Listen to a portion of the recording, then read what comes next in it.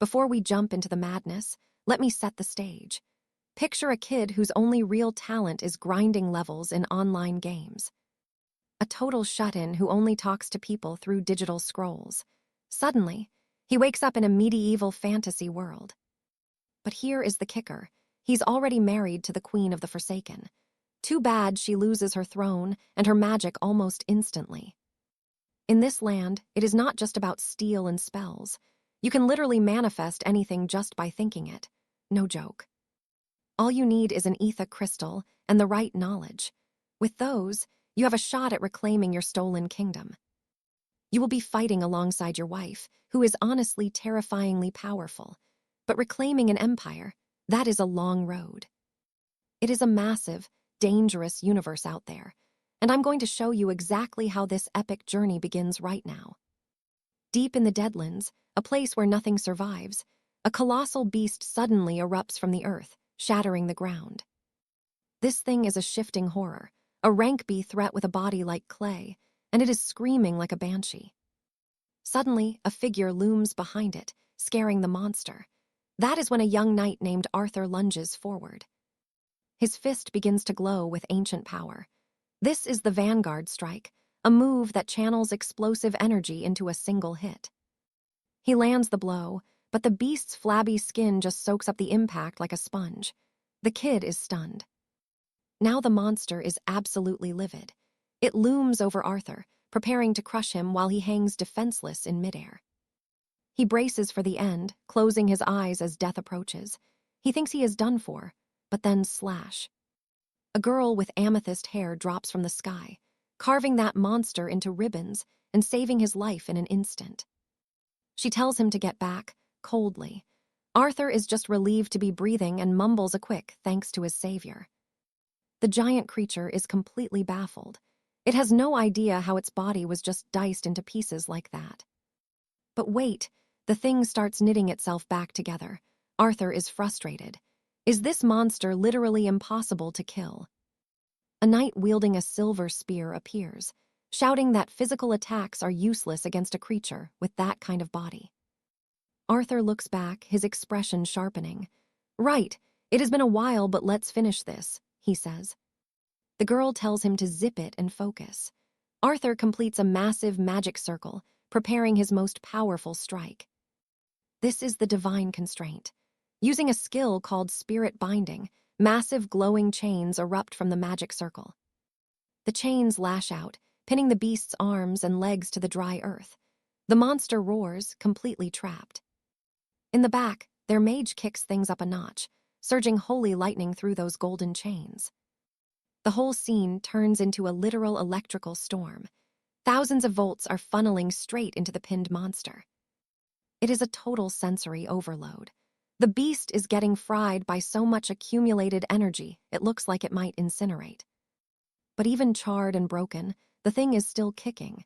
It gathers its last bit of strength and shatters the chains. It finally collapses, completely drained. This thing had been gorging itself on the local wildlife, and something feels off. This is definitely not a rank B threat. The mage screams at them to run, because they are a step behind. The monster is not dying, it is going into labor. Something even worse starts crawling out from inside its carcass. Meet the abyssal parasite. We are talking a rank-S, world-ending threat that just stepped onto the battlefield. The newborn horror turns its head toward our heroes. It is clear who its first targets are going to be. Even though it was just born, it starts charging a massive beam of pure, concentrated malice in its forehead. The blast is horrific, filled with the screaming faces of lost souls. It levels an entire mountain range in seconds. Arthur is terrified. The whole place is being turned to rubble. But then, he notices a shadow in the clouds. Even the abyssal parasite senses it. High above, framed against the moon, another demonic silhouette appears. The mage warns everyone to stay back. Something truly ancient and terrifying is descending from the heavens. Even the rank-S monster looks confused. This newcomer is draped in what looks like living medieval plate armor. It starts conjuring a swirling purple energy that looks like pure void matter, shaped like a massive cross. It fires a black beam of energy that collides with the parasite's blast, completely erasing it from existence. The impact is deafening. A massive crater is carved into the earth as the dry dust swallows the entire region. The mage barely managed to throw up a shield to protect the group. They are left wondering what just happened. This is a massive problem. There was no warning, no signal, just raw, overwhelming power that changed everything. It becomes clear that the hierarchy of this world is far more dangerous than they ever imagined. As the dust settles, our heroes realize the real fight for the kingdom has only just begun. This beast's power was the ultimate full stop for the monster raids. To finish the job, he drained every single ounce of mana from the ancient crystal. He burned through the crystal's core just to prove he wasn't the villain. But then, as the dust settles, a sharp purple boot steps into view. This dark enchantress scoffs, calling the life she just snuffed out a mere insect. She didn't care. All that mattered was forcing the queen to finally show herself. She admits that ever since crossing over into this realm, her thoughts have been a complete, chaotic mess. But she's far from finished. She stares him down, doubting if this pathetic, chosen one could actually be the world's savior. She walks right up to the boy, towering over him. There's still so much for him to learn. She whispers that only through her lessons will he ever truly sit on the throne of the Great Divide. Our guy is panicking. Somehow he's become the lord of these lands, and apparently this terrifying woman is his wife. Talk about a rough first day. Meet Isabella Thorne, Queen of the Shadow Court. Her power level, honestly, it's completely off the charts, pure, unadulterated danger. She explains that the Great Divide is split between many houses, but two giants rule, the Kingdom of Alveria and the Shadow Court. Centuries ago, these powers clashed in a brutal war over the land's riches. Both sides fought until they were absolutely broken and exhausted. The humans were the first to wave the white flag. Not long after, the Shadow Court had to make a choice, and it changed everything. Queen Isabella herself signed the treaty that ended the bloodshed. Meanwhile, back on Earth, a boy named Arthur is crushing a game of Realm of Crowns. He secures the win like a total pro. His teammates are losing it. The guy is officially the #1 ranked player in the entire region. Another 5-man wipeout. Not even trying, and he's still playing circles around everyone. The kid's just a natural-born tactician. Sipping his juice, Arthur grumbles that it would have been a flawless victory if he hadn't been blindsided in the mid-lane. Classic gamer problems. His parents are always working overseas, leaving him solo.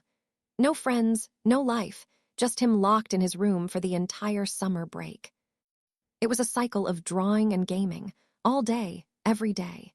He figured his summer would just fade away in a blur of pixels. Little did he know, he wasn't just wasting time.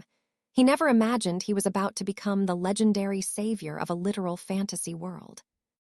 Exhausted, he closes his eyes, thinking he'll just grind more tomorrow after a quick nap.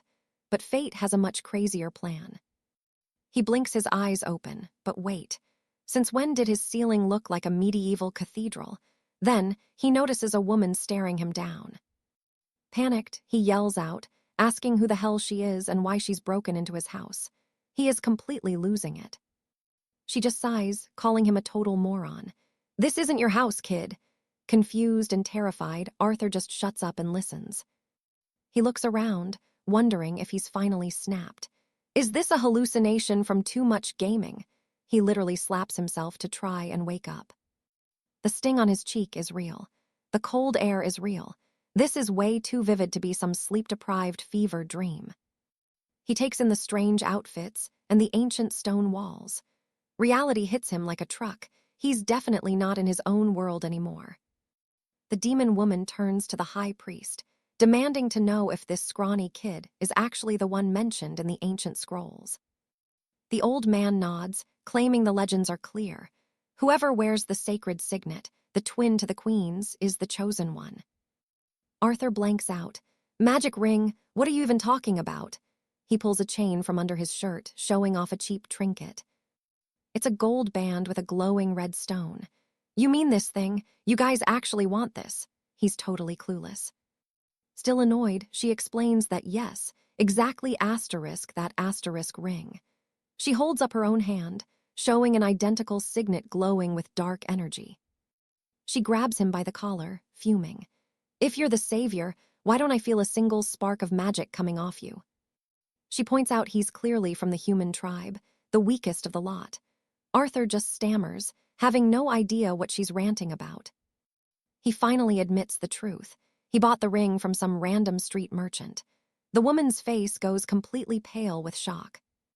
She explodes, screaming at the priest. You're telling me he bought *it?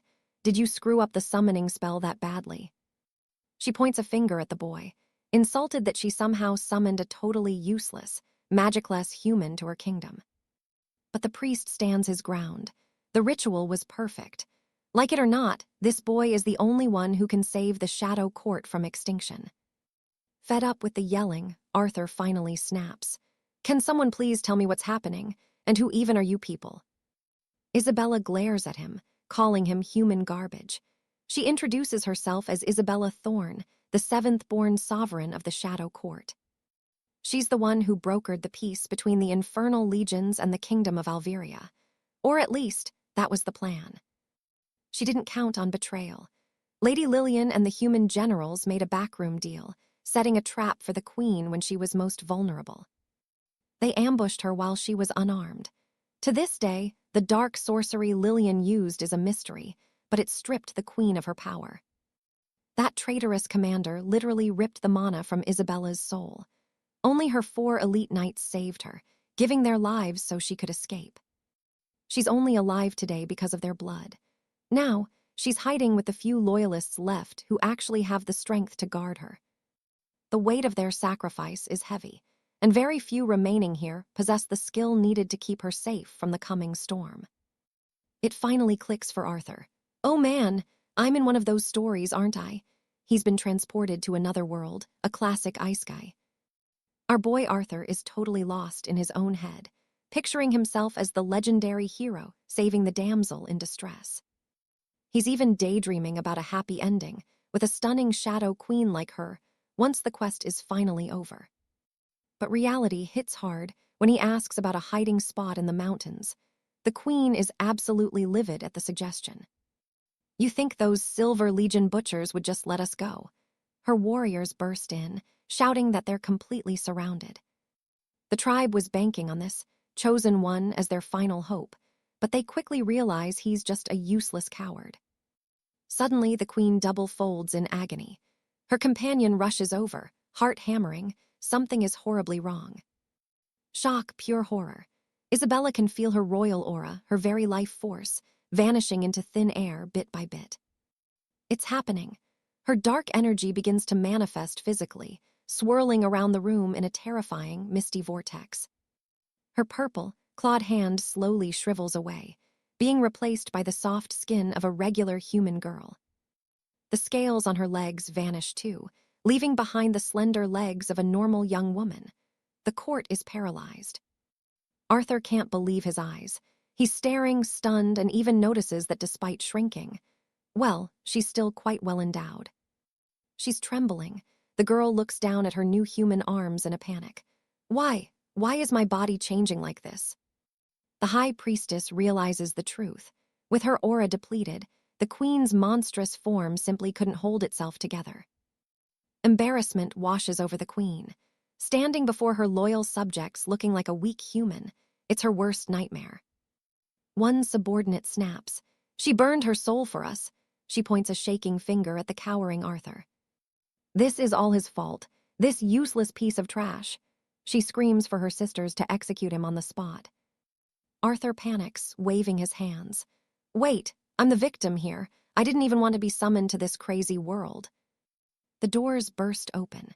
The Silver Legion is breaking through the outer walls, and the defense is crumbling fast. A bloodied guard begs the queen to run. Your Majesty, please, let us escort you out before the castle falls. As she dresses, she offers a rare, soft smile. I am lucky to have warriors who care for me this much. The matriarch approaches. You look human now. It's a blessing in disguise. It'll make your escape much easier. But you must be careful. If the knights discover your true identity, you're dead. Stay hidden no matter what.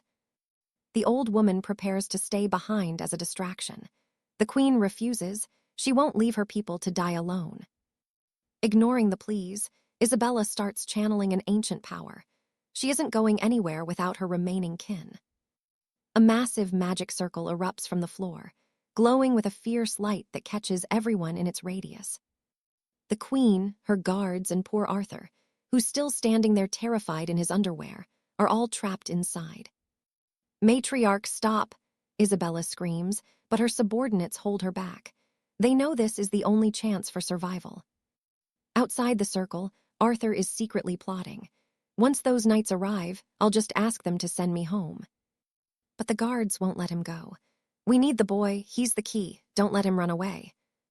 He's gasping for air, sweating bullets as he begs them to just leave him out of this madness. The old woman smiles. "I've served 5 generations of kings. Let this be my final act of devotion to the crown." Tears fall as Isabella tries to reach her, but it's too late. The light flashes, and the group is gone. Silence, then crash. The palace doors are smashed to splinters as the invaders flood into the throne room. Through the rising dust, the matriarch smiles at her executioners. A bearded, red-haired titan steps into the light. It's Duke Angus of the Iron March. He crosses his arms, growling, "Where is the queen hiding, old witch?" Far away in the heart of the Blackwood Forest, a beam of sapphire light pierces the sky. The group stumbles out into the dirt, transported miles away. The warriors are dazed, and Isabella is heartbroken. They look around nervously, wondering if the Silver Legion scouts are already closing in on their new position. Smoke rises in the distance. "The castle! It's still so close," the guard with the mohawk whispers. "We have to move." The blonde knight grabs her queen's hands. "Please, your majesty, you have to pull yourself together for us." Determination replaces the grief in Isabella's eyes. "Don't worry, I won't spend another second mourning. I want blood." "We move, now," she commands. But high above on a jagged cliffside, a shadowy figure is watching their every move. A group of enemy scouts smirks. "Finally, we found the last of the Shadowkin. This is going to be easy." The group is walking cautiously when, thwip, Isabella's eyes widen as she hears the telltale whistle of an arrow. It hits. A warrior screams as the shaft pierces her shoulder. "Ambush! Archers!" Arthur yells, diving for cover. Blood everywhere. One of the knights screams at Her Majesty to run while they hold the line. The enemy surges forward. And one of the attackers grins, mentioning the king's bounty. 20 gold sovereigns for every legion zealot they bring back. Bleeding out, the woman spits that these humans are nothing but filth. Looking at the boy, she begs him to promise one thing. "Protect the queen." It's her final plea. Terrified, the boy nods and quickly grabs Isabella by the wrist. She's livid. Isabella screams at him to let go, refusing to abandon her troops in the heat of battle. But Arthur snaps back. Staying means certain death. She needs to escape now. Irritated, she'd rather die with honor. Arthur yells at her to stop being so delusional. If she goes back now, every sacrifice made today was for nothing. Only if she stays alive can she avenge her fallen soldiers. But if she dies here, it's over. She can't do anything. She looks back at the massacre and finally breaks. She weeps as Lady Seraphina is completely overwhelmed and defeated. It's brutal. One soldier ties up the fallen warrior and asks if he can have some fun before finishing her off. Seeing this absolute savagery, the queen cries out in pure agony, but she turns away. She chooses to move forward. Suddenly, a shadow. A human scout appears with a wicked grin. Both the boy and Isabella freeze in shock. They're surrounded. The soldiers note they're human, but their clothes, strange, like nothing they've ever seen before. They figure they must be escaped slaves of the Dread Legion. One of them wonders if they should just kill them. Without a second thought, the girl rips her hand away and charges. Blinded by rage, she screams, calling them animals. She lunges at the unsuspecting soldier with her bare fists. Just pure, raw desperation, but he catches her easily. He mocks her, laughing that she's so excited to see her own race again. The other soldiers look on, confused. One mentions the rumors. The Dread Legion brainwashes slaves to see their own kind as monsters. Total psychological warfare. Smiling like a madman, the other soldier decides that makes them Legion property. Basically, enemies of the state. He wonders if their heads carry a bounty. Drawing his steel, he snarls that anyone tied to the Legion deserves death. Arthur's heart is pounding. Is this guy really going to murder his own kin? Desperate, he forces Isabella to bow. She doesn't understand the gesture at all. She's the queen, but he's shoving her head down toward the dirt. He pleads with the men, claiming they've misunderstood everything. The Legion didn't brainwash us, she's just broken. He spins a lie, saying she's been tortured by the Dark Horde since she was a child. Pure, unadulterated trauma. He forces a smile, begging for mercy. The Legion intimidated us for years. Please, just let us go in peace. Tears of blood in her eyes. Isabella whispers that he's making royalty kneel, and she vows to kill him for this. Shut up about respect, Arthur whispers back. You can't even break my grip. Look at the situation we're in. Sweating bullets, he tells her to keep it together. They have to survive. Revenge only happens if they're breathing. He begs her to stay calm, concluding that only by staying alive can she ever hope to avenge her fallen kingdom. He explains to the men that her trauma is so deep she actually believes she's a queen. But the soldiers, they don't care. The man doesn't give a damn about their suffering. All he wants to know is if their skulls are worth gold. Arthur is stunned. This is pure cold-blooded greed. The soldiers start calculating the reward for the two of them.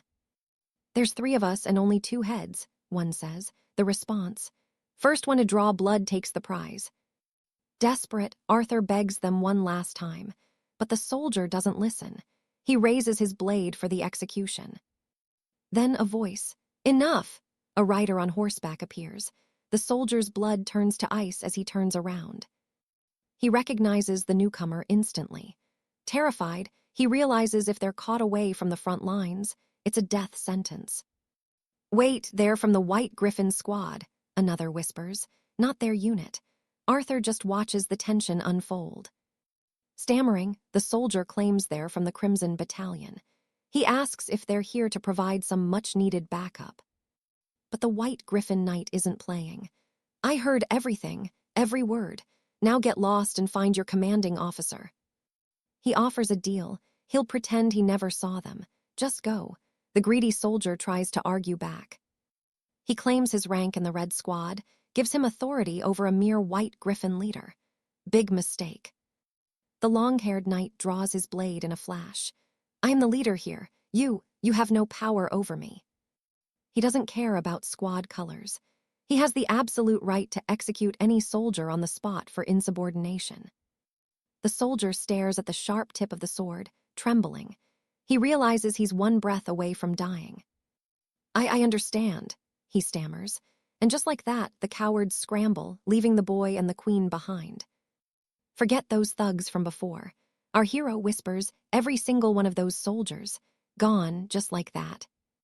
But the real trouble just arrived. Out of nowhere, the legendary leader of the Silver Wing Knights dismounts his horse and steps forward. He introduces himself as Sir Alestair, commander of the most elite knights in the realm. He's curious, asking when exactly they were captured by the Shadow Legion and turned into slaves. Talk about awkward timing. Leo just laughs, feeling a mix of pure terror and relief. Seriously, if this guy had shown up 1 second later, Leo would be a dead man. Then, cold steel. A sword blade inches from his head. Alestair isn't playing around. He ignores the chatter and demands an answer right now. Answer me, the knight warns, or lose your life here. Leo, yeah, he's absolutely losing it. Terrified doesn't even cover it. But then Isabella chimes in. Of course she does. She tells the knight that if he wants to kill them, he should just get on with it and stop with the empty threats. In the background, Leo is basically hyperventilating. Keep your mouth shut, he mutters. He knows one wrong word from her and they're both toast. Thinking fast, Leo spins a tale. It wasn't long ago, he says. He can't remember the exact date. Maybe he was 5 or 6 years old when the raids happened. This catches Alistair off guard. He's actually surprised. He leans in closer with a follow-up. And what exactly were your roles within the enemy ranks back then? Leo's response, he was just a lowly kitchen assistant. Simple, right? But inside his head, he's laughing. What role could he possibly have? In his old life, he was just a gamer who did absolutely nothing all day. He keeps the lie going, pointing to Isabella. She's my wife, he claims. And just like me, she was enslaved by those monsters for years. After hearing the whole story, Alistair says he understands. Leo lets out a nervous little laugh, wondering, did this elite knight actually believe that? But Alistair's hand is still on his sword. He eyes the boy suspiciously. Then tell me, why are you walking around half naked? Leo freezes, complete shock. He was the enemy queen's personal servant, that's why he's barely dressed. He can't say that. How could he possibly explain this? The leader starts unfastening his heavy white cloak.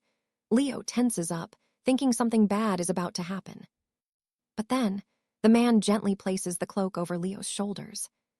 He assumes the enemy took the boy's clothes because he tried to escape so many times. Talk about a lucky misunderstanding. Leo is stunned. Why does this guy have such a kind, noble aura? Alistair looks at them with genuine compassion. You've been oppressed for far too long, he says. Follow me, we're taking you home. Isabella is fuming. She's stammering with pure rage, asking if he really thinks he can just take the governor of the Shadow Plains anywhere. Beside her, Leo is frantically whispering, for the love of everything, shut your mouth. Suddenly, another knight arrives. Lord Alistair, he calls out. Both the red and black squads have already pulled back their troops. He's waiting for orders. Alistair sighs. Seems he's late to the party. And in the background, Ardu is still bickering like an old married couple. Isabella warns him. If he keeps this up, that depressive commander is going to make his life a total nightmare. Desperate, Leo begs her. Just keep your identity a secret, please. For now, they have to obey. The last thing they need is the world finding out who she really is. Isabella is beyond irritated. To her, going back to the human lands with these people means she might never see the Shadow Plains again. Leo snaps back. Are you an idiot? If they find out who you are and kill you, you won't be going anywhere. He tells her one more time, do not expose yourself, no matter what happens. Alistair pipes up. If there's no more trouble, they should head back immediately. Let's go, he says. The other knights start cheering. For the silver wings. A little while later, the company arrives at the kingdom on horseback. Leo is riding with his wife, and honestly, he's blown away. So this is where the humans live, he wonders. Those walls, they are absolutely massive. Isabella is annoyed. Do you really have to hold on to me that tight? Leo, shaking, explains it's his first time on a horse and he's terrified of falling. They've reached the capital, located in the lush south of the main island. It's got all 4 seasons and more resources than you can count. A perfect place to live. And those walls Leo was staring at? That's the Gilded Bastion. It's lined with heavy cannons for a devastating defense. But it's not just tech. Those same walls are protected by a layer of high-level sorcery from the kingdom's mages. As they pass through the gates, the city opens up. Leo starts looking around, realizing humans dress completely differently than anyone back at the Shadow Legion. Everyone bows as the knights pass by. This place, it's built on absolute respect and hierarchy. Alistair calls out to the boy. Leo answers instantly, but his heart is pounding. He cannot let them find out Isabella's true identity. Alistair mentions their names sound a bit strange. Did the monsters rename you? He asks. Leo smiles and says yes, but in his head, he's thinking about how it was actually his father who gave him that name. The commander asks if they have any memory of their real names from before the capture. Leo shakes his head. I have no recollection of anything since being captured, he lies. Alistair pushes further, asking about his family. But just then, a soldier ahead catches his attention, and the knight looks away. Arthur calls out to his captain, pointing toward the heavy iron gates.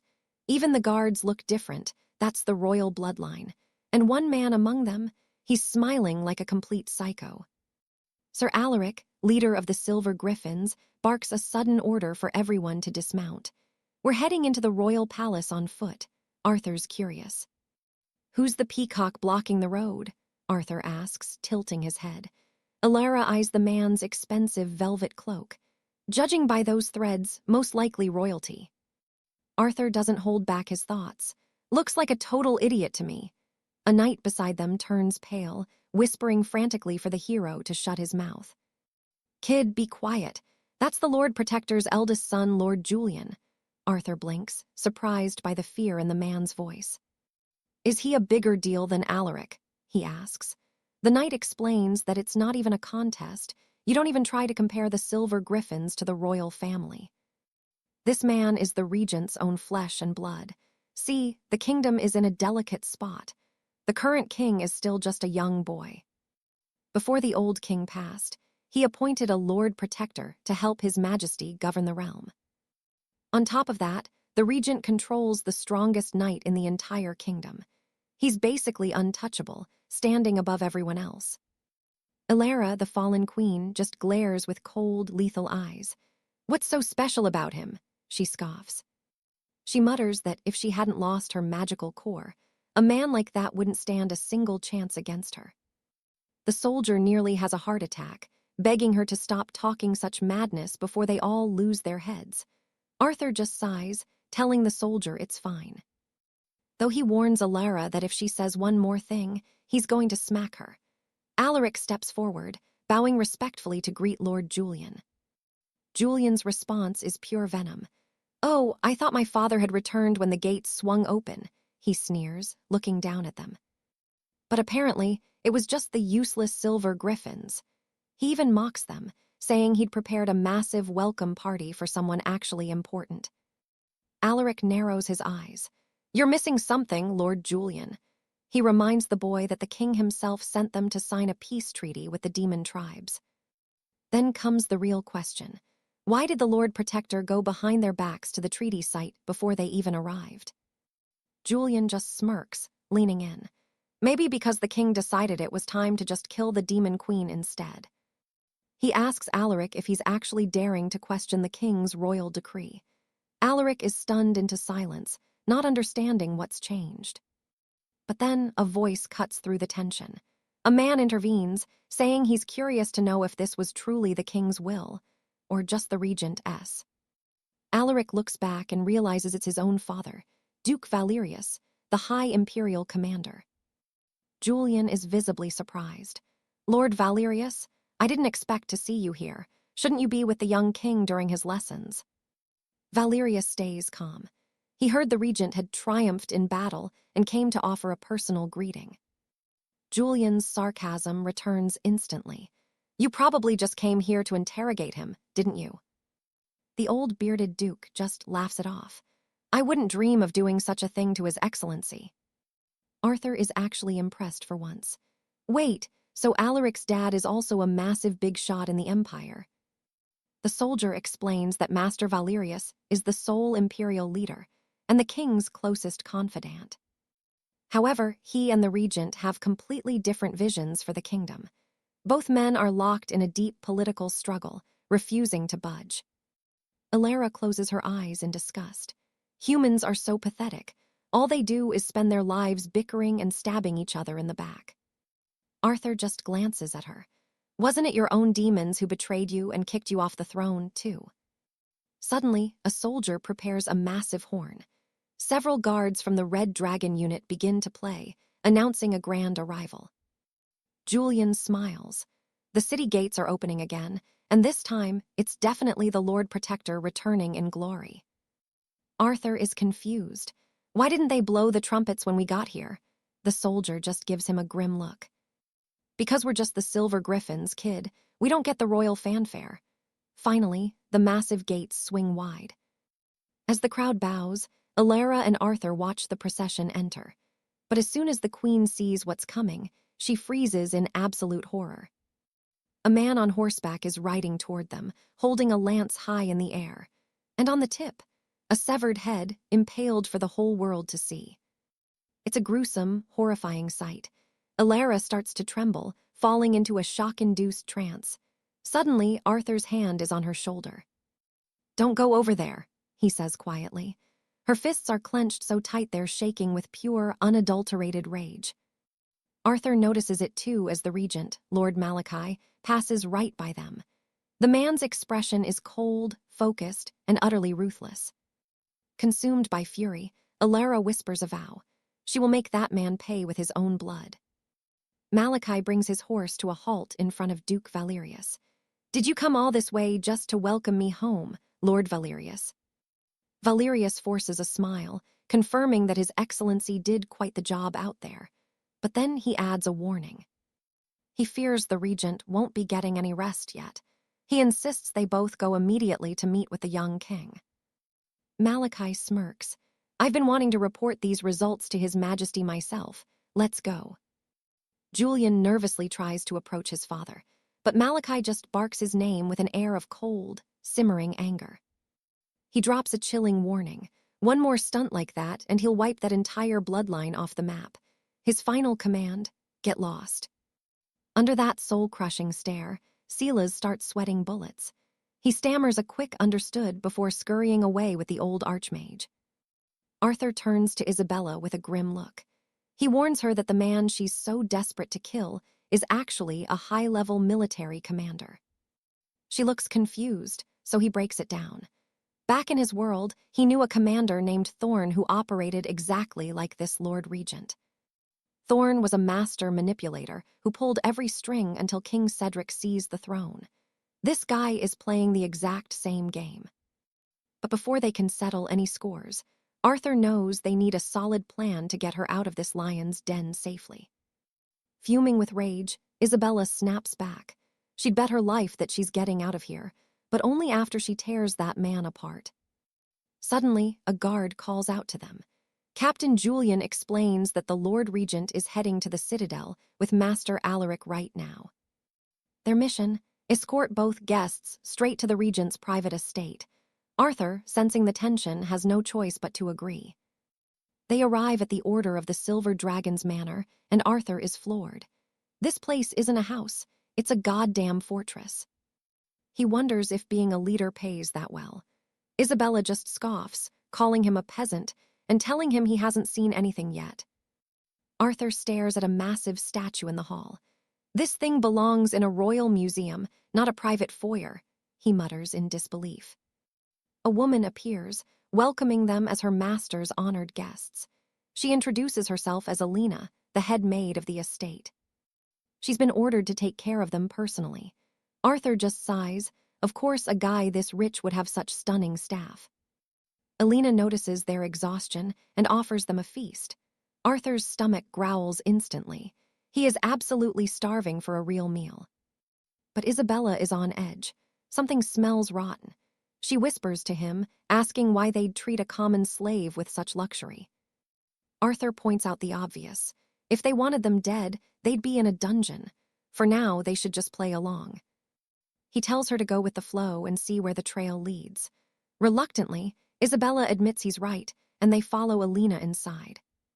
As they walk away, one of the other maids watches them.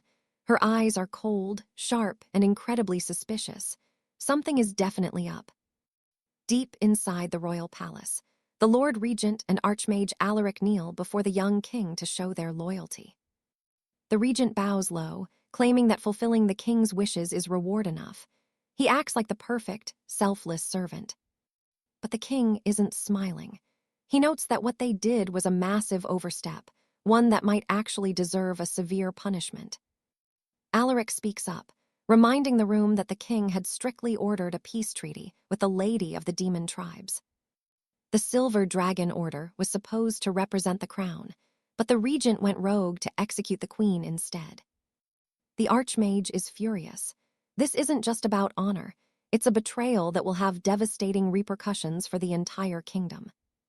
He warns that if the missing queen returns, it means total war. Thousands of innocent lives will be lost in the fire. The king listens, but he seems strangely dismissive. He figures the regent must have had a damn good reason to be in such a rush. That's the opening the regent needed. He asks for permission to report the truth of what really happened out there. He claims that after the truce, he got a secret letter from Lady Lillian, the Queen's very own right hand. Lillian claimed she had the support of her people and wanted a stronger alliance if the humans helped her dethrone Isabella. He reveals that the demon tribes have already crowned a new leader who's been missing since the Great Conflict. The coup is over. The results speak for themselves, he says.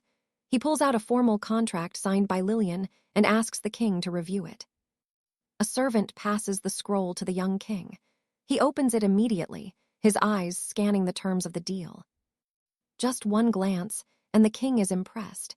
He actually praises the regent for doing such excellent work for the realm. Alaric is totally perplexed. House Osis has ruled those tribes for centuries. How could a traitor like Lillian take over so easily? He knows something is wrong, but the king cuts him off. The Archmage's opinion is no longer required at this court. The decree is final. The Lord Regent is given complete freedom to proceed with his own plans for the kingdom. Alaric stammers, his voice trembling. He realizes the king is already under the regent's thumb. He has no choice but to yield. The atmosphere turns heavy. The regent stands there like a stone, a cold, empty-eyed traitor who just won the first round. Alaric falls silent, his heart sinking. There's nothing more to say when the enemy is the one holding the king's ear. Later that evening, inside the steaming thermal baths, Lady Isabella is soaking alone, lost in her own dark thoughts. She looks at her reflection and realizes the bitter truth. Even if she returns home now, her people won't recognize her as queen. A terrifying question haunts her. Is she really destined to live out her remaining days hiding among these humans? In the next room, Arthur is finally relaxing in the sauna. He's loving the peace and quiet, but you know how it goes. Just as he starts to enjoy the relief, the moment is shattered. Someone is about to ruin his 1 minute of peace. Arthur tightened his grip, knowing he couldn't let his guard down. Not yet. All he could think about was how to get back home soon. Could the same ring that dragged him into this nightmare be his ticket out? He wasn't about to spend the rest of his days in this kingdom. Sure, it felt like an adventure at first, but after witnessing those soldiers slaughtering warriors without a second thought, the charm was gone. He shook his head, clearing the dark images. He couldn't test his theory yet, not while things were this unstable. This ring was his only lead, and it was far too valuable to lose. He decided to slide it on for safekeeping. Just as he was fumbling with it, the door creaked open. Someone was entering the steam room. Arthur panicked, his fingers feeling like lead. No matter how hard he tried, the ring wouldn't budge, until finally it clicked onto his ring finger. Perfect timing. Arthur, it was Alistair. The captain was back, but seeing the high-ranking knight completely stripped down, Arthur was caught totally off guard. Alistair stood there, calm as a mountain, his expression unreadable. He just stared. The captain suggested they share the bath since they were both here anyway. Arthur froze, totally stunned. This guy was an absolute unit, terrifyingly huge. Arthur just nodded, his brain short-circuiting as he followed the giant into the water. Standing there, Arthur felt awkward. He suddenly remembered Isabella's warning. Why were these knights treating former slaves like guests? She was right to be suspicious. This whole situation, it felt way too good to be true, and Alistair was the most suspicious of them all. Arthur's eyes drifted to the man's torso. Scars, dozens of them. Were these from heroic battles, or was there a darker story behind them? He wondered if he was being naive. Maybe those weren't battle scars at all. Alistair noticed him staring and asked if he was still uncomfortable. Arthur jumped. What was that supposed to mean? Was the captain implying something else? He felt his face heat up in pure embarrassment. "I'm fine," he managed to choke out. Alistair just nodded, informing him that tomorrow, scouts would head out to track down their families. Arthur's heart skipped. Was the captain really going through all that trouble to help 2 random slaves find their kin? Alistair confirmed it, but there was a catch. The information they had was too thin. They needed more details for a real search. Arthur felt a cold sweat. He'd made the whole family story up. If the knights actually found someone, he was in deep trouble. The captain's gaze sharpened. Can you really not remember anything about your people? Arthur played his trump card. I took a heavy blow to the head when I was captured. Internally, he prayed the man wasn't smart enough to spot the lie. Alestair shifted, his tone softening. He mentioned he had a younger brother about Arthur's age, taken by the Dark Legion years ago. His brother's name was 𝒐𝒔𝒆𝒏, and he hadn't seen him since. Alestair looked him in the eye. Did you ever run into a boy by that name? Arthur's pulse hammered. Should he say yes? No, he had to be careful with his next words. He let out a nervous laugh. There were hundreds of us in those pits, Captain. Knowing one face from another was nearly impossible. Alestair leaned back, curious about the Legion's camps. Arthur felt the pressure. What do they do with the captives? We were just tools, Arthur lied smoothly. Beaten, used, and tossed aside. But he claimed he was kept in the kitchens, away from the worst of it. He glanced at Alestair and stopped. The great knight looked, heartbroken about the whole situation. Arthur realized the truth. They weren't just being nice. They were desperate for any scrap of news about the captain's lost brother. Alestair whispered a hope that 𝒐𝒔𝒆𝒏 was still alive. That maybe, just maybe, they'd be reunited one day. Arthur tried to lighten the mood. Slave work is brutal, sure, but it builds strength. I bet 𝒐𝒔𝒆𝒏 grew up to be a survivor just like you. A sad smile touched Alestair's lips. He explained that after the peace treaty, he'd hoped the Dark Legion would finally release the human captives. Peace treaty? Arthur's mind raced. He knew the humans were still launching raids. Would the Legion execute the remaining slaves in retaliation? Alestair sighed, resting his head in his hand. The Grand Chancellor says the Dark Legion has a new ruler now, Queen Lillian. The name hit Arthur like a physical blow. Lillian, the traitor. Alestair continued, mentioning the treaty was signed, but there was a massive complication. Arthur's blood ran cold. He had to warn Isabella immediately. Their greatest enemy hadn't just survived, she'd taken the throne. Alestair explained that only the Grand Chancellor had the authority to negotiate with the Shadow Realm right now. Arthur probed further. He knew Alestair's father didn't get along with the Chancellor. Getting his help would be like pulling teeth. Alestair confirmed the messy politics. His father was one of the king's most trusted men, but he was still just a servant to the crown. He couldn't just demand favors, especially not from a chancellor who was busy playing nice with the enemy. Why would the chancellor help a knight find a lost brother when he was focused on his peaceful approach? Arthur realized he was caught in a political spiderweb. This was way more complicated than just escaping a slave camp. Alestair told him not to worry, but Arthur couldn't help it. The captain was a genuinely good man. He just hoped karma would favor him. Cedric was right to confront his brother head-on. Suddenly, he drops a heavy hand on Arthur's shoulder, catching our hero completely off guard. With a look of genuine gratitude, the leader sighs. "Thank you for the support," he says, before quietly asking Arthur for a small favor. He's tired of the titles. No more commander or captain, just call him Cedric. It's a bit awkward, but Arthur just nods and agrees. Night falls over the grand estate. Arthur wanders the moonlit halls in his slippers, Alara leading the way while he realizes Lady Isolde was right. That man was definitely hiding something massive. Their walk ends when the maid stops before a heavy door. "Your quarters, Sir Arthur," she says. He holds the door, thanking the young woman. She gives a polite bow, wishing him a peaceful night's rest after their long journey. As she leaves, Arthur is left totally flustered. "Man, she's incredible," he mutters. "Exactly the kind of girl I'd dream about being with." But then he opens the door and freezes. Someone's already inside. It's Lady Isolde, the Shadow Queen, and she's right in the middle of changing. Total nosebleed moment. Arthur is stunned, wondering what she's doing here. When she finally notices him, her face turns a bright, angry red. She slams the door shut in a blind fury. Calling him a complete moron, she warns him to watch how he addresses her from now on. "Stop using my name. We're being watched." Arthur is shocked. No way. He was just having a friendly chat with Cedric a minute ago. He thinks they're safe, but Isolde isn't talking about the lords. She's annoyed, calling him an idiot for missing what's right in front of him. It's the maid. She's been tracking them since the moment they stepped into the manor. Every move they make is being carefully recorded. To these nobles, they're still outsiders from the dark realm. They don't trust them, not yet. They're basically prisoners in fancy clothes. Arthur is sweating now. Did they have to put us in the same room, though? 𝒂𝒐𝒏 glares. That's your fault, you genius. He wouldn't stop bragging to everyone that they were a married couple. Now he's terrified. Were they put here just to be tested?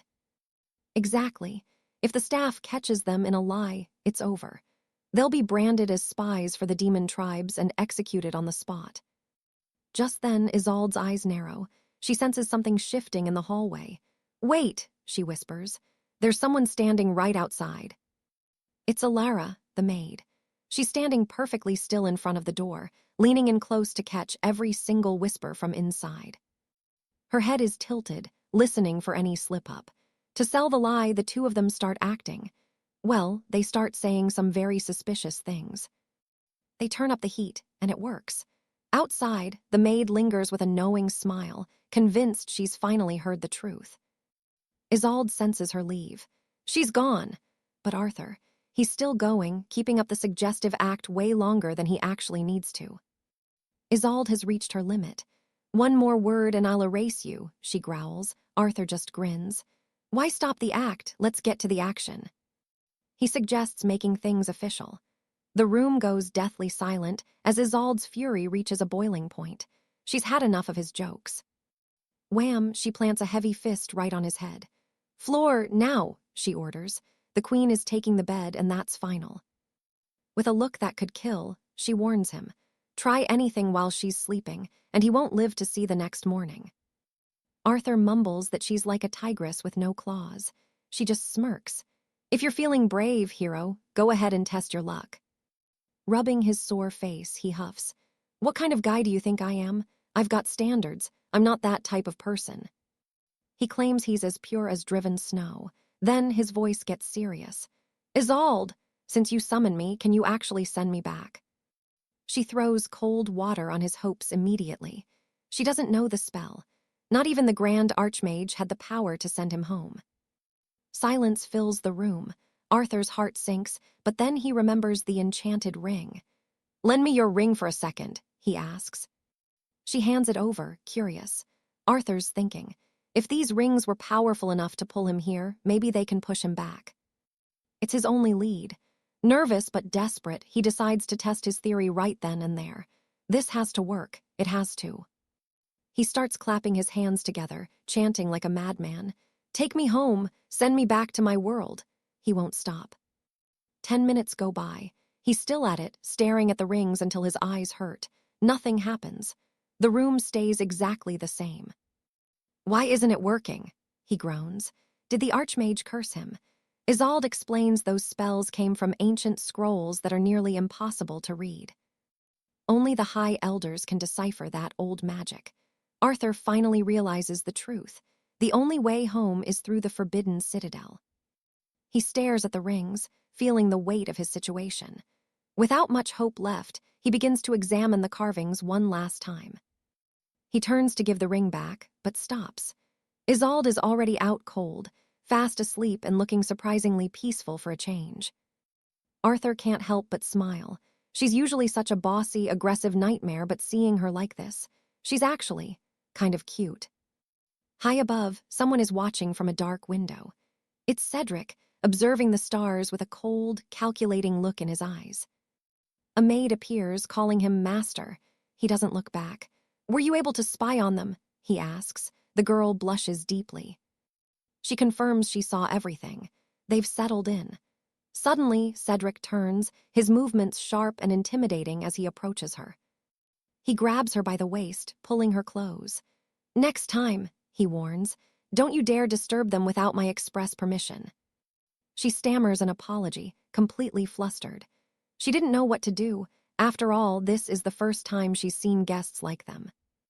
Lord Stirling brought the new guests back to his estate. Alara explained that the moment the Lord saw Arthur, he felt an instant connection. It was a strange bond, almost like they shared the same blood. He couldn't stop thinking about his lost brother, 𝒂𝒏, who vanished years ago. He's convinced this hero might actually be his missing kin. Suddenly, Alara reached out, gently placing her hand on his face. She whispered that it had been far too long since she last saw the master smile. He looked at her and asked if she was happy for him. Without a word, she just smiled back. He pulled her toward the bed, grabbing her wrists and leaving her completely flustered by the sudden tension. Then came the big ask. He wanted her to stay the night. Barely holding back her blush, the maid agreed, and they shared a quiet kiss by lamplight. Time skipped forward, and soon it was dawn at the castle. Arthur was out cold, lost in a deep sleep. He eventually blinked his eyes open, realizing he'd spent the entire night sleeping right there on the cold floor. Something felt off. He looked toward the empty bed and wondered where on earth Isolde had gone. A knock sounded at the door. It was Alara. She greeted him with a bright smile, looking much more refreshed than he felt. She handed him a bundle of fine clothes, explaining that Lord Sterling had personally handpicked this outfit just for him. Alara insisted he looked fantastic. Our hero, however, just stared at the mirror, wondering if this is how everyone dressed in this new world. Changing the subject, he asked if she knew where Isolde was hiding.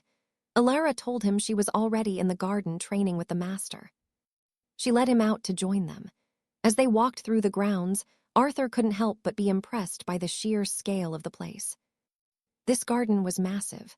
Honestly, if he didn't have a guide right now, he would have been lost within 5 minutes. From a distance, he spotted Sterling. The long-haired noble was intensely focused, training with a beautiful recurve bow. Talk about precision. He let an arrow fly, hitting the bullseye dead center for the 3rd time in a row. Arthur walked up and gave him some props. He joked that with aim that terrifying, Sterling must have a legendary history with the ladies. Sterling offered him the bow, but Arthur turned it down. He knew his aim wasn't even in the same league. The noble was surprised. He mentioned that Isolde, who, let's not forget, is the former Shadow Queen, is actually quite the natural talent. Sure enough, Isolde was right nearby, locked in her own zone. She fired 3 consecutive shots, and every single one was a perfect bull's.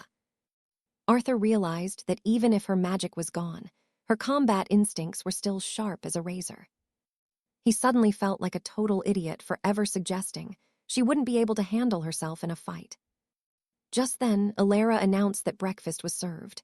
We're talking fresh coffee, donuts, cake, the whole 9 yards. Over coffee, Sterling mentioned they'd been watching the Shadow Kin. He asked if the pair had finally adjusted to life here in the kingdom. Arthur put on a brave face and said everything was fine. In reality, he was already hunting for a way out of there. He told the Lord they couldn't keep being a burden after everyone had already helped them so much. Sterling just wiped his mouth and told him to stop talking nonsense. He wanted them to stay as long as they liked. He'd already assigned Alara to be their personal attendant. It was a permanent offer. She was supposed to teach them how to live like true nobles in this realm. Arthur forced a smile, but his mind was racing. He started wondering what the catch was. But then, Isolde cut through the small talk with her usual bluntness.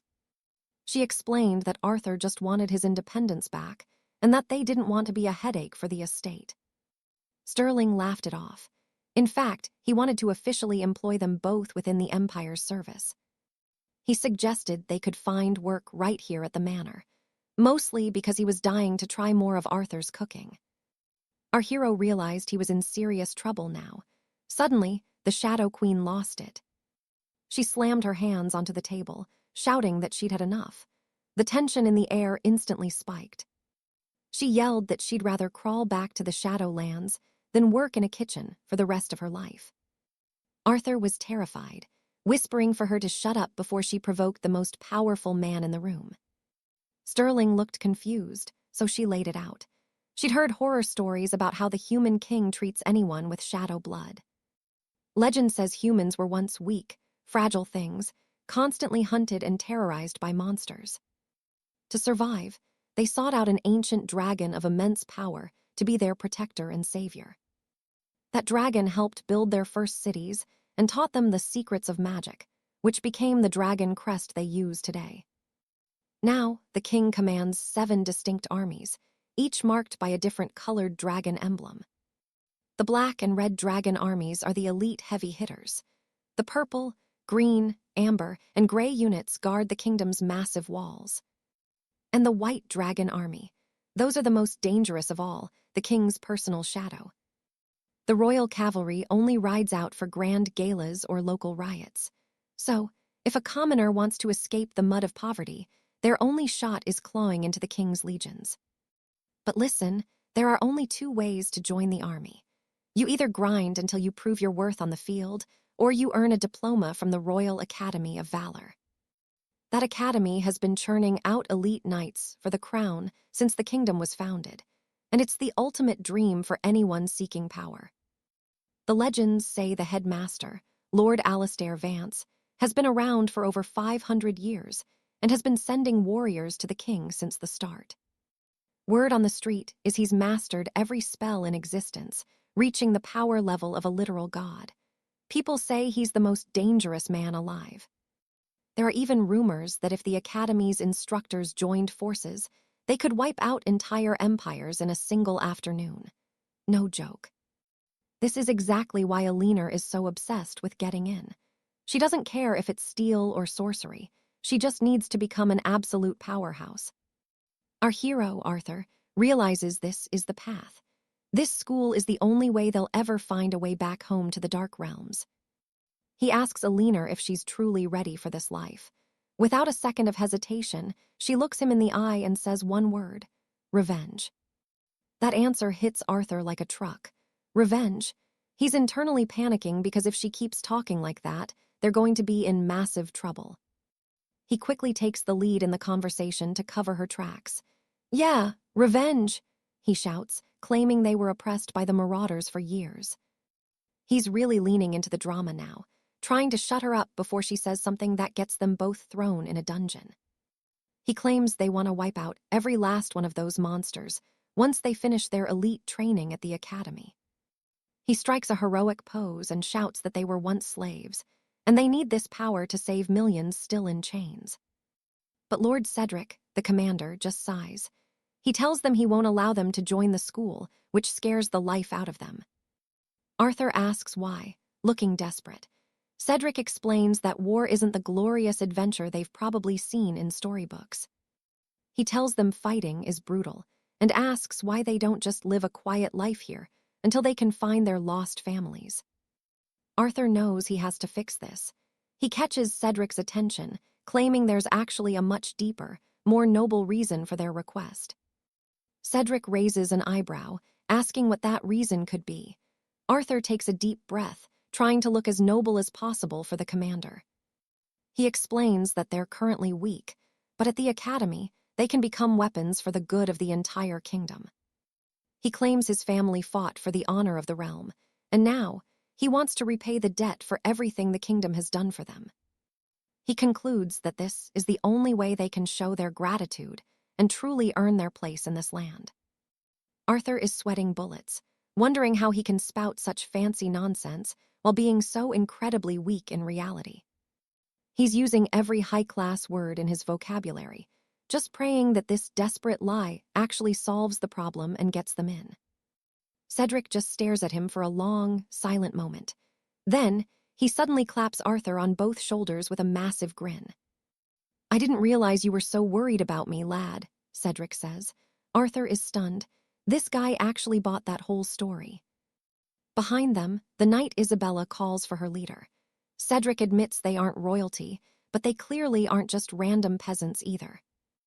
Their only hope of getting through those academy gates is his personal recommendation, and luckily, he's decided to help. He agrees to enroll Alina, noting her massive potential. If she works hard, she'll be the kingdom's greatest asset in no time. Then he turns to Arthur. As for you, you've still got a very long way to go, my boy. Arthur thinks Cedric must have an incredible eye for talent, probably sensing his hidden potential just by looking at him. But Cedric just chuckles. Actually, I think your true potential lies in the kitchen. Ever thought about becoming a professional chef? Arthur is devastated, literally crying inside. Forget about me, he thinks. I'm a disaster in the kitchen. I'd burn down the whole castle. A few weeks later, at the academy gates, Lady Alina explains that classes actually started 2 months ago. They'll only be able to enroll as late-call recruits. Arthur is curious. Do they go straight into the sword fighting or the fireball classes? Cedric explains that magic and fencing are just 2 of the 9 specialized branches available to students at the school. These are the core disciplines, but there's also hand-to-hand combat, archery, and many other branches they can explore later. They'll have to present themselves to the master instructors, who will act as their guides through the different schools of thought. These teachers are going to analyze every single strength and weakness they have before recommending the right path for them. Arthur is low-key panicking again. He doesn't know how to do anything. Back in his old life, he was just a gamer who liked to draw. Lord Cedric explains that every instructor has their own unique evaluation method to see where a recruit truly fits. He tells them that as long as they have some grit and determination, they'll be able to pass at least one of the trials. He then calls over his trusted soldier, Sir Julian, to take both of them to meet their respective guiding teachers. That's when Arthur realizes this soldier is the same helpful assistant who saved their skins during the last incident. He's about to call out to the man, but Cedric is already mounting his horse, asking if the boy is coming along or staying behind.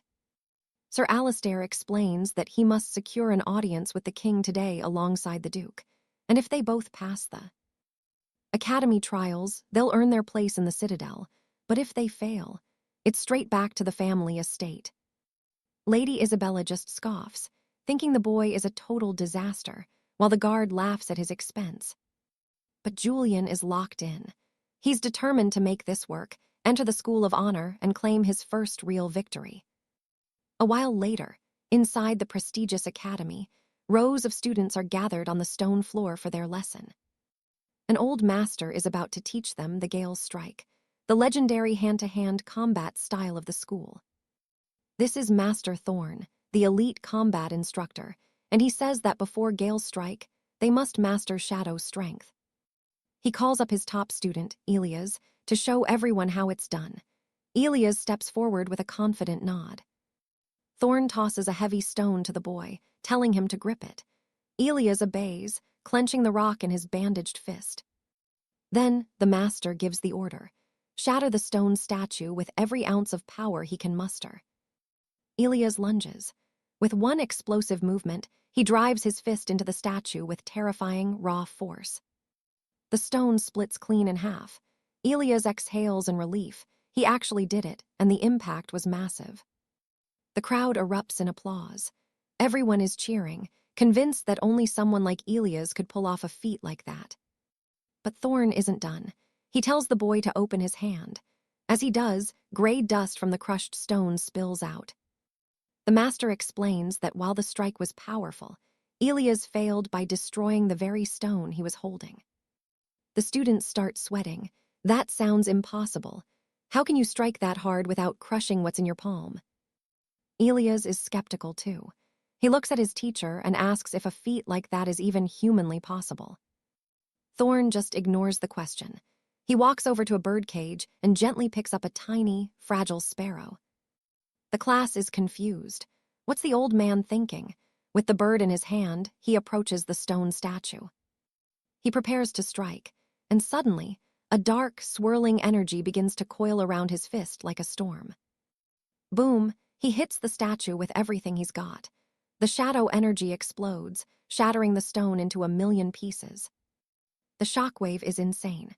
A wall of wind slams into the students, forcing them to shield themselves from the blast.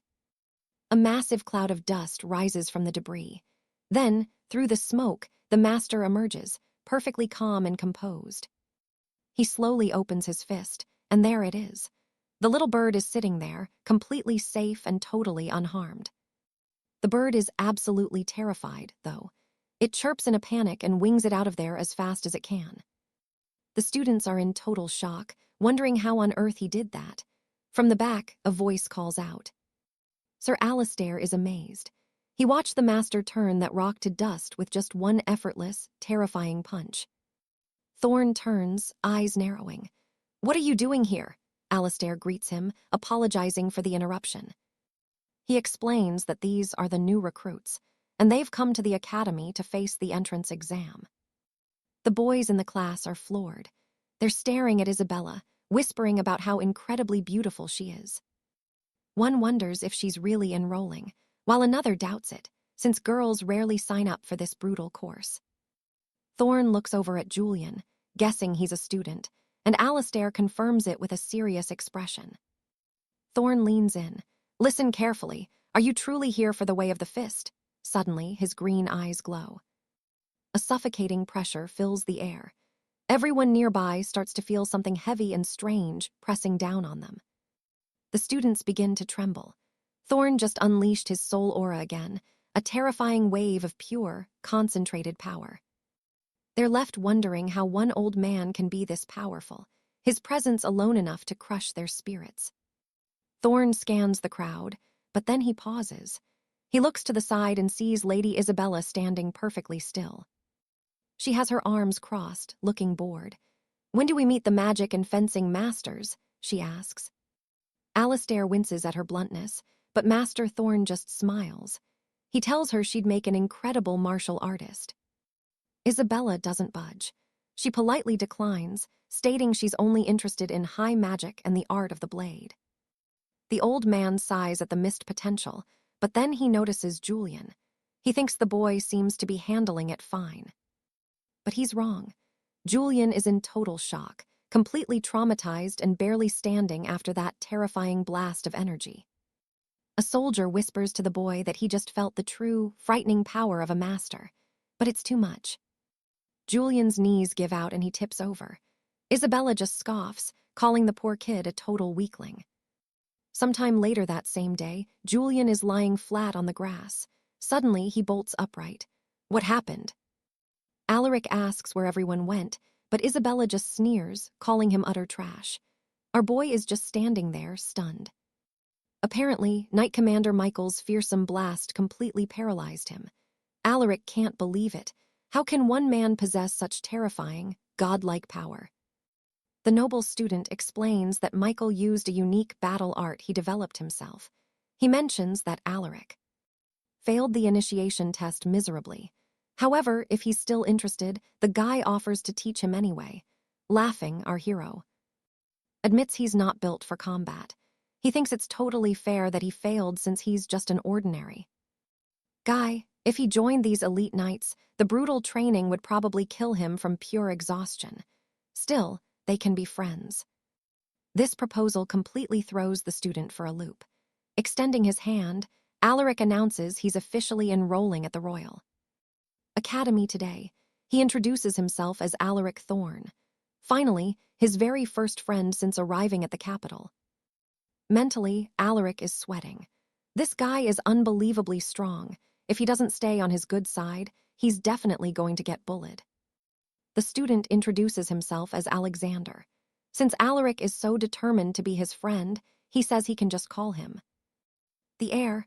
He mentions he'll be over in the duelist branch if Alaric needs anything.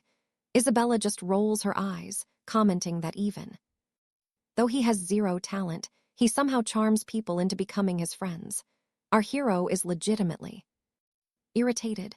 Charmed? No way. He just made a friend the normal way. His guide, Arthur, explains that since they don't want hand-to-hand combat today, the next sessions focus on fencing and high magic.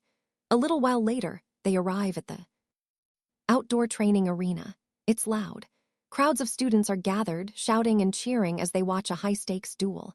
A sword flashes, nearly hitting home, but the strike is blocked by a shimmering arcane barrier that sends the swordswoman flying. This is the fencing master, Lady Alina, telling Rowena not to be so aggressive.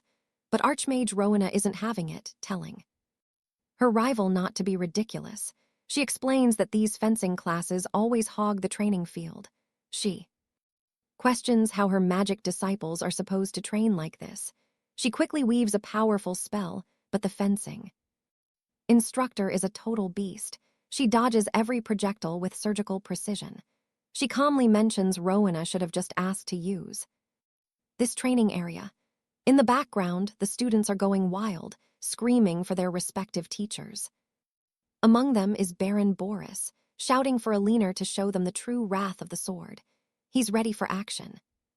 Suddenly, a magic student yells that the knights are pathetic for always trying to monopolize the training field. The rest of the arcane class starts chiming in. Meanwhile, one studious mage is just sitting there, buried in a book. Then, someone approaches and asks them to stop because he just finished cleaning the whole courtyard and they're making a mess. The old groundskeeper just watches the legendary duel while casually sweeping the area. Boom! One of Rowena's spells catches Lady Alina right in the shoulder. Even though she's bleeding, the swordswoman is still composed.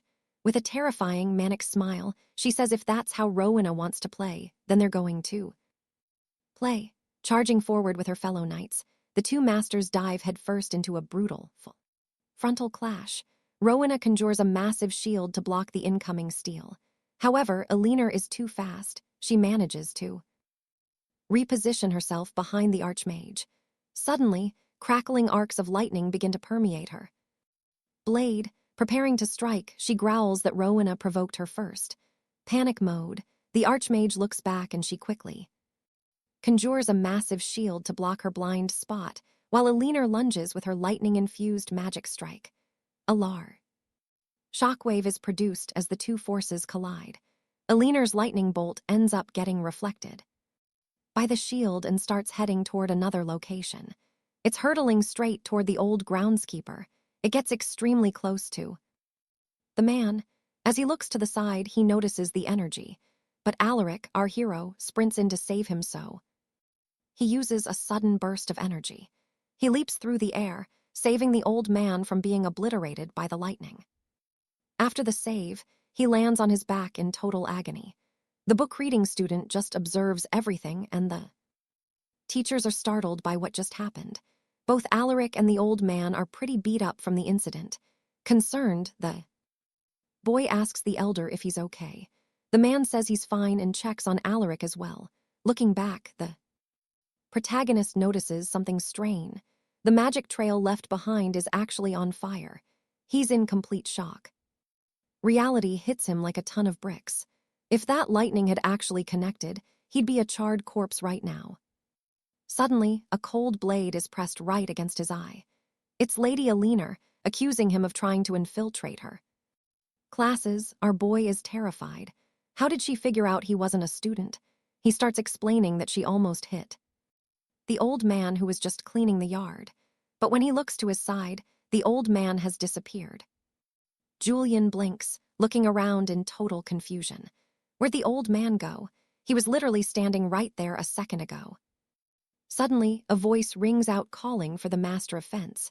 Sir Alistair steps onto the scene, calmly asking the woman to lower her guard.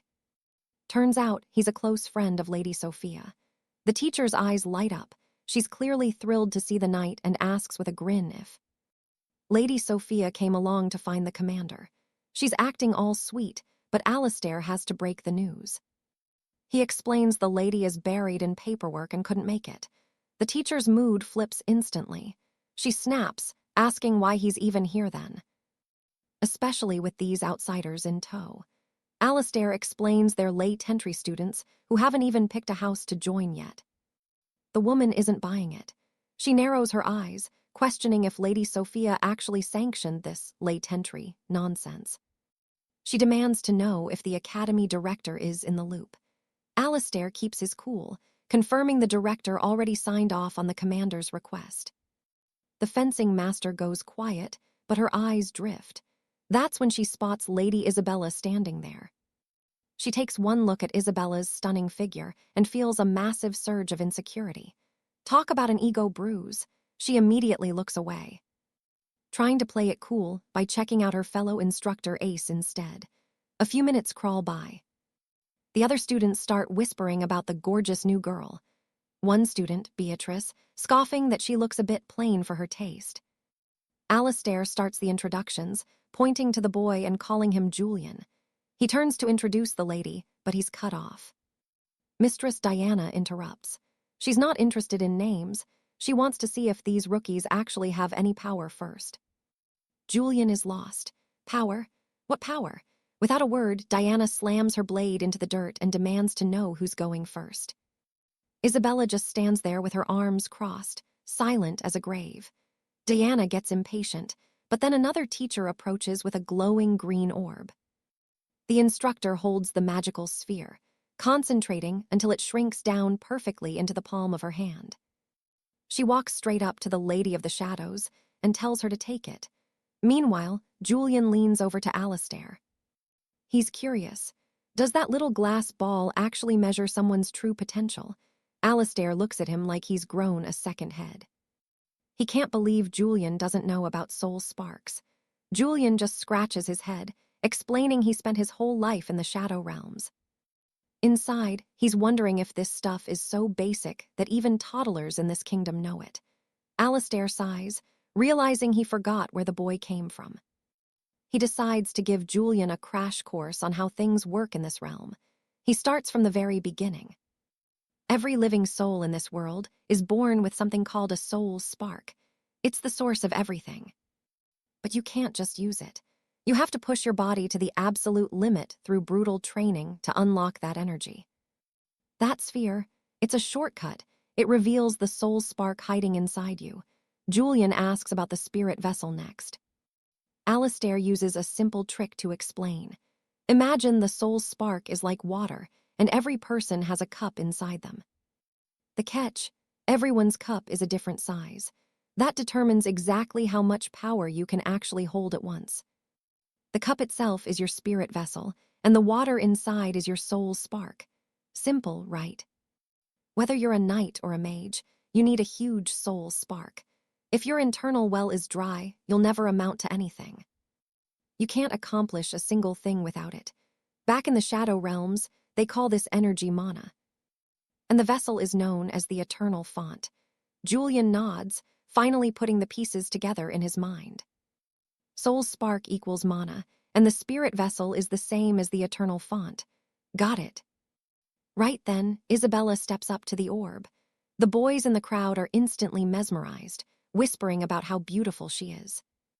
A couple of girls nearby roll their eyes, calling the guys total animals. Alastair continues, noting that a faint glow means an average level enough for magic. Julian gulps. He asks the big question, what happens if the ball doesn't glow at all? Alastair's answer is brutal. If it stays dark, she's out. No sword lessons, no magic, no place at the academy.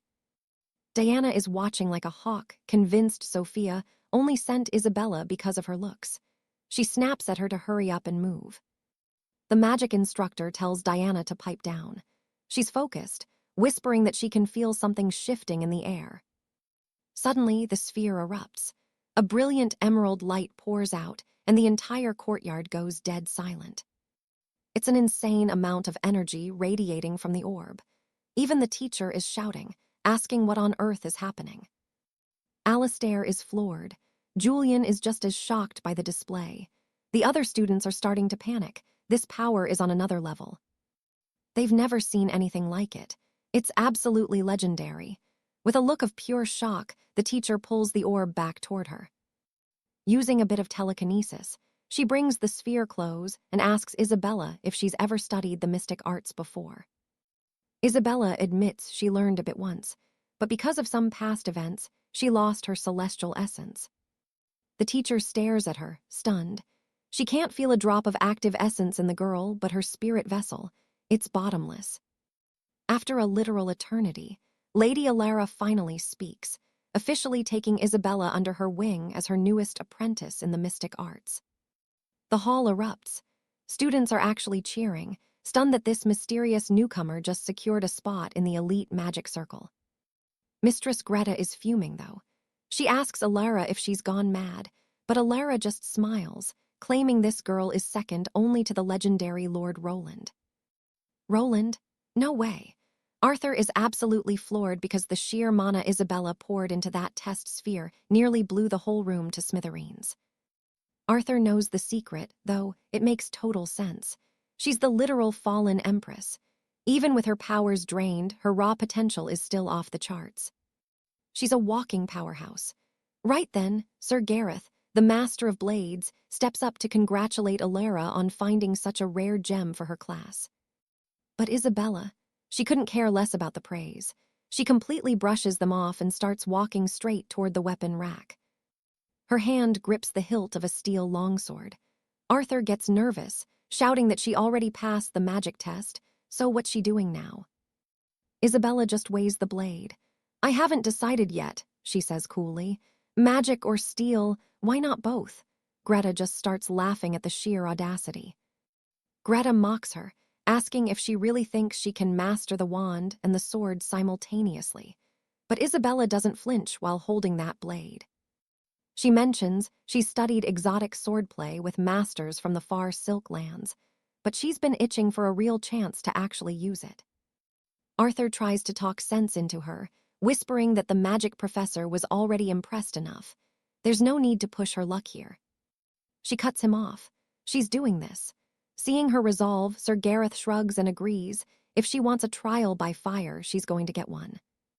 Who wants to show our guest the ropes? Gareth asks. And of course, Julian of House Valerius steps up with a smug, I'll take it easy on her grin. He stalks toward her, acting all chivalrous and telling her not to worry. He just wants to see how she handles a real piece of kingdom steel. In the back, Leo's watching with narrowed eyes. He wants to see if this girl is actually the ruthless monster she claims to be. The tension is freezing. Gareth steps in as the ref, making one thing very clear. This is a duel of skill. No lethal force, no magic. Keep it clean, kids. Julian just scoffs, promising he won't bruise the poor girl. Meanwhile, Leo is frantically calling out to Isabella, who's wondering why he's so loud.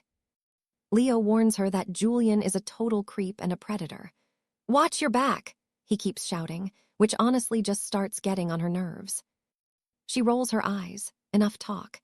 Gareth gives the signal and boom, Julian lunges forward, his sword a blur as he charges straight at her.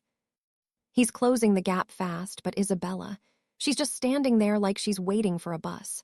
Julian thinks he's got her, but then he notices something's off.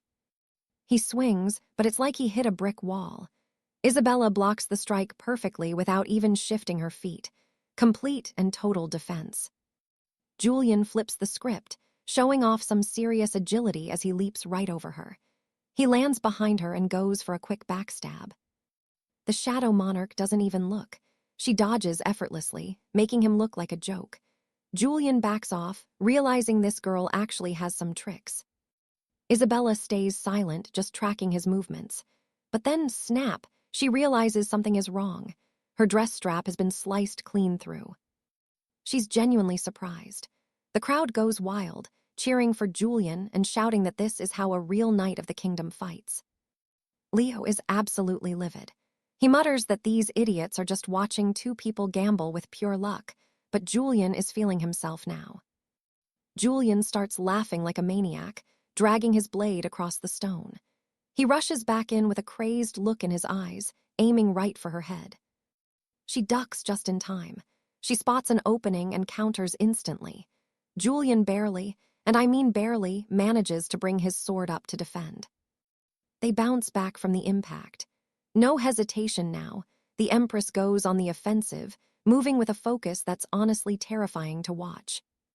Julian braces himself, putting everything into his guard. He swings with all his might to parry her, but Isabella isn't backing down for a second. She presses the assault with zero fear. She dodges his counterswing without even turning her head, keeping her momentum perfectly centered. Another lightning-fast strike. Julian barely spins around to block it, scrambling backward to get some breathing room from this absolute monster. His eyes go wide. He sees it coming. Isabella's gaze sharpens, and she lunges forward, starting a high-speed clockwise spin that looks impossible. She's literally spinning like a tornado, in platform heels, no less. Sir Gareth's jaw drops as he realizes exactly what kind of high-level technique this is. She's a human whirlwind, shredding through his defenses. Julian is struggling just to stay standing as the intensity of her steel hits him like a storm. He knows he can't last, not at this pace, so he locks eyes with her, his gaze turning murderous as a sudden electric current begins to crackle around him. Blue sparks course through his body and into his blade, supercharging the steel with raw magic. Isabella freezes. This wasn't part of the no magic deal. Julian is loving it. With a twisted grin, he decides to end this right now, throwing every ounce of his upgraded power straight at the novice. She blocks the impact, but the sheer force of the magic-enhanced blow makes her hands shake. For the first time, she's actually looking worried. Arthur is watching from the sidelines, his heart in his throat. Julian is totally dominating now, wearing a smug smile as he prepares the finishing blow. He releases a massive burst of energy right at her. It's over until a voice roars, "Ice field!" Suddenly, a wall of frost erupts out of nowhere. A massive shield of frozen mana forms instantly, tanking the blast and shielding Isabella from the explosion. Julian's face goes pale when he sees who it is. It's Sir Lancelot. He swoops in like a literal Prince Charming, catching Isabella midair and landing gracefully while holding her close. He looks down, asking if she's okay with that smooth hero voice. Right then, Arthur can only watch, his hand reaching out as the scene shifts. A firm hand lands on his shoulder. Alaric thanks our guy for saving his wife, and the room goes dead silent. The students, completely floored by this bombshell. This news hits like a shockwave, leaving half the class feeling totally crushed. Silas turns to his supposed wife, Seraphina, asking if she's all right, but she's not having it. "Your skills are child's play," she scoffs. Ouch. Meanwhile, the fencing instructor leans in, whispering to Alaric, are they really married? Alaric confirms it, and she just beams. A huge, relieved smile spreads across her face as she mutters that someone should have mentioned this way earlier. Suddenly, everything clicks for Silas. Now he knows exactly why Seraphina was so dead set against coming on this trip. It was all because of this intense instructor. Duchess Beatrice looks disappointed. She turns to Lord Julian, the regent's brat, reminding him she'd already warned him not to use his full strength here. Julian is shaking, stammering that he only did it to defend himself. Beatrice just sighs. Everyone is human, sure, but Isolde. She's something else, stronger than Julian will ever be in his entire life. Beatrice introduces her as her star apprentice, Isolde of the Northern Reach. It looks like she's finally found someone on her own level. Silas vows right there to do whatever it takes to get stronger and stronger. Bowing low, he asks Isolde to help him on this path. Watching this, the other noble students start to feel a little bit awkward and out of place. Beatrice notices something familiar. "You've learned the style of St. Calen, haven't you?" Isolde just nods. It's true. The students are stunned. St. Calen is known across the kingdoms as the god of swords. Suddenly, her insane power makes total sense to everyone. The instructor reveals she actually trained under Calen for a while too. Because of that, she can say with zero doubt that the girl is using his legendary forms. Arms crossed, the Duchess watches intently.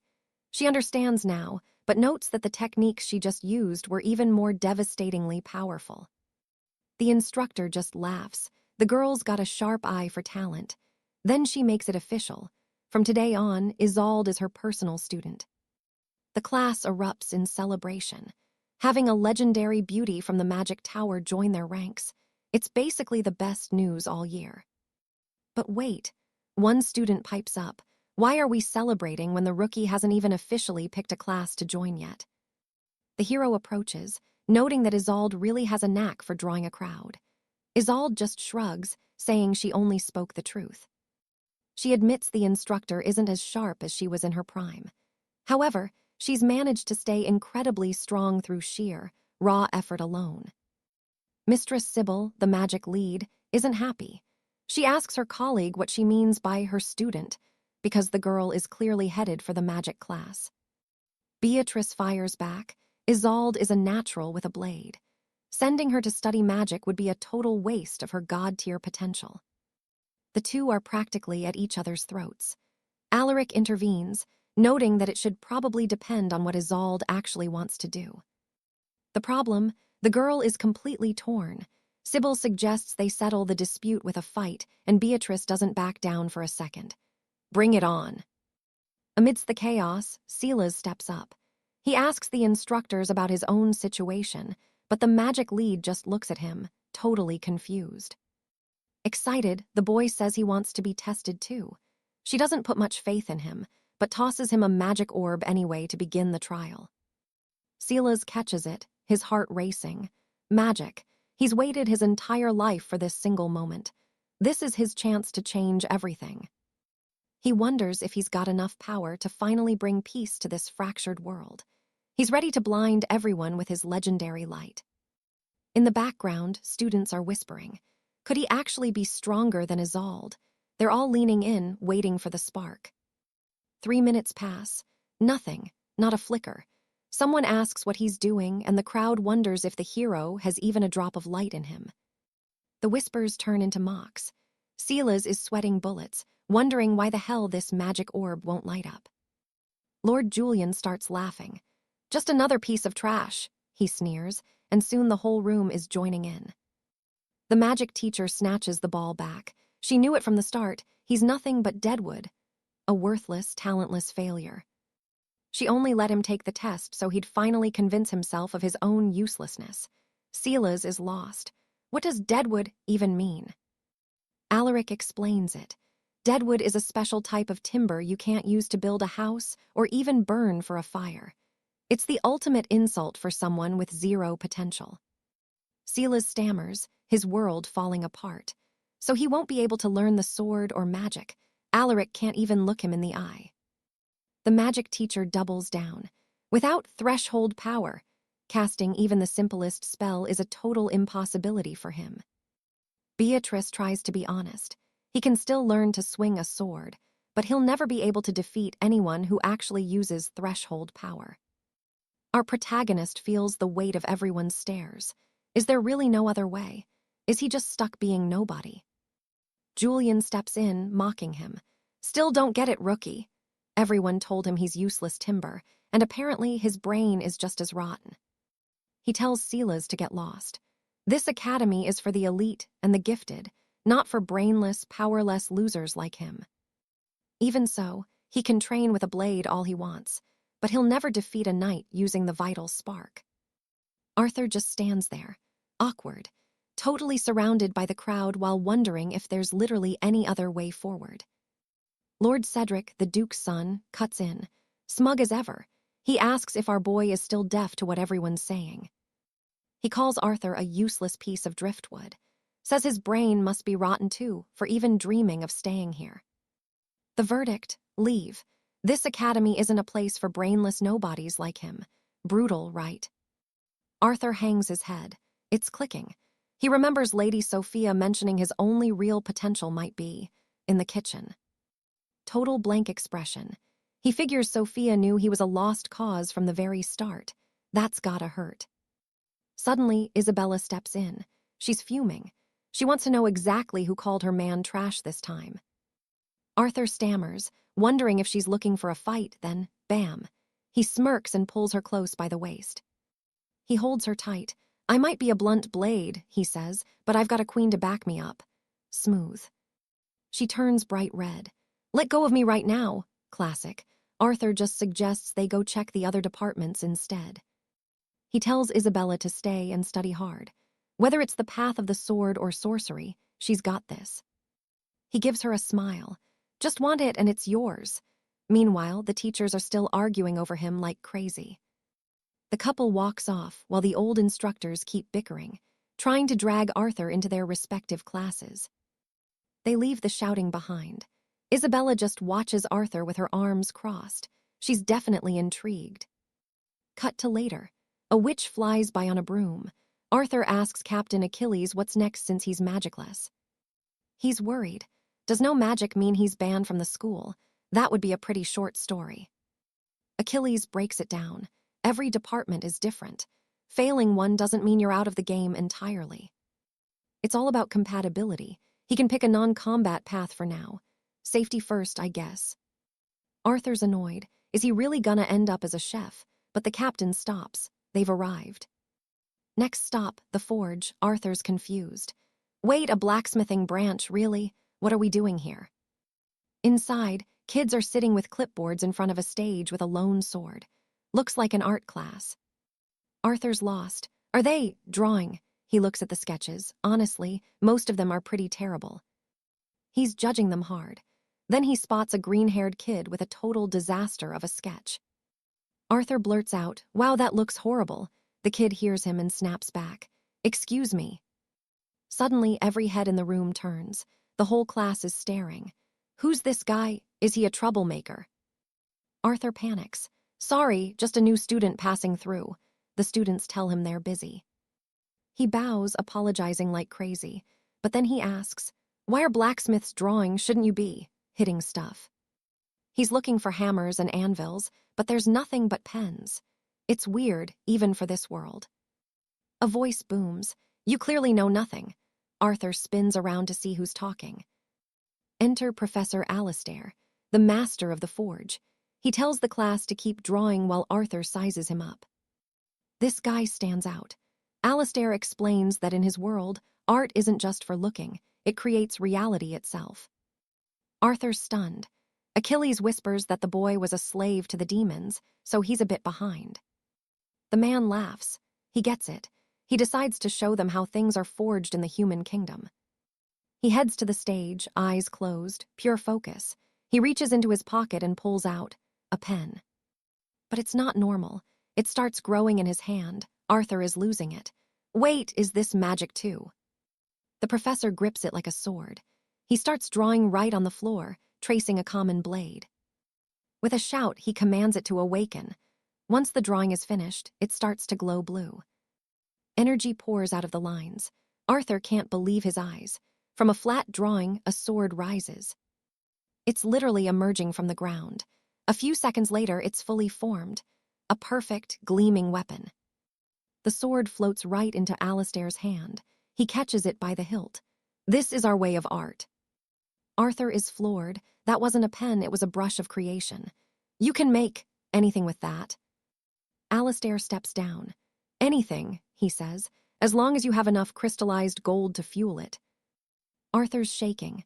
"Was that really magic?" And Alastair just smirks. This is the true power of the forge. Arthur asks if that was magic. Alastair smirks. "It's the forge's soul, kid." Master 𝒖𝒆𝒏 makes it clear. This is a forge, not some flashy wizard's tower. Gripping the blade, Alaric wonders if it is actually possible to manifest weapons out of thin air. Still blown away, he asks the master if these sun gold alloys require a magic spark to work. 𝒖𝒆𝒏 just laughs. "These crystals are already brimming with raw mana, even a child could use them, but there is a catch. These alloys are ranked by tier. For example, the master's own quill is carved from a legendary grade of crystal. That is why he can conjure objects from the literal void." Alaric's mind starts racing. If that is the case, so this artifact is the real deal. Cutting right to the chase, Arthur asks if wielding it requires the fabled sovereign might. Master Sterling just bursts out laughing. "Not a chance," he chuckles. Julian, the green-haired student, can only stammer in disbelief while the rest of the class buzzes with confusion. What's so special about sovereign might anyway? They all grumble that without it, they'll never reach the legendary forging levels of the elite classes. Alastair leans in close, whispering a sharp warning to Arthur. "Keep that sovereign might talk to yourself here, kid. Most of these nobles are drowning in vanity." But Arthur, he's absolutely losing it with excitement. "This is legendary." He suddenly hits the deck, hugging Master Sterling's legs right there in the forge. "Master, please, you have to take me as your disciple." Sterling looks down, completely baffled. "What is wrong with you? You actually want to learn blacksmithing?" With eyes practically glowing, Arthur shouts that he's just as vain as the rest of them. Every student in the room just stares, completely blindsided by the outburst. While the chaos unfolds, Arthur is calmly sketching away. In seconds, he produces an impossibly lifelike drawing of Lady Alina, the Academy's top instructor. "Wait, that's the master of fencing," one student gasps. Julian is breaking into a cold sweat now. Arthur's artistic skill is borderline terrifying. Arthur strolls up to the professor, handing over the parchment. "Finished." Sterling takes a look and his jaw hits the floor. "Kid, this is incredible." Your talent is way beyond the basic requirements for this class. Alastair is standing there in shock. He can't wrap his head around how gifted Arthur is. Arthur just gives a casual laugh. Oh, it was nothing, really. But then, his entire vibe shifts. He looks the master dead in the eye. Master Sterling, to be honest, I'm not good at anything else but this. Sterling sighs, his expression softening. Listen, most people look down on the forge. They think it's beneath magic or the sword. But those who reach the peak, they become the most vital assets in the entire kingdom. Arthur's mind is racing. Is this drawing ability some kind of broken passive skill in this world? He tells Sterling that he truly believes in this path. I think blacksmithing can stand toe-to-toe with any knight's skill. Creating something out of thin air just by drawing, that is an absolute cheat code. Julian steps in, crossing his arms. Slow down there, Arthur. Before you start dreaming of godhood, you need to learn the 3 laws of the iron. Rule number 1. The forge was built to serve all life. You are strictly forbidden from creating anything with a heart full of malice. Rule number 2. You shall never steal materials to fuel your craft. And finally, the 3rd law, the most important of them all. You are only permitted to forge non-sentient objects. Never try to play God. Julian stares him down. Keep these 3 rules etched into your soul. Arthur goes quiet, reflecting on the words. This teacher, he's a good man. He can tell just by the weight of those 3 laws. A smile plays on his lips. This might actually be the most fun he's had since arriving here. He goes for the formal approach this time. He places his hands firmly on the stone floor, bowing low. Master Sterling, please, officially accept me as your student. Alastair decides to give him a push. He's also close with the Grandmaster of the White Griffin Order. Accept him, and the Order will remember the favor. Julian is stunned. Not only is the kid a genius, but he's walking around with that kind of backing. Sterling just shakes his head, impressed. I don't need favors to do my job, Sterling says with a warm smile. He steps forward and places his heavy hands on Arthur's shoulders. I'd be a fool to let a student this talented walk away. Arthur, from this moment on, you are officially one of my disciples. He pulls out a shimmering sapphire quill. Everyone in my inner circle gets one of these. He holds it out, the crystal humming with power. Take care of it, it's your lifeline. Arthur is practically vibrating with joy as he takes the quill. This is it, his first real magic item. This feels powerful, he thinks.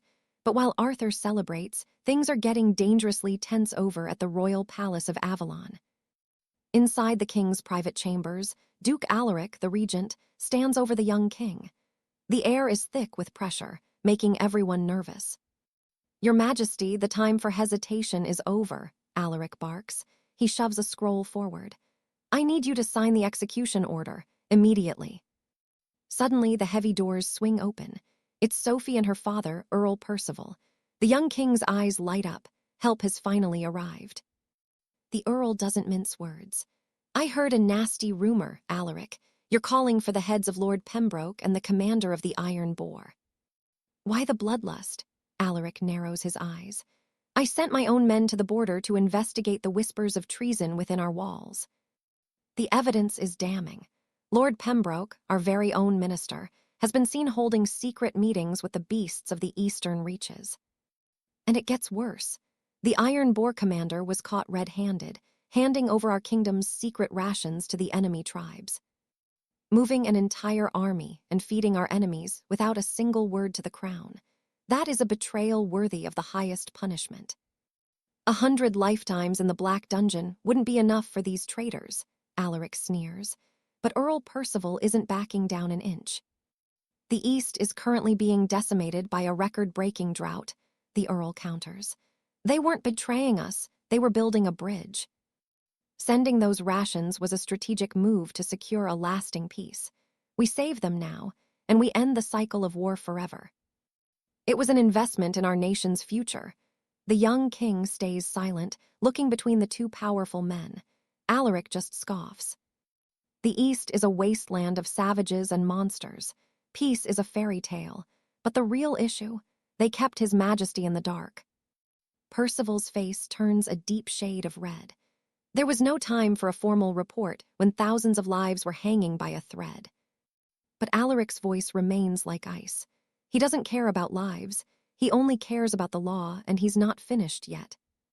Those monsters are just filth, and it's driving the old advisor insane.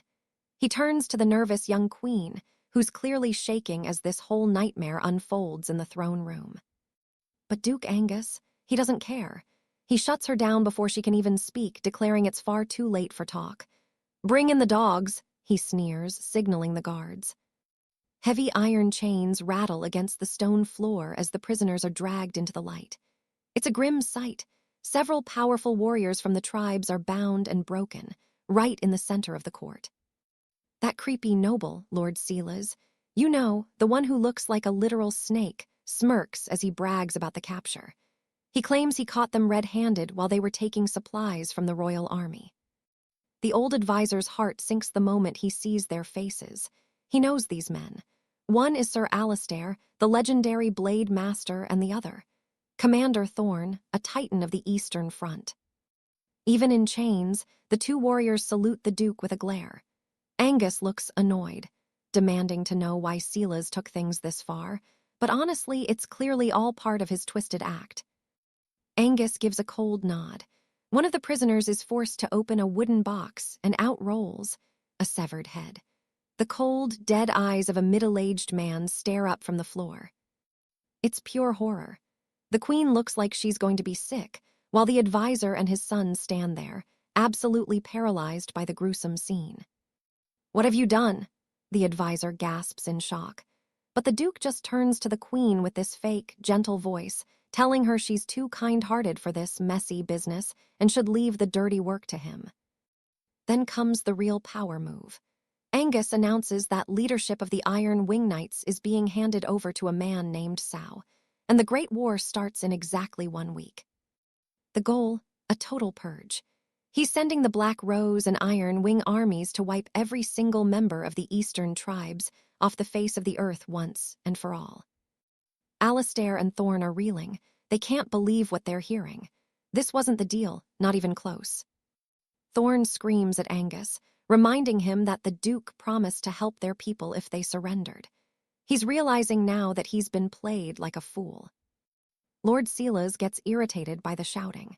He yanks the chains with a sadistic grin, the metal digging deep into the prisoner's flesh just to shut them up. The Duke just laughs in their faces. "I never promised you anything," he scoffs. "If you want to live, start begging the Queen for mercy." Sir Alistair spits on the floor, calling him pathetic. Even bound in iron, the man has more honor in his pinky finger than Angus has in his entire body. Thorne just sighs, telling his comrade to forget it. He knew it all along. The human tribe is the most treacherous in the entire realm, their hearts filled with nothing but rot and lies. The old advisor is sweating now. This is spiraling way too fast. He didn't expect the Duke to push for a bloodbath this quickly. He bellows at the Queen, begging her to call this off immediately to avoid a war that will tear the two tribes apart. The tension in the room, absolutely suffocating. The Queen is terrified, caught between her advisor and the Duke. But 𝒖𝒆𝒏 just lets out a haunting laugh and lunges at the prisoners once again. Wait, look at Alistair's face. He feels it. The magic dampeners are failing. His raw, master-tier power is surging back into his veins like a tidal wave. "They're loose," 𝒖𝒆𝒏 screams. The chains shatter like glass. Alistair and Thorne aren't prisoners anymore. They've escaped the shackles and they are looking for blood. Alistair doesn't hesitate. He bellows that if the humans have the audacity to declare war, their queen is going to be the first one to pay for the insult. He draws a hidden magic blade, a blur of silver and fury charging straight for the throne. He's going for the kill, right here, right now. But clang, a wall of steel appears out of nowhere. It's Sir Cedric, the royal protector, blocking the strike and telling the beast not to be so disrespectful in front of his queen. The impact is massive. The rebel warrior is sent stumbling back as Cedric prepares to end this right then and there. Cedric doesn't give him a second to breathe. He lunges forward, his sword humming with power as he strikes the lizard-like warrior squarely in the chest. "You aren't worthy of your title if you die by my blade," Cedric whispers. He asks for permission to let the man rest, and then it's over. The warrior collapses, trembling and broken. Silas slithers over to the queen to check if she's okay before casually finishing off the fallen blade master. The queen is shaking like a leaf, staring at the horror on her carpet. Next to her, the old advisor is vibrating with pure, unadulterated rage. He sees it now. Every single move was a trap set by the Duke to force this war. Angus just smiles, turns on his heel, and walks out like he's already won. Meanwhile, miles away from all that royal drama, our main man Julian is just casually strolling through the capital streets with a soldier from the Silver Crest group. Everything here is so different. Julian's looking around like a kid in a candy shop until he sees something that makes his jaw drop. A shimmering magic portal. "No way," Julian mutters. He thinks it looks exactly like the fast travel points from the video games he used to play. He turns to the soldier, Marcus, and asks where these glowing hoops actually take people. I mean, wouldn't you be curious too? Marcus explains that these are warp gates for the Royal Academy students. Since the city is massive, students use them to get close to their dorms. These specific gates head to the northern residences. See, the eastern residences are way nicer, but the cost of living there is basically for the ultra-rich. But the north, that place is currently facing a massive safety crisis. There have been some incidents lately, which is why the housing prices there are dirt cheap. It's basically the sketchy part of town that the knights are struggling to control, which makes it the only place regular students can actually afford to stay. Julian nods, doing a quick analysis. "So, let me get this straight," he says. "The north is basically the slums and the east is the rich area. Got it." Marcus cuts the conversation short, telling him that if he wants to keep studying at this elite school, he's going to have to live on campus from now on. Julian thinks back to Sir Cedric. The guy was nice, but he has those creepy protector vibes, so Julian is more than happy to not return to that house. He tells Marcus he's good to go on his own and to send his thanks to Cedric for the hospitality. No need for a babysitter anymore. But then Marcus reaches into his pocket. It turns out the commander already thought of everything, and he hands Julian a heavy brass key with a room number on it. Julian looks at the key, wondering what it's for, and the blonde soldier explains that if he hates the dorms, he's going to have a very tough time. The commander told him he's free to head back whenever he wants, but if he stays, he'll personally help him navigate the shark-infested waters of this noble court. It turns out there's a vacant suite waiting for him in the East Wing. Alaric is hyped. He genuinely thinks Lady Sophia is a saint for being this kind to him. She's a good soul, honestly. Alaric swears to himself that once he's back in the Shadowlands, he'll put everything into finding his long-lost brother. A little while later, elsewhere in the capital, young Cedric is walking with his father. The silence is heavy until he finally asks if the king will actually listen to them. The old man is visibly irritated. He snaps that the Lord Chancellor and the captain of the Grey Ravens are the best assets he has, and now they're being targeted. If the crown wants to remove his most trusted men, fine. The Duke growls that he'll tear this entire kingdom to pieces just to prove how wrong they are. They finally arrive at the royal chambers, flanked by guards. One of the sentries calls for the captain, telling them to move it along. He tells them to hurry because Duke Sterling has urgent business to discuss with His Majesty. The atmosphere is thick with tension. But the guard stops them cold. He claims the king already knew the Duke was coming and ordered them to wait right here, outside. The Duke is stunned. It seems he and the king were thinking the same thing. Meanwhile, Cedric finds himself face to face with one of the royal soldiers. The soldier explains the king's direct order. Only Duke Sterling is permitted to enter the chambers. Cedric is left standing there, suspicious. "Is this truly the king's wish?" Cedric asks. The soldier just nods. As he heads for the door, the Duke tells Cedric to stay put and wait for him. The boy just watches as his father disappears into the room. Once inside, the Duke calls out for the king, but the room is deathly silent. No one. He looks around, confused, wondering where the hell the king could be. This wasn't the plan. Suddenly, a man emerges from the shadows. He calmly explains that he made sure the king was busy with archery practice. He won't be back anytime soon. The Duke spins around and realizes it's the Lord Protector. The man smirks, telling the Duke he hopes he isn't too shocked by what's about to happen today. The Duke's heart sinks.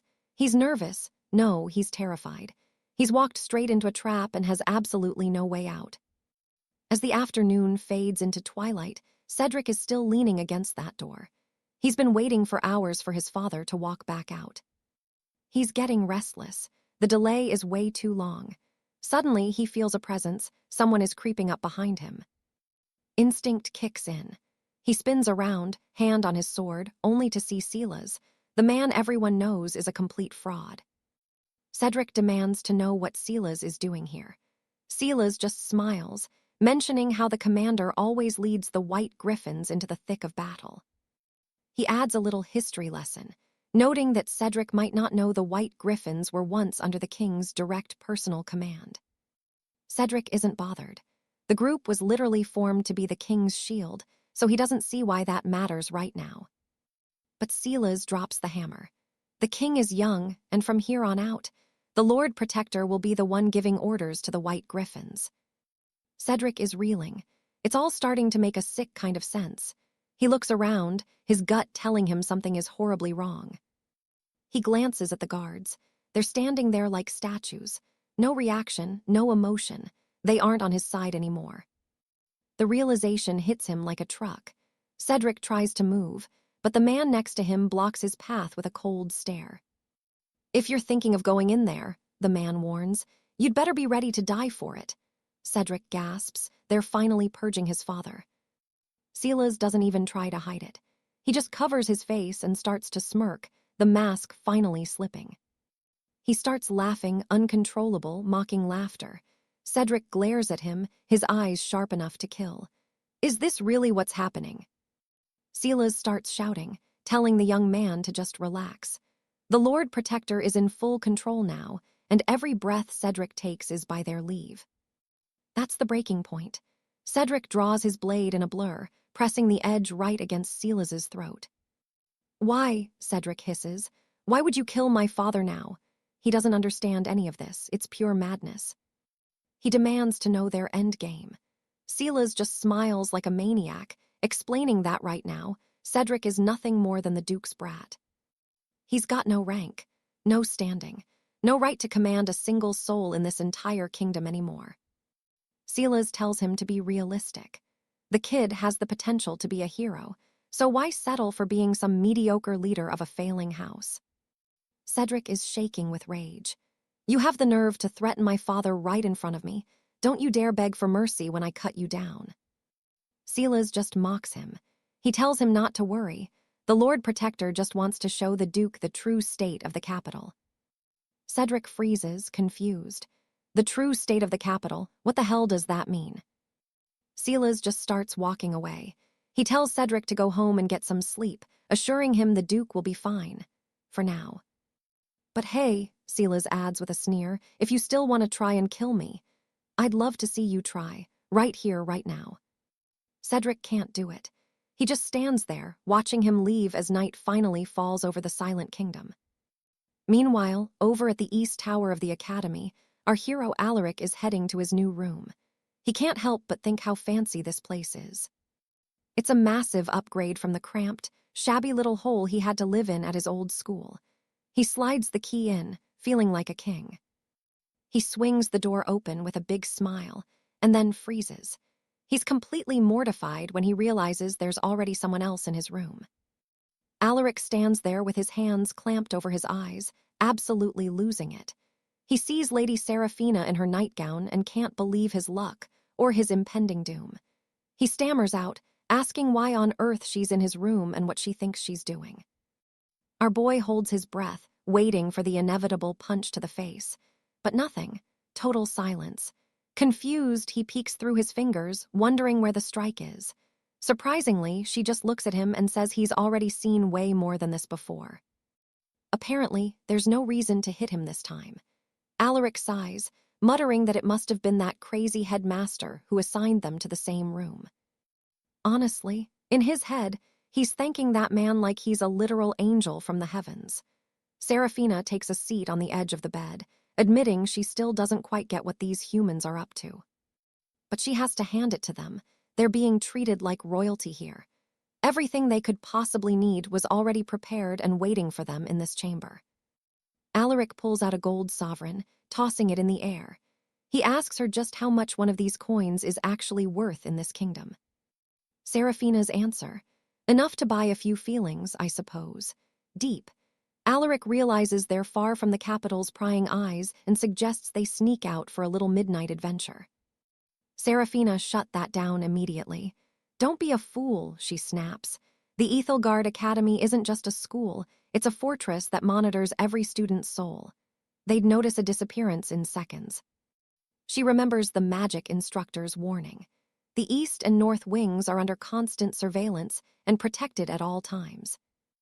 There's a massive magical field surrounding the grounds, acting like a layer of indestructible enchanted glass. Not even the high mages on staff can shatter it. It was built for two reasons: to keep the students safe from the outside and to make sure nobody ever escapes the grounds. Hearing that, Alaric slumps. Great, so what should we do from here? Seraphina looks down at her hands. Her mana reserves are completely dry, so she has to stay put and focus on recovering her lost strength. It's a pride thing, too. Back in the Shadow Coven, power is the only currency that matters, and they choose their leaders based solely on raw might. If she returns without her magic, she's nothing. They won't accept a weak leader, and she'd be cast out for good without a second thought. Alaric gives her a look, half awkward, half determined. Sounds rough, but hey, don't sweat it. You've still got me, right? He flashes a grin, promising her that he'll be the one to escort her back to her house, crush the traitors, and plant her right back on that throne. Seraphina just stares, completely blindsided by his confidence. To prove his point, he pulls out his celestial stylus. He tells her he's finally found his true path, the forging branch. See, most people think forging is just hitting metal, but if you take it seriously, it becomes the most broken power in the world. Now, Seraphina is actually listening. Alaric shifts gears, asking if she ended up choosing the path of the blade or the magical arts. She tells him she's doing both. To get back to her peak, she's studying swordplay and sorcery simultaneously, and surprisingly, both masters agreed to teach her. Alaric leans back. So you're basically becoming a legendary spellblade. Seraphina just tilts her head, asking where he's getting this nonsense terminology from. He explains that a spellblade is a rare class of warrior who weaves magic directly into their sword strikes. You're telling me nobody does that around here? Seraphina admits the idea of being a spellblade sounds incredibly powerful, but then her eyes narrow as she notices something. She catches him lingering and asks the real question: why exactly are you still sitting on my bed? Alaric just gives a charming smile. Relax, we have to make everyone believe we're actually a happily married couple, remember? Seraphina turns bright red, her face practically steaming. She hisses that it's all his fault for telling the entire school she was his wife in the first place. Alaric is a bit embarrassed too, but he can't help thinking how cute she looks. Normally she's all ice and daggers, so this side of her is a total win. He explains he only did it to keep those annoying noble flirts away from her, since she tends to turn every head in the room without even trying. She actually mumbles a thank you and gets up. Alaric tells her to drop the formalities. They're married, after all. Big mistake. She immediately draws her steel and points it right at his throat. Off, the bed. Now, Alaric panics. Wait, you'd really kill your own husband. She stands tall, eyes cold again. If you try to sneak up on me while I'm sleeping, absolutely. A while later, Alaric is relegated to the floor. He stares at the celestial stylus in his hand. This thing is insane. Whatever he draws literally manifests into reality. He wonders if there is any limit to what he can create. Meanwhile, as dawn breaks over the capital, Lady Alina begins to stir.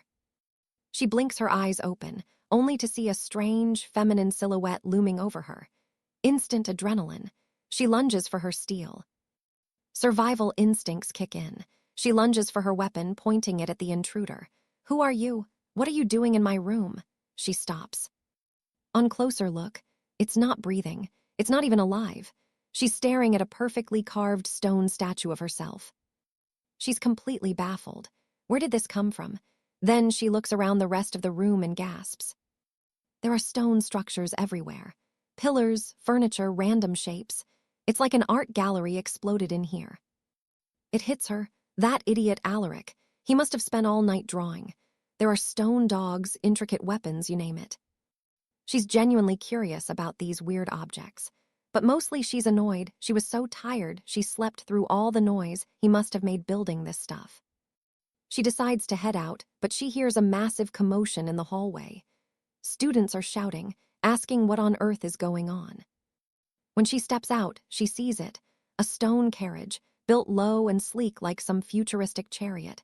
Everyone is losing their minds over these strange artifacts. Seraphina is just standing there, speechless. But then, the crowd screams and points toward the courtyard. Right there is a massive stone colossus, towering over the entire wing. And nobody has any idea how it got there. Arthur knows he's in for a world of trouble the second he gets back to his mentor.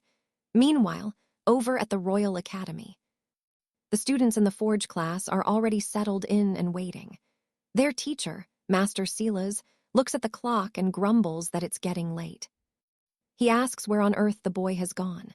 A student named Julian offers to go search for him, but 𝑫𝒔𝒆𝒏 shakes his head. Class starts now, with or without him. Suddenly, Arthur bursts through the doors. He's shouting apologies and ringing a tiny bell as he makes his frantic grand entrance. But he's not walking. He's riding some strange metal contraption he clearly built himself, gliding right past his stunned classmates. Everyone is floored, including Master 𝑫𝒔𝒆𝒏. Leo, a student with messy green hair, leans in, wondering if this is just some expensive new toy for rich noble lords. Arthur winces, wondering how on earth he's going to explain this to them. He takes a breath and announces it's a bicycle, his newest invention, also known as a pedal bike. Master 𝑫𝒔𝒆𝒏 is impressed. He's seen massive vehicles powered by beasts or steam engines in the Dwarven kingdoms, but this, a vehicle that runs entirely on human physical strength, that's a first.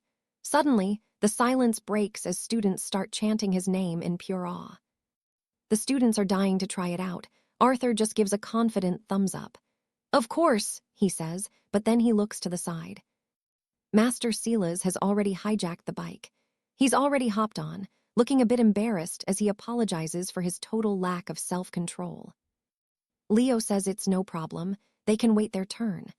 𝑫𝒔𝒆𝒏 turns to Arthur, looking a bit lost, and asks how you actually ride this thing. Arthur grabs his arm to steady him. He explains the first rule: you've got to find your balance. It's all in the core.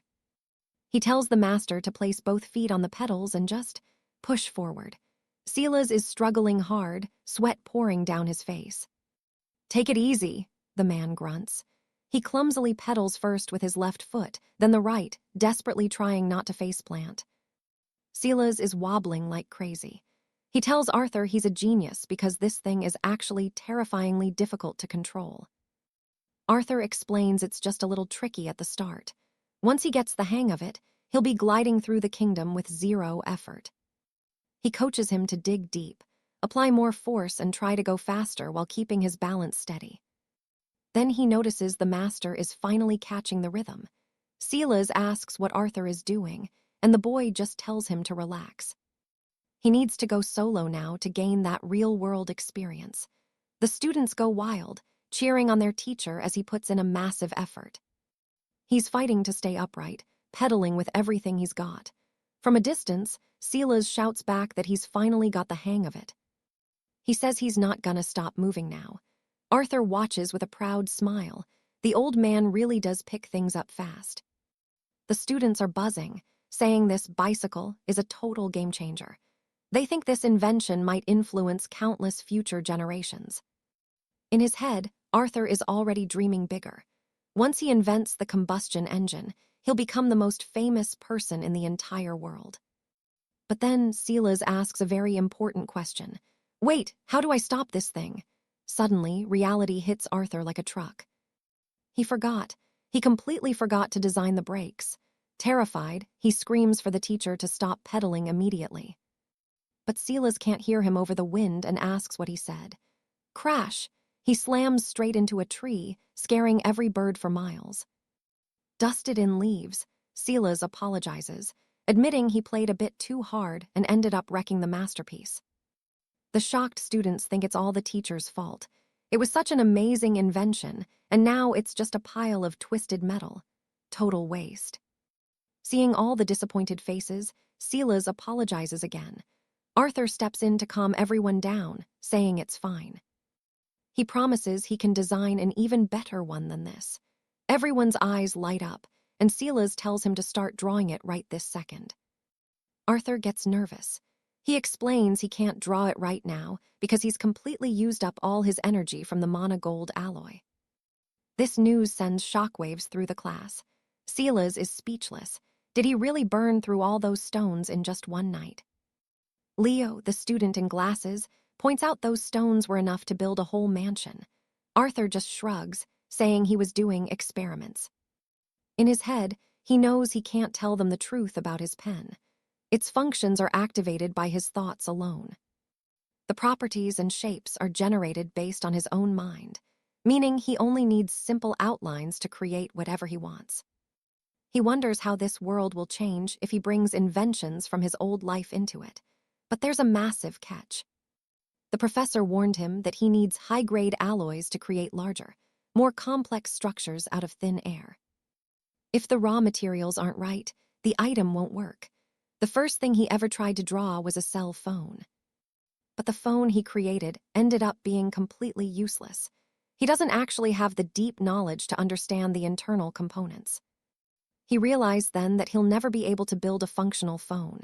He tried a TV, a fridge, even a car, but nothing worked. To create these modern wonders with the stone, you need the right raw materials. So now, the big question remains. How is he going to find the materials needed to make his grand visions a reality? He's going to have to get creative. Without the right components, his knowledge of the future is just a collection of pretty shells with no heart. Arthur stares at the wrecked bike, knowing his journey to revolutionize this world has only just begun.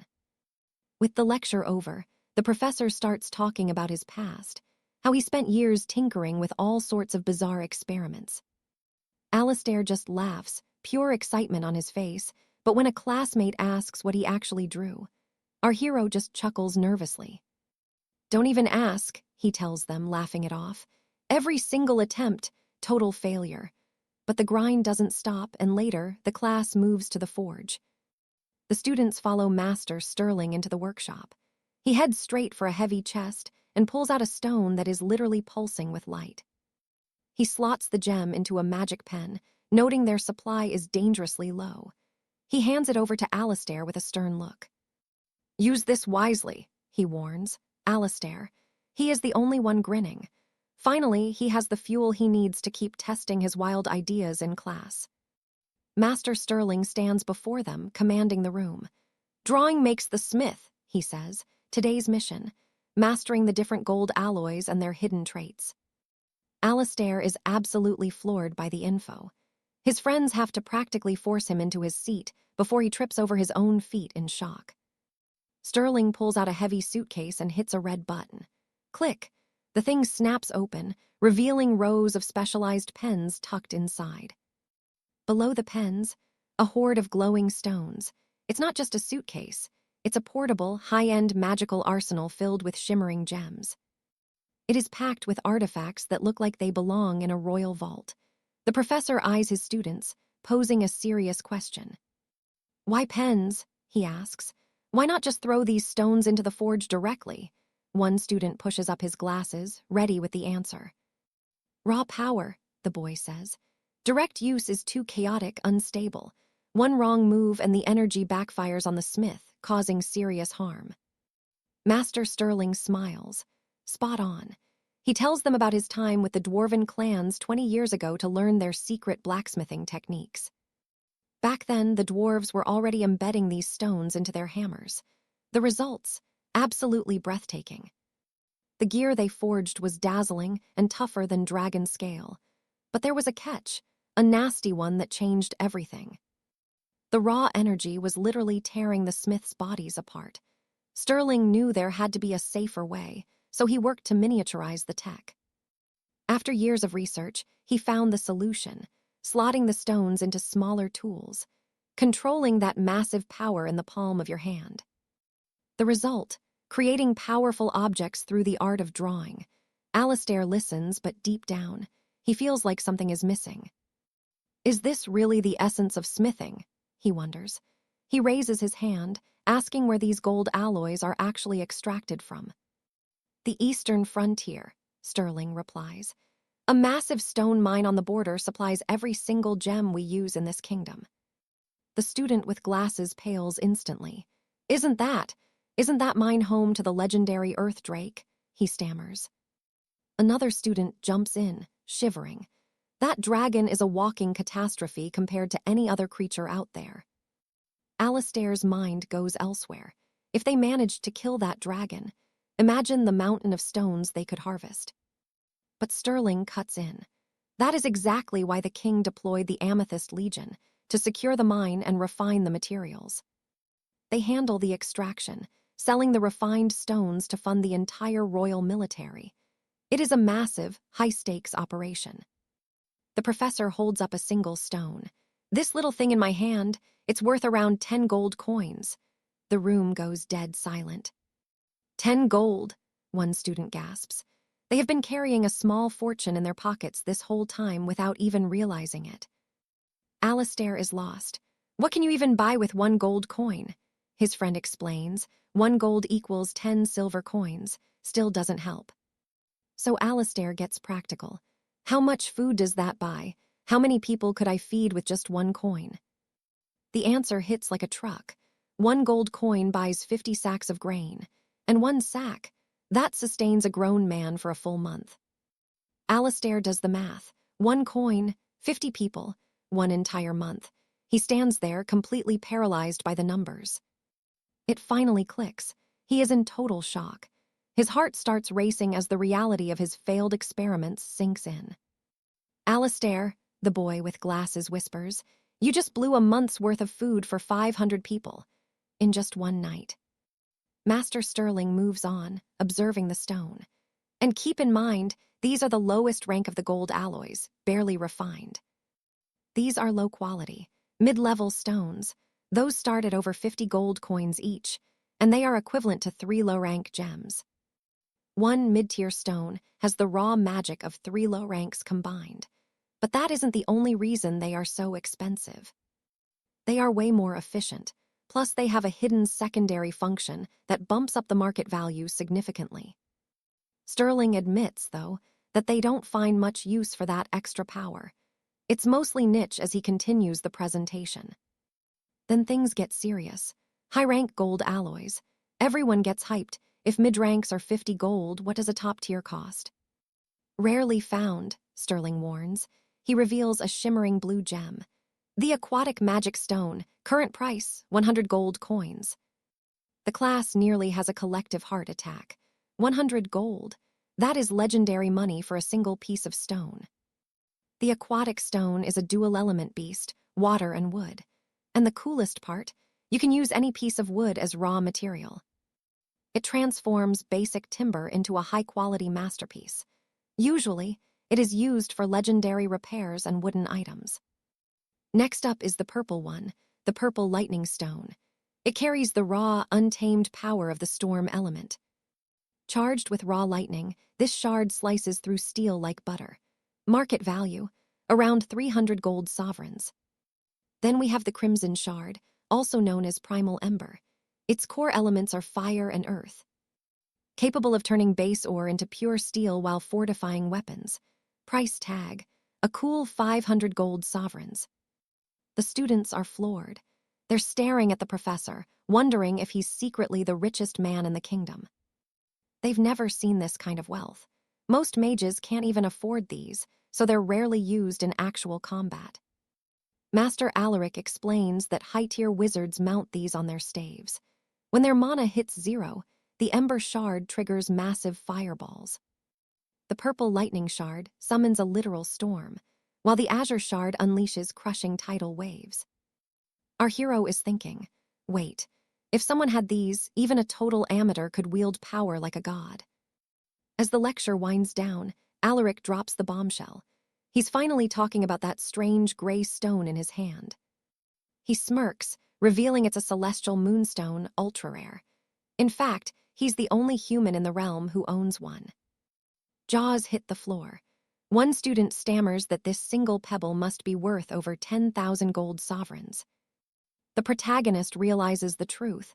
This stone doesn't need materials to forge items. He's hooked, completely fascinated. He starts wondering, if he had that power, could he actually rule the entire world? Alaric explains his past. Years ago, he studied the art of the forge with the reclusive mountain dwarves. They live in the deep peaks, isolated, dangerous, and they don't exactly like outsiders. But his sheer obsession with the forge won them over, and they eventually took him in as an apprentice. He earned their brotherhood. Together, they even pioneered a revolutionary forging technique no one had ever seen. The dwarven clans only held 4 moonstones. Because of his legendary work, they gifted him the final one. That stone, it's what he used to raise the massive walls protecting this very kingdom. The students are stunned. The hero breaks into a cold sweat. If one stone can build a kingdom, how powerful are the dwarves compared to the Shadow Empire? Alaric's answer, the moonstone's power is infinite, no materials needed, no cooldown. But there's a catch, and it's a big one. The price is your very life force, it eats your soul. The protagonist is lost, draining his soul. What does that even mean? A student raises a hand, asking if forging like that causes permanent physical damage. The green-haired boy speaks up, reminding them that Alaric has already sacrificed everything for the crown. He points to an old portrait on the wall. The students gasp. The man in the picture is stunning.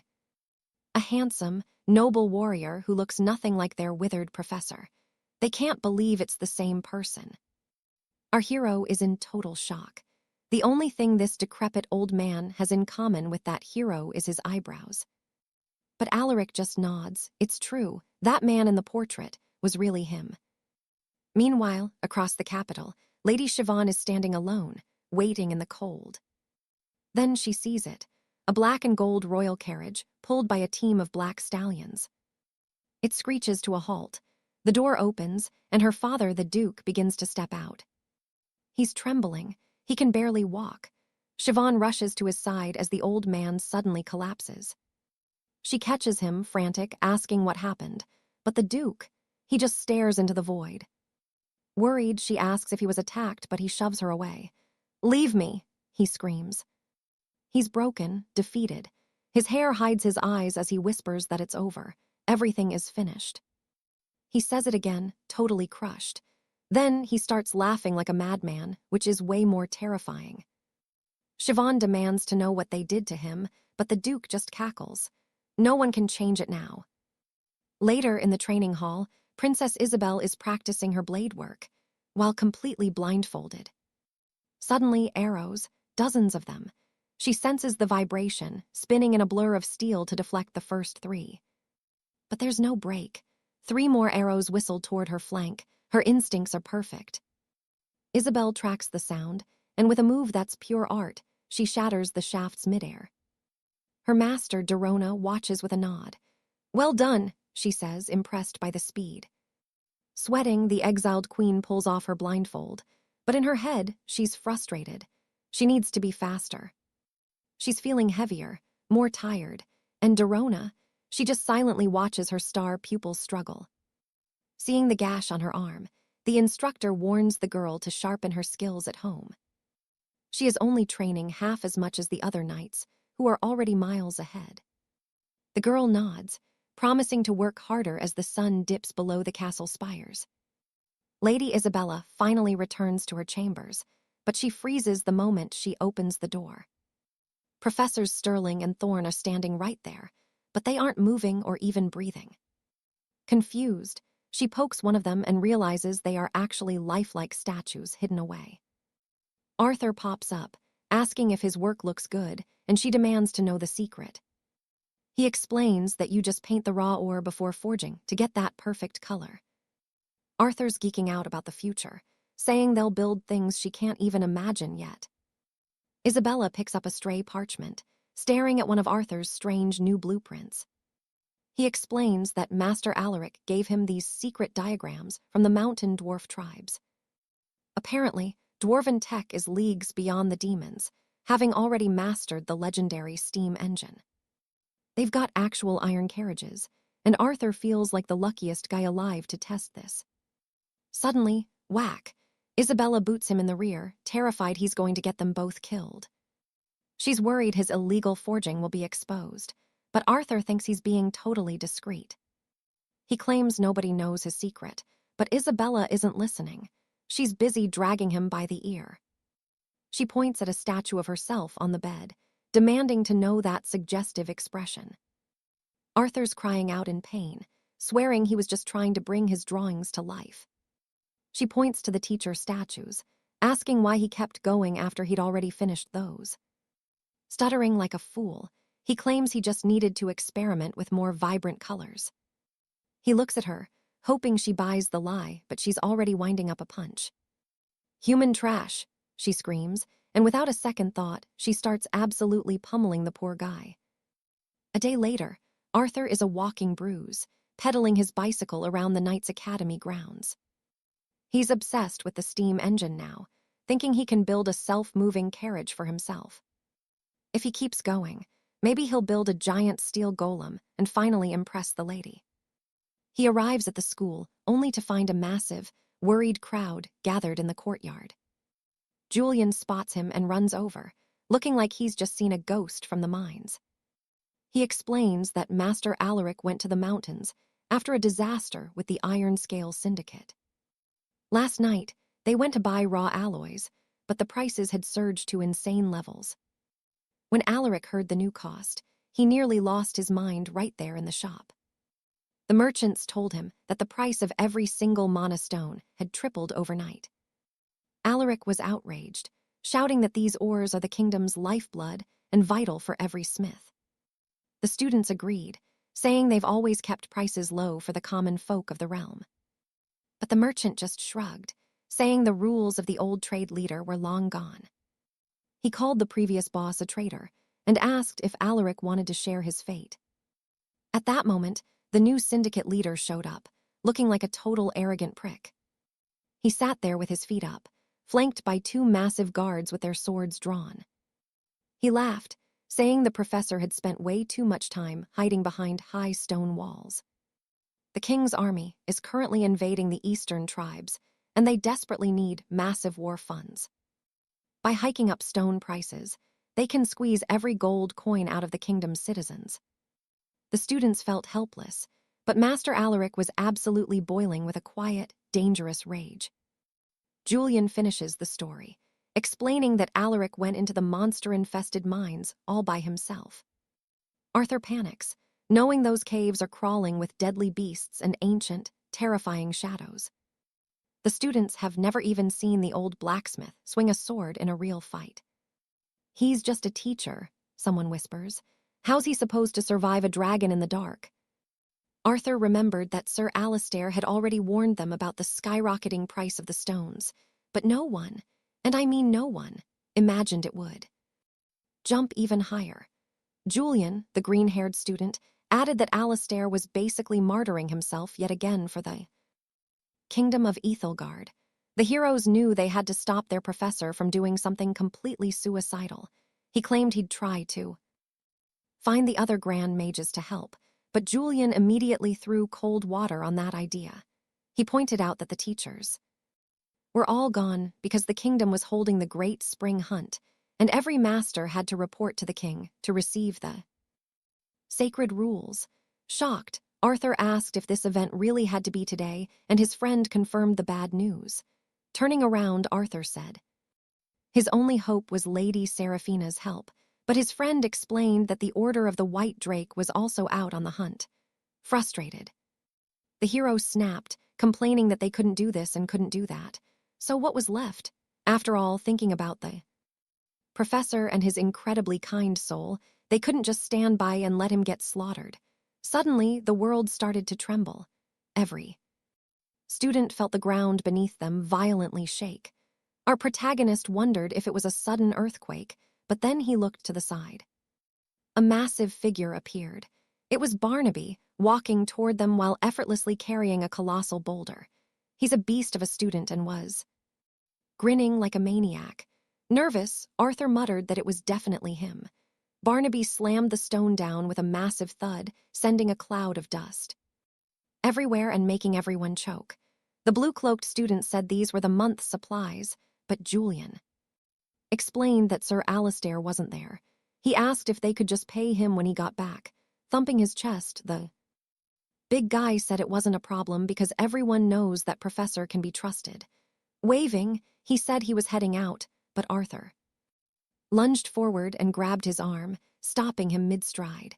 He asked if the student wanted to earn a little extra gold while holding up a heavy bag of coins. He told Julian to lead him straight to the Crimson Fang Syndicate's base because he needed to buy high-level sunfire quartz immediately. Confused, his classmate asked why on earth he wanted those specific stones. Meanwhile, in another corner of the kingdom, 4 soldiers were sitting around a table gossiping. One of them asked if that crazy Alistair really went through with it, and his buddy confirmed the news with a smirk. Laughing, he said Alistair went to fetch the stones all by himself. Another soldier burst out laughing too, calling Alistair a complete idiot who's probably being eaten by a dragon right about now. But wait, he knew. Alistair is a professor at the academy, so he must have a few tricks up his sleeve. With a dark smile, he said that even if Alistair somehow kills the dragon, he'll still have to deal with them. Suddenly, a glowing wheel crackling with energy appeared out of nowhere. This caught a soldier's eye, and he frantically pointed it out to his friends. He shouted, asking what that thing was charging toward them. It was a full-blown armored carriage built by our protagonist. The guards were in pure shock, screaming about what kind of monster that was. When the carriage roared past, everyone was terrified, shouting that there was a beast inside the city walls and that they needed to warn their commander. Inside the ride, Arthur was with his crew. Ray asked him to slow down, and the boy with glasses asked if he'd built this machine using those old steam engine blueprints. Explaining the tech, Arthur said it's called a car, but he'd made some serious upgrades. He made the whole thing fully electric. Surprised, the student asked if he'd bought those purple stones just to power this beast. Arthur said yes, complimenting his friend for being smart for once. But then Arthur said he'd need their help to rescue Professor Alistair. Terrified, his friend pointed ahead and screamed at him to watch the road. Alina warned him to stop looking back and just focus on the driving. Excited, Arthur told everyone to hold on tight because he was about to floor it. Meanwhile, somewhere else at the Gilded Hollows mine, someone finally arrived. It was Professor Alistair, the master of the forge.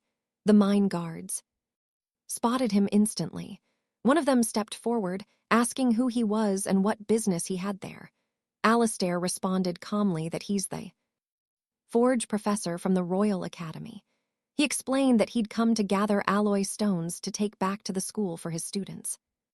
Another guard sneered, saying his leader already made the rules clear.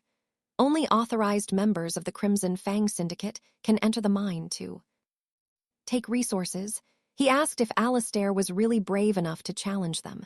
Walking straight toward the mine, Alistair just ignored them.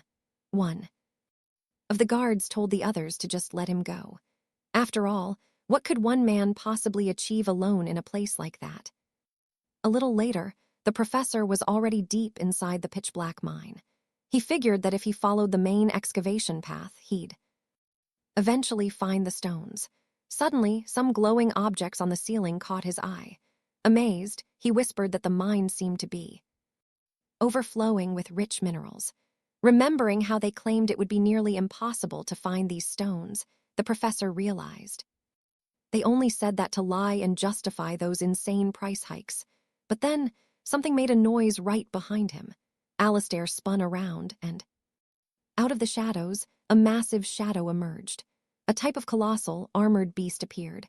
Alistair realized it was actually a massive earth drake. The monster immediately let out a blood-curdling roar and charged straight at him. He started sweating nervously as he stared down the throat of the beast, realizing he was in for the fight of his life. Back on the road, the students are racing toward the mine in their carriage to save their teacher, with the class rep explaining the dire situation. The mine entrance looms just ahead. They finally screech to a halt and the group piles out, hearts racing. Arthur shouts that, since they didn't pass Master Alaric on the road, it means he must still be trapped deep inside that dark tunnel. Lady Alara is looking pale. It seems like her tolerance for this much stress has hit rock bottom. Then Cedric, our hero, notices that Helio is looking shaky. He asks if he's holding up, reminding him they've got a massive fight coming. Helio just nods, saying he'll be fine after a quick breather. Then Arthur turns to Seraphina, the exile queen, asking if she can handle a land dragon. Her response, cold as ice. She says back in the demon realms, they used to eat those things roasted for dinner. That gets the boys hyped. They charge forward to find the professor, but then, boom, a massive cloud of dust erupts from the cave. Blinking through the grit, Arthur tries to see what's happening. He squints, and through the haze, he spots a shadow. It's Master Alaric. He's limping out, pushing a cart overflowing with glowing gems and clutching a strange, heavy weapon. The man is covered in cuts and bruises. The students rush up, terrified he's dying, but Alaric just lets out a rough laugh. He tells them he's fine. He can still handle little pests like these. Turns out, he wiped out every single earth dragon in there alone. Arthur stares at the weapon in Alaric's hands, completely floored. He asks if this is some crazy new invention of his. Wiping sweat from his brow, Alaric explains it's a dwarven steam ejector, high-tech stuff from the mountain tribes.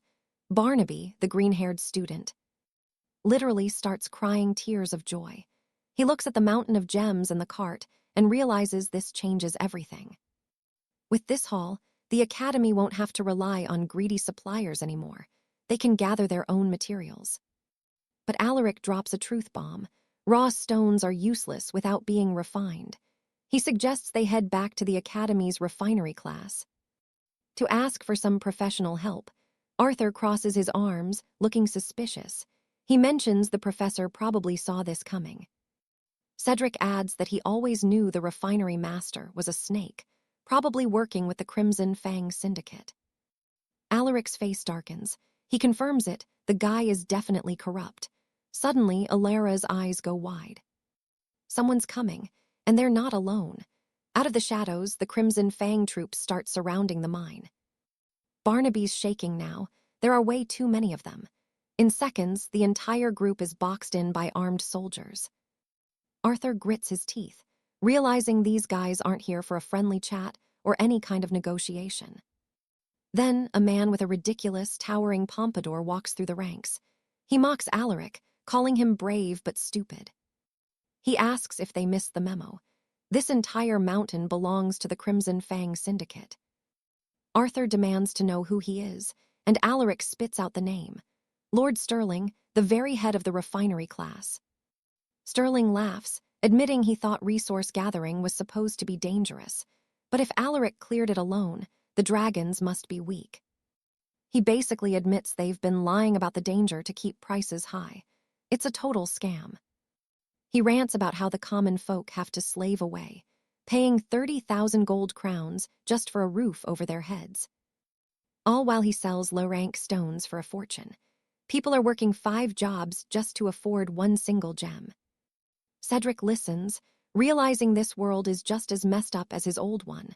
The housing market is a nightmare everywhere, apparently. Alaric is fuming. He yells that he's taking this straight to the king and that they don't need the syndicate's help anymore. Sterling just smirks. Go ahead, he says. Tell the king. Get your permission to extract the crystallized gold. But even if you have the stones, how are you going to refine them without me? Alaric's heart sinks. He realizes he messed up. He left the dwarven tribes way too early and never finished learning the secret arts of refining. Arthur isn't backing down, though. He tells Sterling that if he won't help, they'll just march straight to the Dwarf Kingdom and learn it themselves. But first, he has a question. Is all this price gouging just to fund the Syndicate's private army? He shouts that it's because of crooks like Sterling that the capital's economy is in shambles. Sterling just mocks him. Why should he care about the lower class? He looks down on them like ants. He asks if they even realize who's really pulling the strings behind the Syndicate. He admits he was going to let them slide, but since they know too much, now he's going to bury them all right here. The soldiers draw their swords. Alaric is devastated, blaming himself for putting his students in the line of fire. But Arthur just smiles. "You're our teacher," he says. "Of course we were going to come for you." Even with his knees knocking, Barnaby agrees. He says it's his fault for dragging them all here, but he's not leaving. Alaric looks at them, genuinely touched by their loyalty. But before they can say anything else, Sterling gives the order. The order is given and the Imperial soldiers charge like a breaking wave. But our hero, he's not flinching. He calls out for Alara, the secret Shadow Queen. Yeah, you heard that right. This girl is actually royalty from the dark side. He checks if she's still on board with the plan and she just nods. "Just give me some room," she says. The soldiers close in, but Alara, cold as ice. She doesn't even blink as the heavy infantry surrounds her. Then bam, she draws her blade and slices through 2 draconic knights in one fluid motion. Absolute savage. Meanwhile, the hero is charging up. His fists start glowing with this intense orange energy. He's muttering one word: focus. Eyes sharp, he's ready. He unleashes a massive shockwave that sends the entire front line flying back. But it's not just the students fighting for their lives. The Grandmaster joins in, firing his experimental steam cannon like a total boss. It's like a flamethrower from hell. Soldiers are tossed around like ragdolls, hitting the dirt before they even know what happened. The survivors are shaking in their boots. Are these really just Academy kids? They ask. They're absolutely terrified. Even the scholarly student can't believe it. He had no clue the Grandmaster was this much of a beast. In total shock, he asks Sir Cedric how he built such insane armor, but Cedric's busy. He's got a new theory to test out. If this works, the House of Forging is about to become the most feared power in the entire kingdom. He swings his right arm, boom, wind magic. Then, lightning starts crackling in his left. He's dual-wielding elements. He slams them together, and things go south fast. The power is spiraling out of control, sparking everywhere. It creates a massive thunder impact tornado. Anyone nearby? Gone. Just wiped out in a flash of lightning and wind. Lady Isabella isn't slacking either. She's dancing through the chaos with her sword, dropping opponents like flies without breaking a sweat. She glances back at Cedric's strike as he charges his fist with pure electricity for another go. But then stop. He's stuck. He looks down and sees his foot sinking into a disgusting, glowing puddle. What the hell is this? It's like a living slime, wrapping around his leg and pulling him down. He's completely trapped in the muck. Enter Malphaz, the vile alchemist. He's grinning like a maniac because his trap worked perfectly. Without a second thought, he starts hurling blobs of slime at the hero. Cedric's forced to punch them midair just to survive. He's in the zone, desperate not to let a single drop touch him. He shatters one blob with a heavy strike, but it doesn't matter. The gunk is already sticking to his skin. It's spreading fast, locking his limbs in place. Sir Martin sees it and shouts a warning. The hero is being buried alive in slime. Cedric tries his fire fist to burn it off. Nothing. The slime doesn't even sizzle. He's panicking now. This stuff is heat-resistant. Malphaz just chuckles at his struggle. Electricity and fire won't save you, he taunts. Then he conjures something even worse, a nasty purple slime. He hurls the purple death right at the student. It looks like game over, until someone jumps in. It was Sir Martin. He blocks the attack with his weaponized gauntlet just in time. But the gauntlet starts smoking. It's corrosive liquid. Martin demands to know why Malphaz is going this far. Malphaz just cold-bloodedly says everyone is dying today. But then, slash, Isabella appears out of nowhere and cuts his leg. Nice one, Cedric cheers from the background. It was a beautiful, silent strike. But Malfoy just laughs off the wound. He turns and charges at Isabella while her back is turned. She's too fast, though. She spins around and dodges the slime attack like it was nothing. Half of the alchemist is now covered in green goo. It's like he's becoming the slime itself. Sir Martin realizes the horrifying truth as he tests the sorcerer's new form. Suddenly, a dozen versions of Malfoy appear, all laughing at once. Guess which one of us is real, they taunt. Isabella is fuming. If she only had the powers of that worm, this wouldn't even be a problem. Time to finish them, the Malfoy clones shout, surrounding our group of heroes. One student is still gummed up. Martin is losing his cool, but Isabella. She's locked in and focused. Then there's poor Julian, crying his eyes out. Our hero just looks at him and asks, finished crying. Julian, literally saying his goodbyes to his mother. He thinks he won't be there to help her in her old age. But then, his body starts shaking. The ground starts cracking. Panic hits the room. Earthquake, Martin wonders. Even Malfoy is confused as the world starts falling apart. The alchemist falls flat on his butt as the floor disintegrates. He's terrified, screaming for his ally to watch out. Watch out! A massive boulder tears through the air, crashing right in front of the young squire. He's screaming, paralyzed with fear, looking back desperately for his mentor. Sir Alistair demands to know what's happening, and a panicked student shouts that young Cedric is buried under that pile of stone. The crowd watches in horror as Lord Sterling sneers, declaring they're all dead men now before launching a disgusting wave of toxic oozes at his enemies. Sir Alistair, Lord Sterling, and Lady Elinor all brace for the alchemist's incoming assault, but there's a bigger problem. Poor Cedric is still pinned to the dirt, completely oblivious to the lethal strike heading his way, until Arthur's voice thunders out. Steam cannon. A strange, grinding hiss echoes from beneath the rubble. Suddenly, a massive mechanical hand bursts through the rocks, glowing with internal heat. Boom! A localized blast of fire erupts, whistling past a terrified student who looks like he's just seen a ghost. That pillar of flame is absolutely massive. It roars past the trio, sending a surge of pure panic through them as it streaks toward Lord Sterling. Terrified, the corrupt alchemist scrambles to protect himself, conjuring a wall of thick, pulsing slime to intercept the hero's attack. His surviving oozes scramble back to shield him, but as he looks back, he realizes he's made a massive mistake. His own chaotic magic just mowed down his own soldiers. Trembling, the man stares at the wreckage, wondering what kind of monster he's actually facing. The fire fades, leaving a heavy silence. Sir Alistair can only stammer in disbelief while Cedric stares, wide-eyed, at the iron hand reaching from the earth. Then the hand vanishes. Cedric yelps as the ground shifts again, and two glowing green eyes burn through the dust.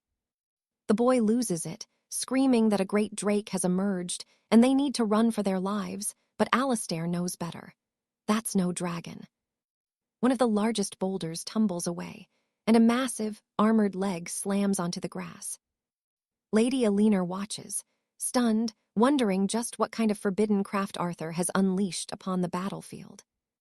Even the veteran Alistair is breaking a sweat now, and Cedric is beyond confused, watching the impossible unfold before him. Sterling gasps, asking if this is some nightmare from the demon realms, but then the beast finally stands tall. It's a titan, a gargantuan mechanical knight, and deep inside the chest, Arthur is grinning, steering the beast like it's a childhood toy. He laughs, telling these high-end mighty nobles that it's time they learned what real power looks like. With a smirk, he promises to show them exactly what happens when ancient magic meets modern engineering. The knights are shaking in their boots. How are they supposed to fight a house made of iron? Sterling tries to act tough, telling them he's got this. Right on cue, Arthur's voice booms through the valley, mockingly asking where all that big talk from earlier went. The group exhales in relief. It's him. It's Arthur. They recognize that cocky tone anywhere. Elinor is breathless. She wonders if this is one of those legendary machines of the ancients they whisper about in the capital. Alastair is floored. He remembers the master dwarves were trying to build mobile giants before he left the mountains, but they were nowhere near this. Arthur just chuckles, admitting he was mostly just testing his imagination. Honestly, he didn't think it would actually work either. He decides to name his new toy Lucky on the spot, but how did he get here? 2 minutes ago, it was just a dream. Arthur had just finished the complex sketches for the iron giant he's currently piloting. He checked the internal gears, focused his mind, and held up a rare, glowing monocrystal. It was time. He activated the power of the crystallized fire stone, his eyes burning with total, unshakable focus. In a flash of blinding light, his drawings began to manifest into solid reality. He'd done it. He'd won. Back in the present, the earth shudders under Lucky's weight. Arthur realizes he's just unlocked the key to building anything he can imagine. But Lord Sterling isn't done yet. He's boiling with rage, gathering every last bit of slime into one massive, disgusting sphere. He screams that Arthur is getting way too arrogant and hurls the giant slime ball as his final, desperate gambit. The sludge slams into Lucky's arm. The massive machine actually seems to recoil in pure disgust at the sticky mess. Sterling is cursing like a madman, frustrated that the thing is simply too big to topple. He tries one last trick, a concentrated orb of lethal, corrosive venom, hoping to melt the giant where it stands. Alastair shouts a warning for Arthur to move, knowing that kind of poison can eat through solid castle gates in seconds. The venom hits Lucky square in the chest and does absolutely nothing, not even a scratch. Arthur just laughs. He explains that Lucky isn't made of ordinary iron, he's forged from pure firestone. The alchemist's face goes pale. Game on. Arthur charges forward, moving the Titan with the precision of an expert. The soldiers scream and scatter like ants. One massive metal sweep of the giant's hand sends the entire front line flying into the air like ragdolls. Sterling is panicking, looking for a way to call for backup, but a sharp blade stops him cold. Lady Alina is standing right there, sword at his throat and a dangerous smirk on her face.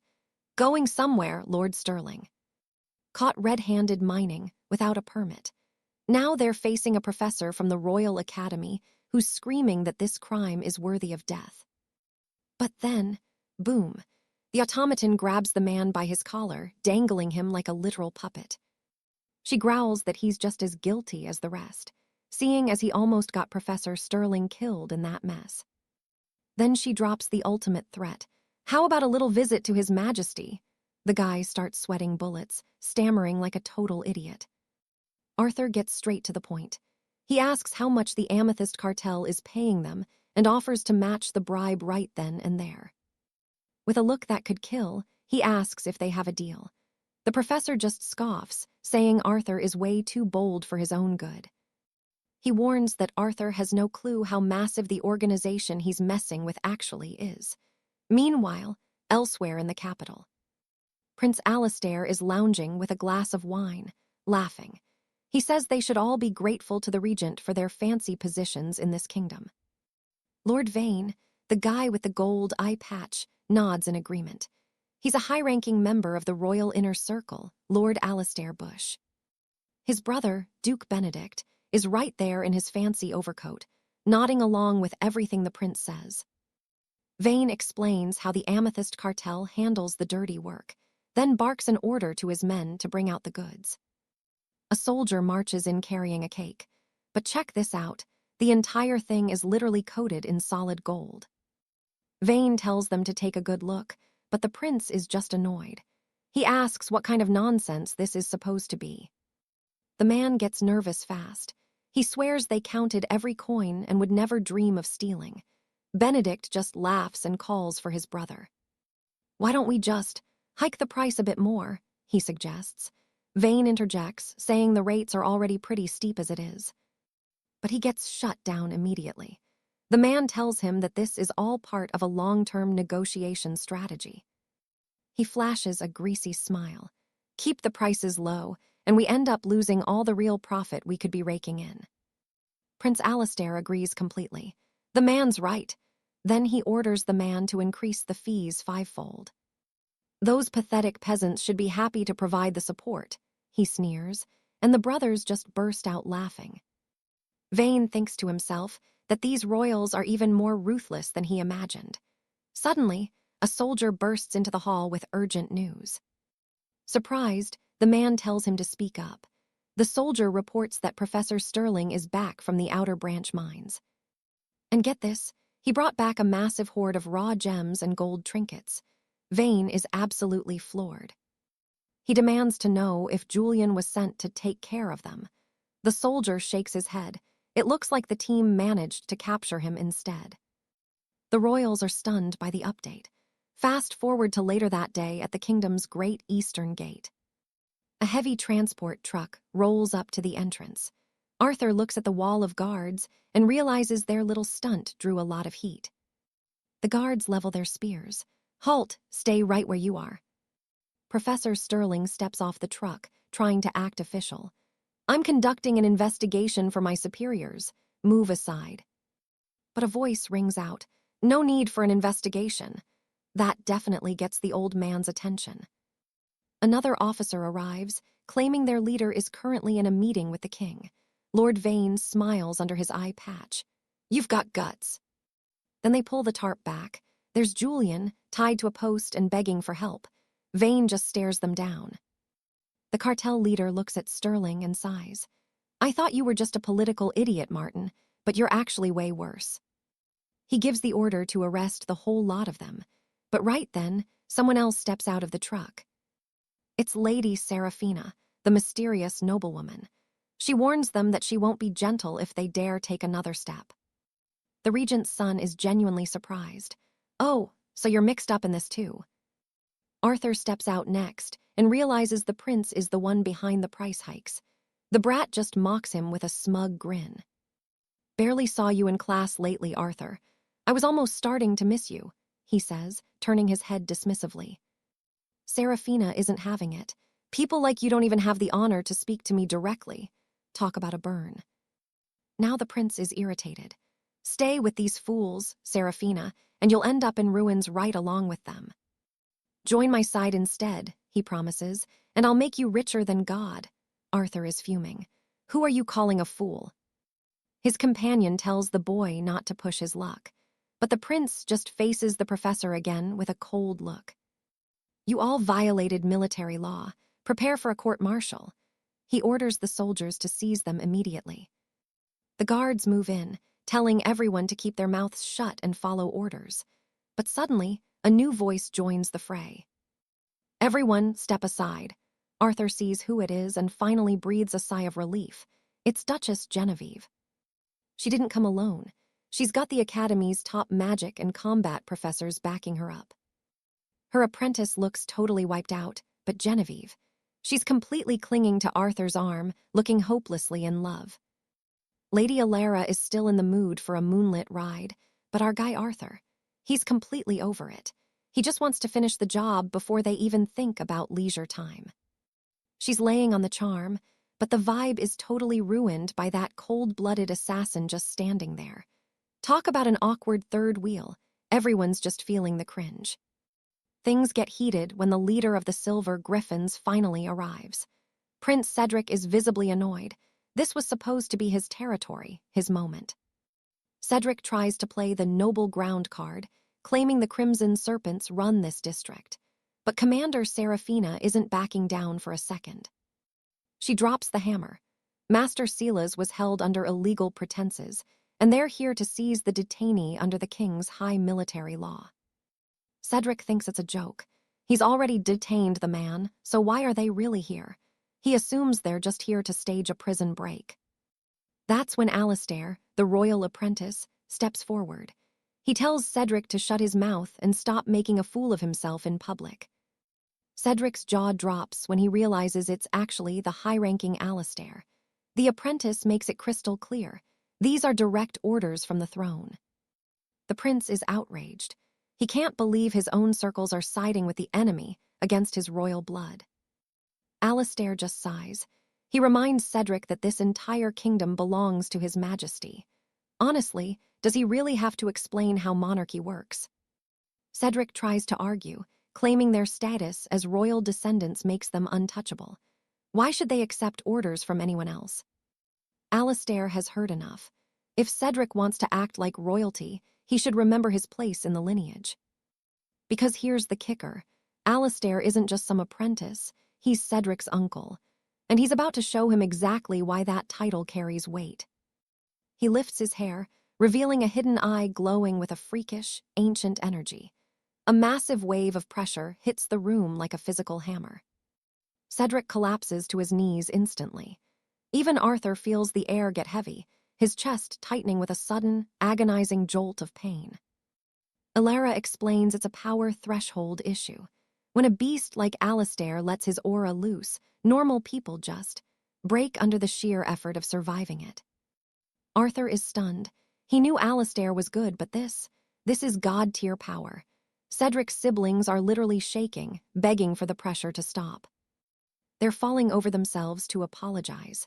Alestair finally cools the energy, telling the boy not to act like he's at a funeral just because things didn't go his way. He tells Cedric to get his head on straight. He only respects him because they share the same bloodline, but that's where the kindness ends. To Alestair, the boy is nothing but a stain on the royal name. Absolute scum who doesn't deserve the title he flaunts. Terrified and stammering, Cedric begs his uncle for mercy. Finally, the suffocating aura vanishes, and the boy can breathe again. It's a massive relief for Arthur and the others, who were basically dying under the pressure. But Cedric, he's still trembling with rage, swearing he'll remember this insult. Suddenly, yank! Someone grabs Cedric by the ear. It's Mistress Helga, the fencing professor, and she is absolutely livid that he's been playing hooky. She asks where the hell he's been, since he hasn't shown his face in class for weeks. Cedric starts apologizing instantly, promising never to skip again. Helga's response? A swift slap across the face to wake him up. His siblings are just watching the carnage, terrified to even breathe. One sibling thinks about helping, but the other is like, "Nope, that woman is a demon, I'm out of here." Meanwhile, our group meets with Seraphina. Master Silas, now safe, nervously asks if he's technically being arrested by the good guys now. Seraphina just tells him to stop being a drama queen. The king never authorized his arrest in the first place, so he's free to go. Silas is confused by the sudden shift, but Seraphina is just glad everyone made it back safe. Crisis averted, mostly. Arthur scratches his head and apologizes to Seraphina for dragging her into another mess. He feels like a constant magnet for trouble. The commander just pats him on the head, but watching that little moment, Alara starts getting visibly jealous in the cutest way possible. Seraphina warns Arthur not to pull another stunt like this. She doesn't want to see him throwing his life away on a whim. Arthur stammers but admits he'd probably do it all over again if he had to. Typical. Then, someone else interrupts the vibe. It's the magic instructor, Madame Vivienne. She's got big news. The Queen is hosting a massive royal gala to celebrate the recent victories. Every department has to send their top students. Vivienne has already handpicked Alara and Alestair to represent the mages. Alara is curious. A royal celebration sounds fancy. But Mistress Helga isn't letting go of her star pupil without a fight. Helga crosses her arms, arguing that while Alestair is a mage, they need Alara to represent the fencing class instead. The two instructors start bickering like toddlers in the background. Vivienne insists Alara belongs to the mages, but Helga isn't budging. While they fight, Alestair turns to Alara and asks if she'll be his partner for the magic delegation. Alara just closes her eyes, still trying to wrap her head around the chaos. Representing a class, high society, it's a lot to process. Seeing them talk, Arthur gets a taste of his own medicine. Now he's the one feeling the green-eyed monster. Then, Seraphina tells Arthur to move out. They need to give the king a full debrief on the Crimson Serpent's mess. Arthur agrees, leaving the academy drama behind for a moment. Oh, and that refinery professor. Yeah, he's still stuck in the back of the transport wagon, wondering when someone's actually going to let him out. They finally arrive at the palace and lay everything out for His Majesty. The whole ugly truth about the territory dispute. The king listens, his expression hardening. He gets the situation, but the leader of the Crimson Serpents has been way too bold lately. It's time for consequences. It's a massive call. First, he needs to hear from the Lord Regent. Our hero Arthur is just standing there, completely lost.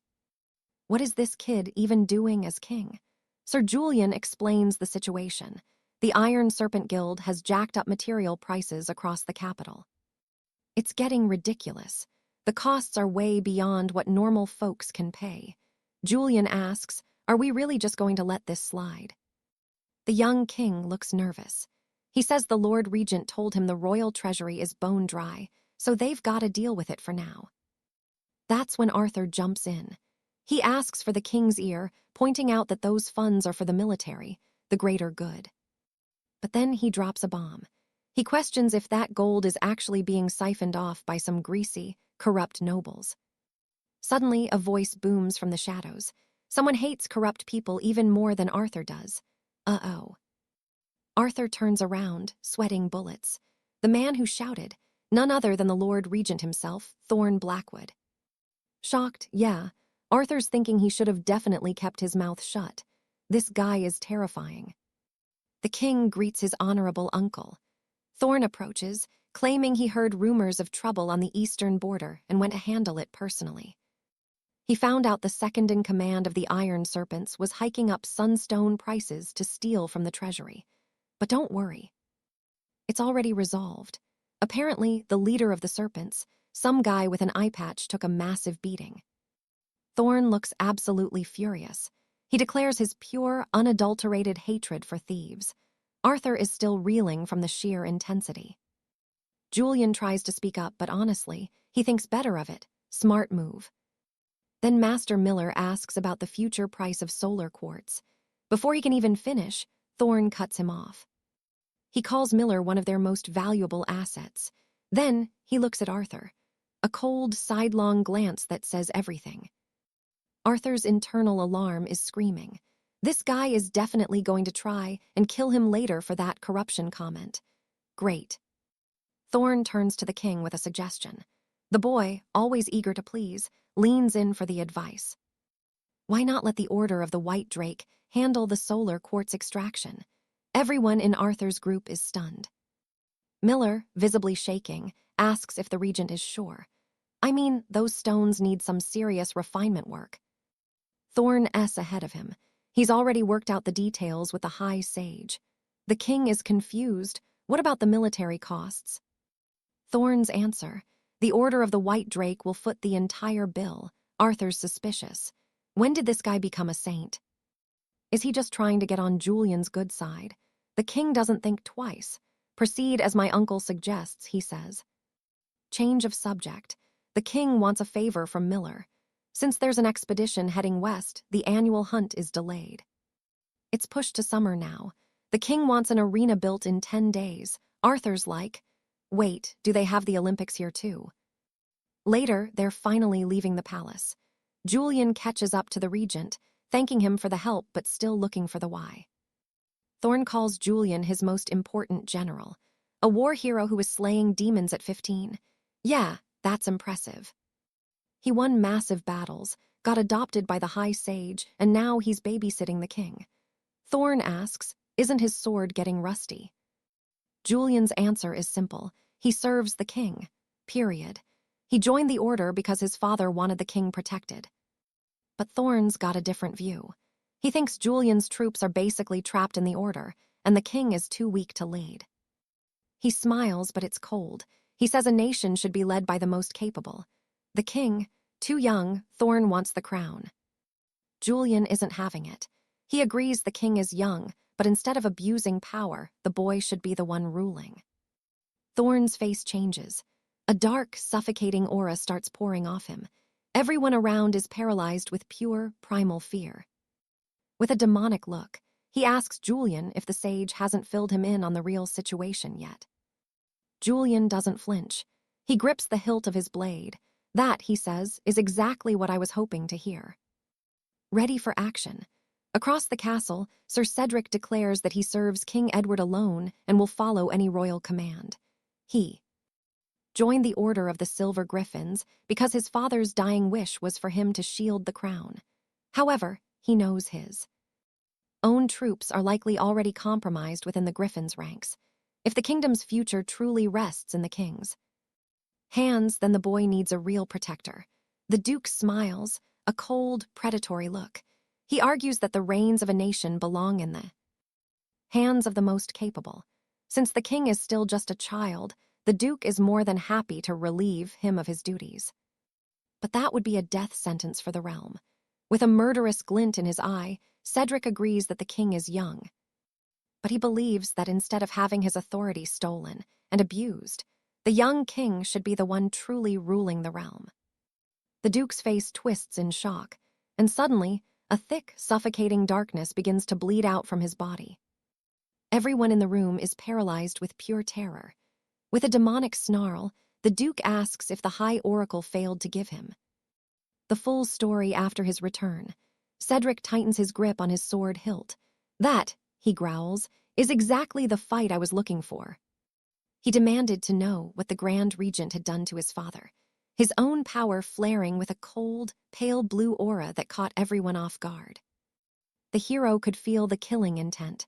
Master Percival stepped in front of him, voice trembling as he told the boy to stay back. This was about to get ugly. But before the first blow could land, a guard burst in, shouting a frantic warning that something catastrophic had just happened. The boy stood there, lost, until the words hit him like a physical blow. Lord Stirling, his father's mentor, was found hanging in his own library. The news left Sir Alistair completely shattered, while the rest of the group stood there in a deathly, stunned silence. The Grand Regent, he just smirked, casually remarking that Stirling had finally managed to fail him for the last time. Later that night, deep within the castle, Lady Elinor sat in silence, her mind sharp as she meticulously polished her blade by candlelight. Nearby, our hero was staring blankly at the floor. Elinor asked what his problem was, but he just sighed, saying she wouldn't get it. She told him to stop overthinking things. At the end of the day, they were just classmates at the academy, nothing more. Silence fell between them. Internally, the boy was reeling from what happened to Alistair, but seeing Elinor's concern, that actually felt nice. It made him realize she might actually care about his feelings, which gave him a small spark of happiness amidst the chaos. He stood up, asking which trial she'd chosen for the festival. Her answer was simple and sharp. She was representing the Knights of the Blade. Julian asked if the royal family hadn't already invited her to join their ranks, telling her she didn't need to worry about the competition. Elinor just closed her eyes. To her, only one person was worth fighting, Prince Cedric. She wanted to test her limits against his legendary strength. The hero let out a teasing remark about how handsome and confident the prince was, being royalty and all. He jokingly asked if she found the guy attractive too, but he didn't even get to finish the sentence before the air turned freezing. Elinor was radiating a literal demonic aura, her eyes glowing crimson with pure, unadulterated rage as she glared at him. "Have you forgotten your place?" she hissed, calling him a lowly human who deserved nothing but a daily beating to remind him of his status. He hit the floor, absolutely terrified and stammering for mercy, but Elinor wasn't in a forgiving mood. Not even a little bit. The next morning, the mood shifted to the cemetery for Lord Stirling's final goodbye. Alistair stood there in white, a stark contrast to the sea of black mourners. He just stared at the cold stone of his father's grave. Master Percival noted that Stirling had been the king's own teacher, a pillar of the realm. He whispered that the man would have given his all for the kingdom, and honestly, dying in battle would have been more honorable than this. Alistair warned that the other generals were now puppets of the regent, and speaking ill of them in their position was a one-way ticket to a dungeon. The silence was broken when our hero suggested that Alistair should seek revenge, and Elinor actually agreed with the sentiment. Suddenly, whack, Lady Beatrice cuffed them both, telling them to drop that suicidal idea immediately. She reminded them that the Grand Regent was the most terrifying warrior in the kingdom, a man who had reached the absolute peak of power. Back in his prime, the regent had faced the Shadow King Mordred himself, the only human in history strong enough to hold a throne against the darkness. The boy whispered to Alina, asking if she was talking about his own father. She nodded, confirming the legends were true. Her father had told her that the boy's dad was the only man to ever walk away from a fight with the Shadow King and stay alive. That's when Alestair opened up. Sterling wasn't his real father, but he was the man who had pulled him out of the ashes of his old life. 20 years ago, before the Great Walls were built, his family lived in a tiny, quiet village far to the south. They were poor, sure, but his father worked himself to the bone just to keep Alestair and his little brother fed and happy. Then came that one horrific night. Bandits. They swarmed the village like a plague, turning their peaceful home into a slaughterhouse. His father stood his ground with the other men, fighting to the end, but he was eventually cut down by a marauder's blade. Fueled by pure grief, young Alestair lunged at the killer, sinking his teeth into the man's ear and literally tearing it off in a blind rage. The bandit snarled, throwing the boy back and slashing him with the same blood-stained steel that had just ended his father. The boy hit the dirt, bleeding out as the bandits declared that anyone who didn't surrender would be executed on the spot. Watching his world burn, Alestair's vision began to fade into darkness as he slipped into unconsciousness.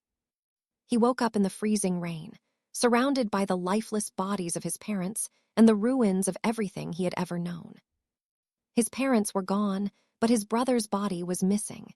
He searched everywhere, begging for answers until the truth finally emerged. His brother had been taken, sold as a slave to the Shadow Realm. From that day on, Alestair lived only for the sword, obsessed with finding him. The moment he turned 15, he marched straight to the military camp, demanding to join the front lines. A scarred veteran looked the kid up and down, asking if he was even old enough to hold a spear. Alestair didn't blink. He was ready. Years of brutal warfare against the demonic hordes followed. He nearly died a dozen times, pushing his body to the absolute breaking point. Until one day, the man who would become his new father arrived. Lord Sterling stepped into the tent, looking at the wounded soldiers scattered across the ground. Back then, Alaric was already a battle-hardened squire, standing amidst the carnage of the front lines. One soldier, broken and bleeding out on the dirt, looked up and begged for a final mercy. He was a total wreck, no arms left, just pure agony, pleading for someone to end it right there. Sir Cedric arrived, demanding to know why the hell the medics hadn't moved this man to safety yet. The reply was chilling. The medical squad had been completely wiped out by the shadow hordes on the mountain pass. There was no one coming to save them. That's when the old man saw something that absolutely froze the blood in his veins. It was haunting, honestly. Without a single word, Alaric ended his comrade's life. Just like that. He looked up, cold-eyed, explaining that the man wouldn't have lasted until sunset anyway. Why let him suffer? He was going to die a slow, agonizing death regardless, so Alaric decided to give him a clean exit. He just wanted to make it easier. Cedric recognized him then, the young lion who'd famously taken down an enemy commander. But Alaric wasn't interested in being called a hero. "I'm no hero," he spat. If they needed a name for him, the kingdom's executioner felt a lot more accurate for a man doing this kind of work. The captain was shocked by the disrespect, but Cedric raised a hand to silence him. He asked Alaric a simple question. If he hated war this much, why join the army at all? Alaric didn't pull any punches. He joined because his younger brother had been sold off to the shadow hordes, and he wanted to tear that tribe apart to get him back. But the reality of the battlefield was a nightmare. He realized that no matter how many enemies they slaughtered, they always ended up losing so much more in return. It felt like a losing game. His fellow knights snapped at him, asking if he was really going to let his friends' sacrifices be for nothing. They pushed him hard, asking if he was really okay with leaving his family in enemy hands just because he was tired. Alaric just looked down, his heart heavy as lead. The soldier he'd just killed. His name was Roach. He was Alaric's own subordinate, a kid who'd only followed him because he admired him so much. Roach was only 17 years old, just a boy, and the field was crawling with thousands of children just like him, caught in the same meat grinder. If the plan for the High Lords was to pave a road out of children's bodies just so he could find his brother, then Alaric was done. He wanted out of the whole damn thing. "I'm finished," he muttered, turning to walk away from the war. "I'm going to find some peace."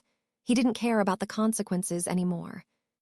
His superior was fuming, screaming about military law and the desertion charges that would follow. But then, Cedric stepped in with a different offer. The old man asked a life-changing question. If they could find another way to rescue his family, would Alaric be willing to stay and fight for a better world? That was the moment everything shifted. That one choice completely changed the path Alaric was on. His father eventually took him far from the blood-soaked trenches, placing him within the Order of the Silver Wing to continue a different kind of mission. His father's dream was a world where every kingdom could live in complete harmony, without the constant slaughter. And slowly, Alaric started to believe in that dream, too. Lady Aliner sighed, noting that building peace is actually a hell of a lot harder than just declaring war on everyone. It takes real strength. The Shadow Hordes understood that better than anyone. A truce wouldn't just stop the killing, it would give both sides a chance to actually think about their future. Lady Seraphina asked what the move was now. Alaric's answer was simple. "We do our best and hope for the best." Meanwhile, across the kingdom, things were getting dark. Inside a cold hall that looked more like a tomb, a secret meeting was going down. There sat Duke Malphaz, the regent, looking absolutely livid. He was perched on a throne of pelts, staring down a mysterious hooded figure in the shadows. After hearing the latest report, the Duke's temper flared. The hooded figure sensed someone else approaching and vanished into the darkness. The Duke gave the word, and his next visitor stepped inside. It was a girl with short, vibrant purple hair and a cold smile. She called out "Father" and smiled, but she was dragging a heavy sack behind her that told a much grimmer story. The Duke asked if she'd brought the items he requested. Without a word, she dumped the contents of the sacks right onto the stone floor. Forget gold or jewels, those bags were filled with severed heads. Looking at the carnage, the Duke just muttered Cedric's name under his breath. Cedric had refused to be a tool, so the Duke decided it was time to clip his wings once and for all. He told the girl she was headed to the Royal Academy. She was to join the elite archery class, and her new instructor would be waiting for her tomorrow. The girl looked a bit confused, not quite catching his meaning. The Duke suddenly flicked a card toward her. She caught it out of the air with terrifying, predatory speed. He wanted her to represent their house in the upcoming grand festival, but that was just the cover story. Her real mission: get close to the boy in the photo, our protagonist, Leo, and find out exactly what he's planning. The next morning, the grand arena was buzzing with life. It was a massive, ancient structure that looked just like the legendary Roman Colosseum. Commander Thorne stood there barking orders. Since Master Alistair had a gray moonstone, renovating this ruin should have been a walk in the park. But the old stone had to be cleared first. Alistair explained he'd brought in the best for the job, Master Bellows and Lady Alara. Bellows gave a rough greeting, saying it had been a long time. Even the professors were impressed, having heard tales of his legendary strength. Alara looked at a man named Barnaby and told him he could start whenever he was ready. Barnaby just grinned and stretched his arms. He stepped into the middle of the crumbling arena, totally calm. Then, he took a deep breath and started to focus his energy. Suddenly, he launched himself into the air with a leap that shook the ground. He flew so high he looked like a speck against the clouds. From that height, you could see him from miles away. Suspended in the air, he began to channel an absolutely massive, crushing power. Sir Michael starts channeling raw energy directly into his right fist, steadying himself for a massive release. He unleashes an ancient art known as the Storm of Ruin, a devastating strike that manifests as a localized tornado.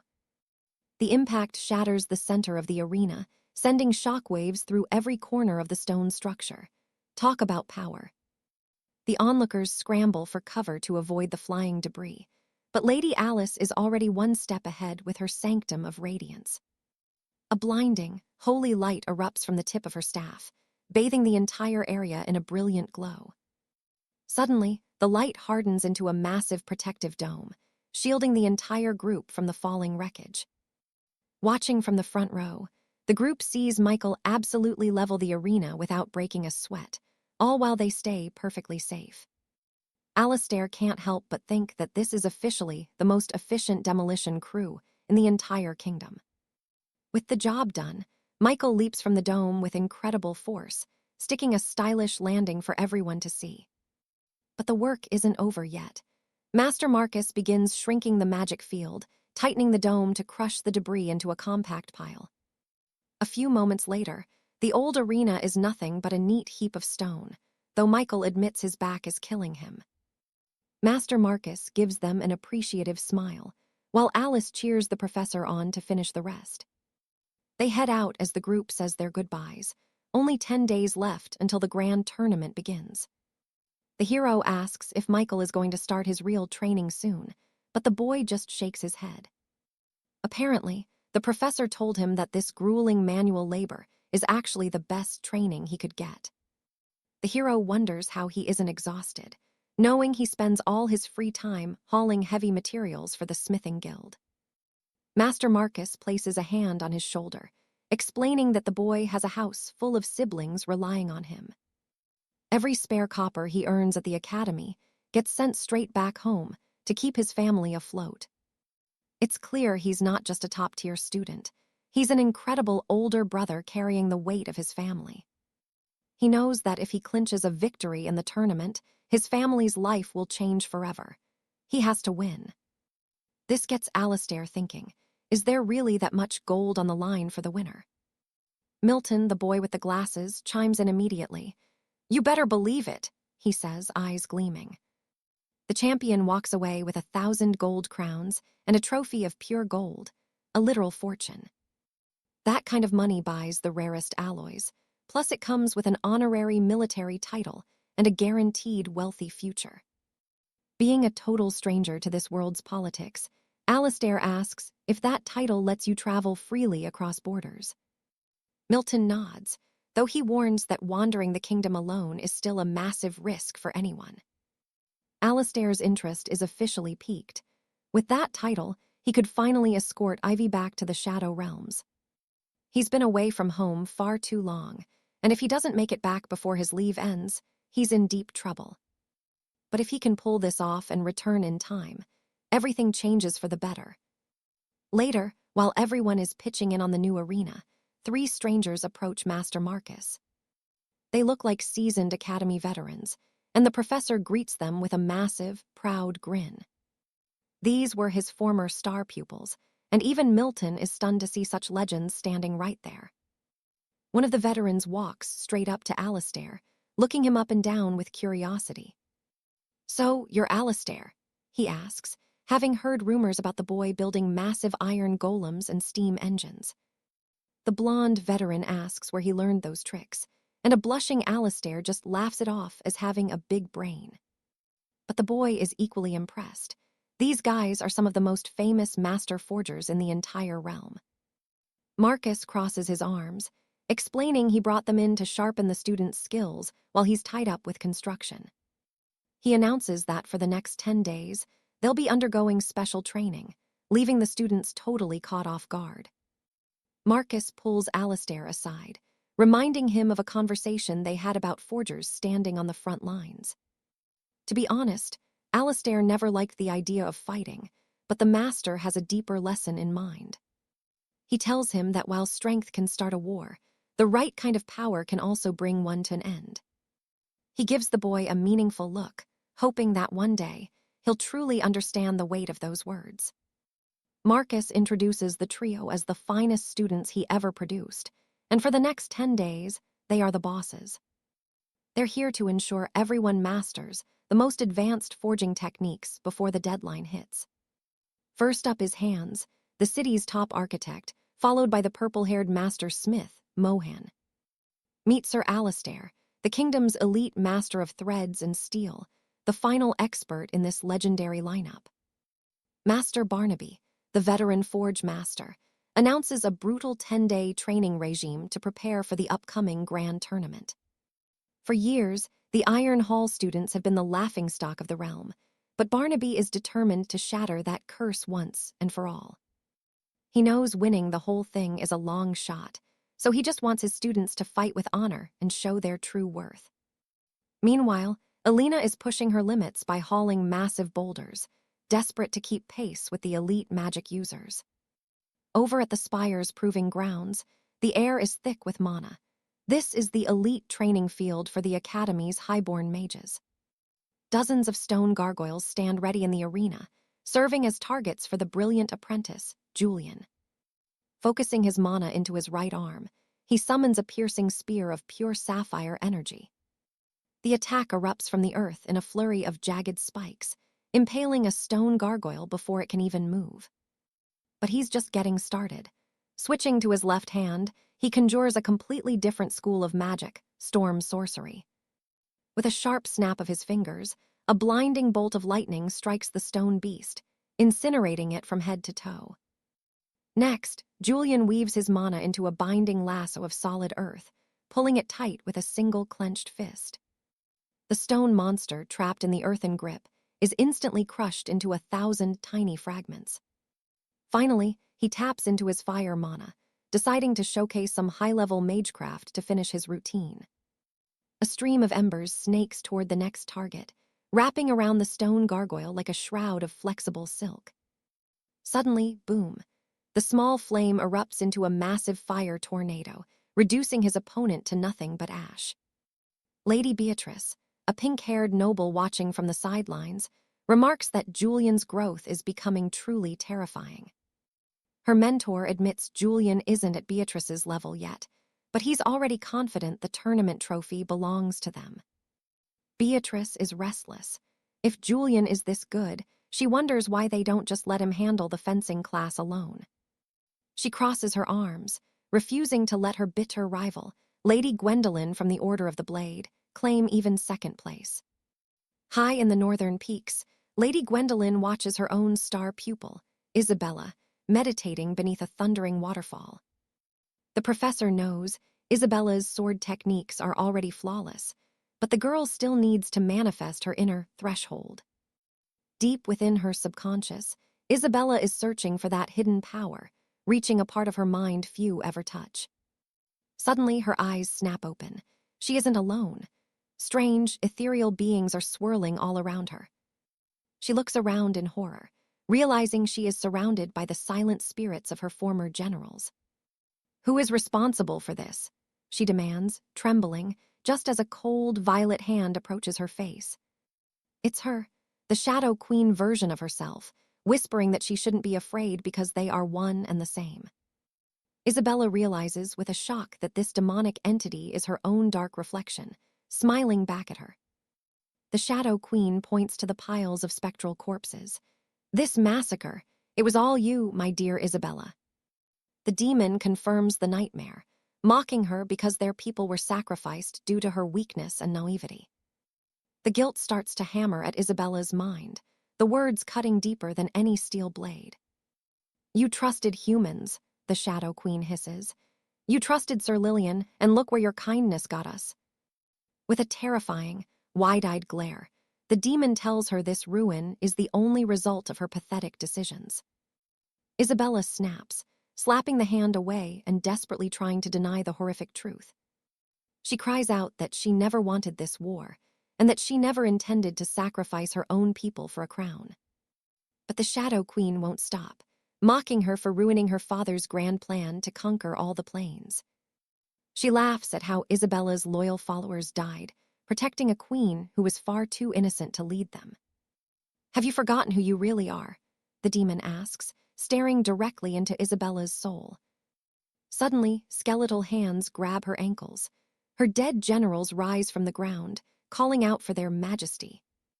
Seeing the ghosts of her past, Isabella's grief finally turns into an all-consuming, explosive rage. "I don't need you to remind me," she screams, as waves of black and crimson energy erupt from her body.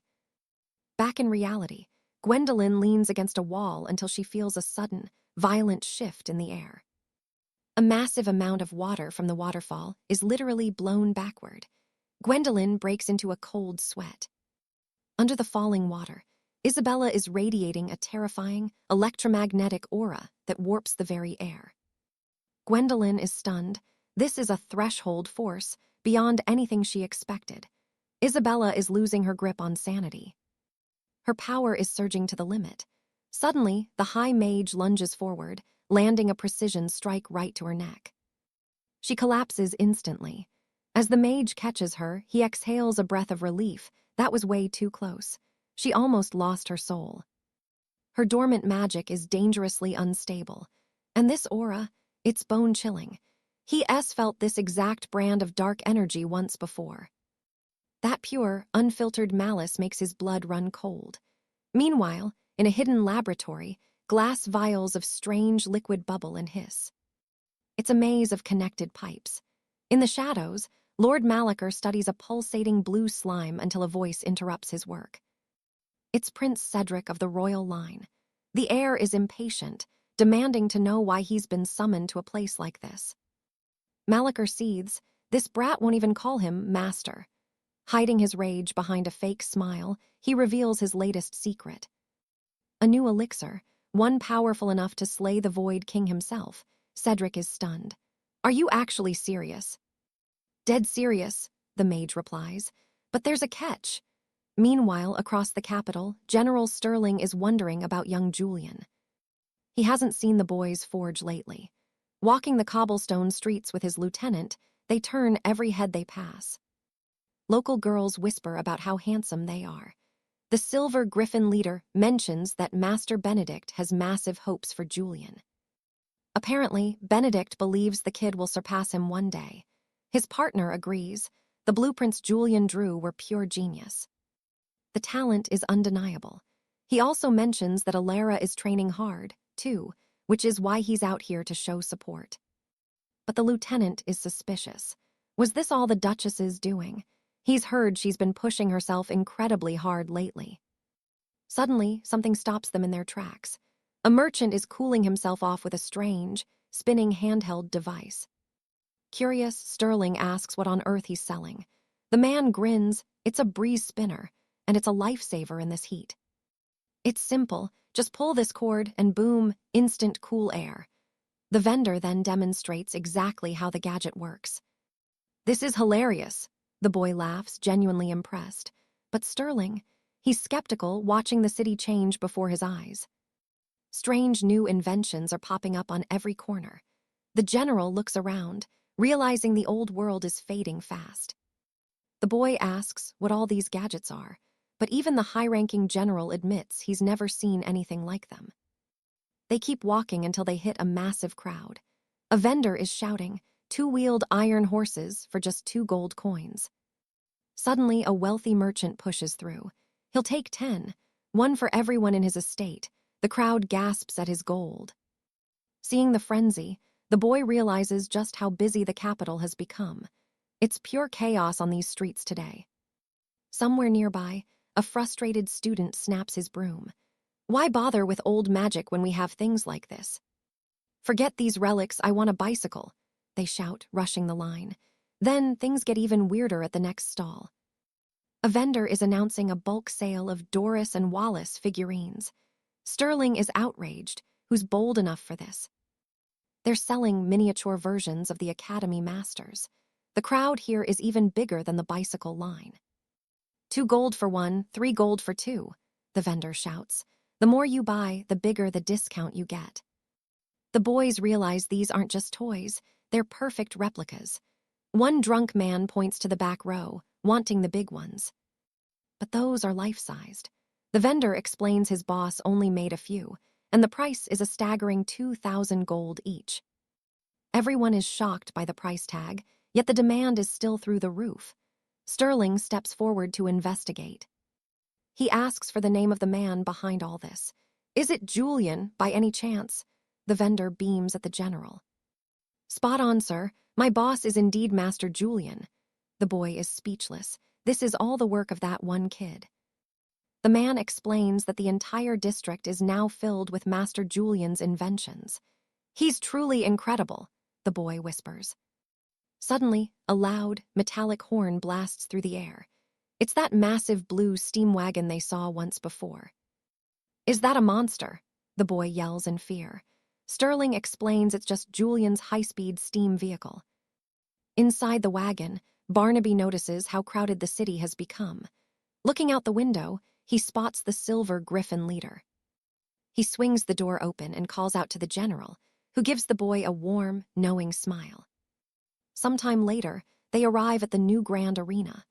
Master Benedict is there, explaining that the project is nearly finished. Sterling is impressed. A job worthy of a master forger, he says.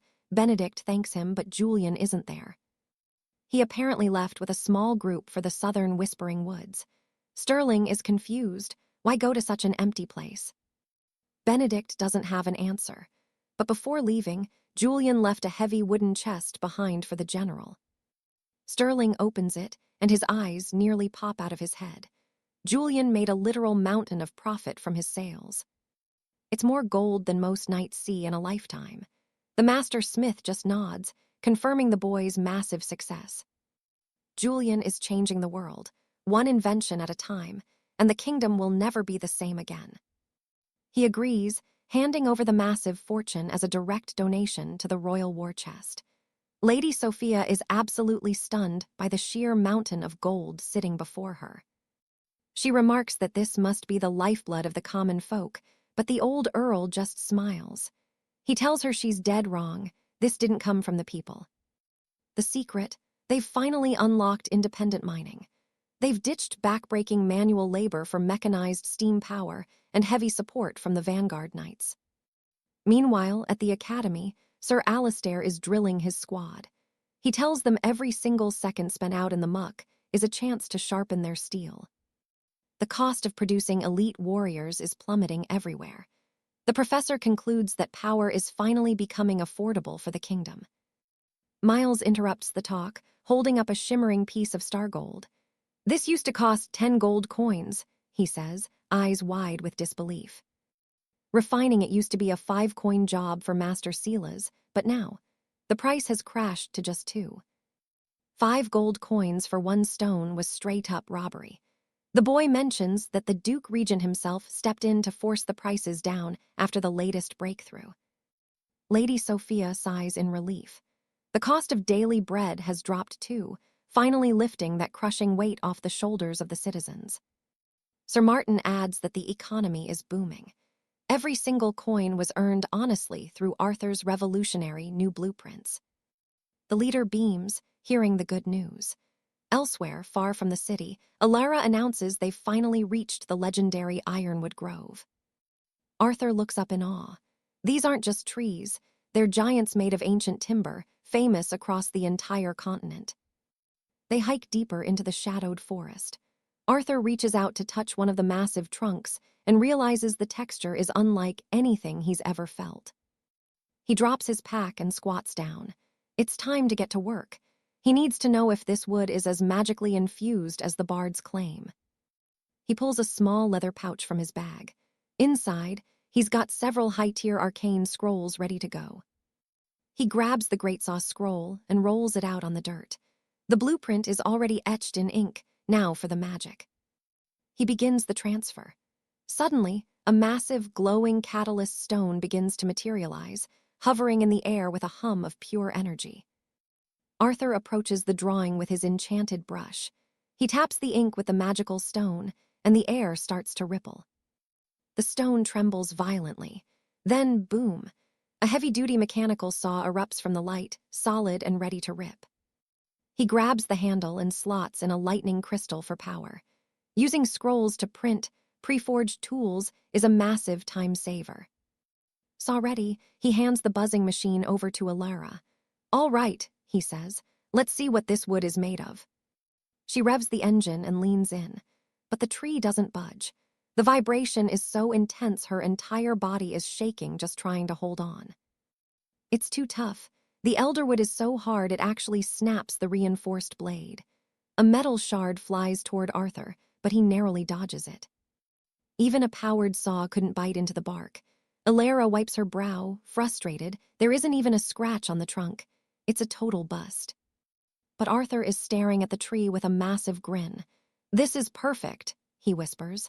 "This is exactly what we need." 𝒂𝒓𝒄𝒆𝒅 is completely lost. She asks him why he's so happy that they failed to even make a dent in the thing. Arthur explains the logic. People think this timber is trash because they can't burn it for heat or use it for basic huts. But that's because they're thinking small. Use it correctly, and this useless wood becomes the most valuable defensive resource in the world. The next morning, the grand arena is booming. Trumpets echo through the capital, signaling that the tournament of houses is finally here. Lady Sophia stands in the center of the sands, flanked by her elite guards. It's time to start the opening ceremony. The royal gates swing open. The young king arrives in a blur of silk and steel, followed by his legendary heavy cavalry. Lady Sophia bows to the throne, and the entire crowd follows suit. The stakes are high. The combat house almost snatched the title last year. First out are the mages. They've got their lead professor, a fiery pink-haired girl, and a set of identical twins ready for battle. Then a guy with emerald hair steals the show, walking in with a literal mountain lion. The pink-haired girl is clearly not impressed. That's Sir Julian. He's the star apprentice and arguably the most dangerous man in this entire bracket. In the stands, the noble ladies are already swooning and blowing kisses. The guy is a total celebrity. Next through the tunnel, the fencing house. They've even recruited a royal competitor, the young Lady Beatrice herself. But the crowd is distracted. Everyone is whispering about the mystery girl standing behind the captain. She's absolutely stunning. The rival teachers are already staring each other down, sparks flying. Next come the beast masters and the elite druid circle. Inside the staging area, Miles is shaking like a leaf, pure stage fright. Arthur steps up and tells the boy to take a deep breath. "Just do what we practiced," he says with a confident smile. "Go out there and give them hell." He's cheering them on, but then something catches his eye. He frowns, wondering why that one class only has a single person representing them. It's the Culinary Guild. Their fans are going wild, shouting that she's going to carry the dreams of every chef in the kingdom to victory. One of the students explains she's their lone champion. But then they look at her mentor. Is that professor 100 years old? The girl looks focused, but her coach looks like he's 1 foot in the grave. This is going to be one weird fight. He's gotta be the first one everyone's talking about, the lone survivor of the Guild of Chefs. Just one member. A student from another house sneers, wondering what a cook is even doing here. Is he gonna fight with a baguette? Magnus is absolutely steaming, but his professor tells him to stay cool. Control that temper like you control a stove. Our boy tries to listen, but the crowd won't quit. They're laughing at his high-pitched voice and mocking his muscles. They're calling him Macy, as if that's an insult. Magnus is literally shaking with pure, unadulterated rage right now. He growls that even the kitchen apprentices are here to win. It's time to show these elites who's really in charge. Right on cue, another group rolls in. The representatives of the Iron House, the Blacksmiths Guild, have arrived. The crowd immediately starts booing them. It's brutal. Our hero, Alaric, is just confused by all the hate. Seeing the hostile crowd, the whole class loses their nerve. Milo is already looking like he's about to faint. Milo explains the sad truth. His guild always finishes dead last. But Alaric just shrugs. Time to show them some real potential. He looks to his professor for backup, but the poor man is just a stuttering, nervous wreck. Great start, guys. Lady Seraphina takes the stage with a grand welcome for this year's participants. The atmosphere is electric. The stakes, massive. The top student gets a direct ticket into the Royal Military without a single entrance test. Plus, the winning guild takes home the crown trophy, presented by the king himself. Everyone needs to bring their A-game. Lady Seraphina tells them to let their skills shine. This is the grand tournament, and the world is watching. 5 days of chaos, divided into 2 brutal categories. First up, the trial known as the Realm's Gauntlet. Suddenly, the ground starts glowing. Massive magical sigils are appearing in every single corner of the arena. This isn't just a sprint. It's an epic race across the kingdom's walls, hitting 4 legendary locations. They start at Whispering Lake, then they have to survive the dark depths of the Gallows Grove. From there, it's Gale Canyon, the Crimson River, and a final dash to the Sovereign Peak. Absolutely insane. Lord Cedric realizes they've picked the deadliest spots possible. His team is already wondering if this is a suicide mission. There's a portal at the end of each zone. The faster you finish, the more points you rack up for your guild. But wait, there's more. Hidden throughout the terrain are royal sigils. He holds one up for everyone to see. Each one is worth 10 bonus points. But here's the kicker. Only 16 students out of everyone will actually advance. These locations are death traps. You've got to move fast, but you've got to stay alive first and foremost. Safety should be the priority, but with those stakes, everyone's going to be reckless. Suddenly, magic screens appear. Alaric is staring at his like it's an alien artifact. How do I even turn this thing on? He asks. The other mages sign in easily, followed by Isabella. But Milo, he's looking at the screen like it's a death warrant. He says these are the most dangerous places in the whole kingdom. He wants to quit while he's still breathing. Too bad for him. Alaric grabs his hand and forces it onto the magic screen. 100% success. Done. Lord Cedric is watching from the side, totally stunned. He can't believe what he just saw Alaric pull off. Alaric just grins. No turning back now. A massive, imposing portal starts tearing through the ground right in front of them.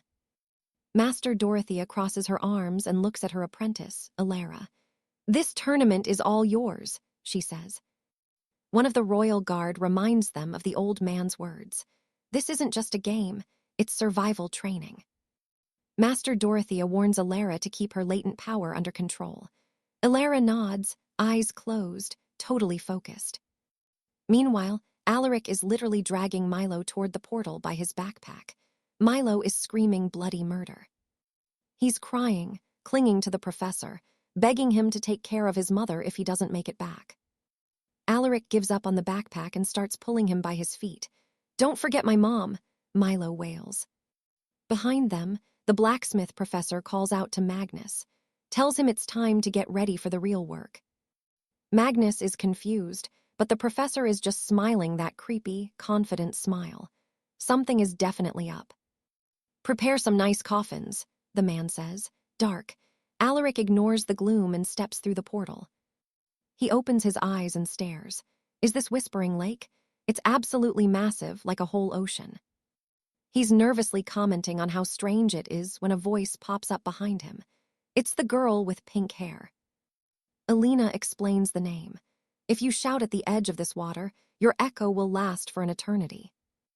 Alina is actually surprised. He didn't know that. She tells him she's going to test it out herself. Alina shouts her name across the crystal-clear lake, her voice bouncing off the distant hills in an endless loop. Arthur laughs, listening to the echoes. It sounds like a whole crowd is cheering for him, which honestly, great for the ego. Suddenly, a smug noble from the Sorcery Academy named Alastair calls out, mocking Arthur for having no way to cross the water. Being completely ignored, Alastair turns his charm on Alina, asking if she'd like to ditch the commoners and cross with him. Big mistake. Alina gives him the coldest no in history, turns her back, and clings tightly to Arthur's arm instead. "I'll just wait for my husband to find a way," she says, leaving the entire group in stunned silence. "Wait, husband." Arthur just grins, adding that some people are just pathetic when they try to hit on another man's wife. The indirect burn hits Alastair like a physical blow, leaving the apprentice knight fuming, while the couple completely ignores him. Lady Catherine whispers that it's a brilliant move to keep the vultures away, but Alina's face turns a bright, awkward crimson. Arthur is just confused. He wonders why she's been acting so strange lately, totally missing the romantic tension in the air. Fed up, Alastair uses a levitation spell on his boots, gliding across the platform above the water with practiced ease. Seeing the race begin, 𝒂𝒐𝒏 starts stretching, telling her siblings she's not waiting around for a fancy boat. She launches herself into the lake without a hint of fear, deciding that a good old-fashioned swim is the fastest way across. Lord Silas watches them, thinking the entire class is a bunch of brainless idiots, while Seraphina also dives in with everything she's got. It's a total mess of muscle and splashing, and the Thorne brothers just watch the chaos from the shore with their arms crossed. Cedric scoffs that their class is full of meatheads and asks his brother Barnaby to show them how true nobles travel. Barnaby agrees instantly, chanting an ancient incantation as glowing mana begins to swirl around his fingertips. He conjures a shimmering magical dome, a protective bubble that will let them glide across the lake without a single drop of water on their fine clothes. Nearby, a blonde noblewoman and her squad are facing off, making sure everyone remembers the terms of their alliance. She smashes a blue frost potion into the lake, instantly flash-freezing the surface into a solid, glittering ice path. A girl named Millicent tries to hitch a ride on their ice bridge, begging them to take her along for the journey. The leader flatly refuses, saying they're already at capacity, but Millicent tries to use her charms to sway the boys. The boys start blushing, clearly weak to her damsel in distress act, but the lead girl isn't having any of it. "We said no," she snaps, telling Millicent to stop wasting time flirting and start figuring out her own way across. Millicent's brother stammers an agreement, though he secretly admits his mind went totally blank the second she looked at him. Annoyed, the girl blames that red-haired marksman for their bad luck and tells her brother it's his turn to step up. No problem at all. He stretches out his arm, and with a flash of light, he summons a magnificent, jewel-encrusted staff. This isn't just a spell, it's a high invocation.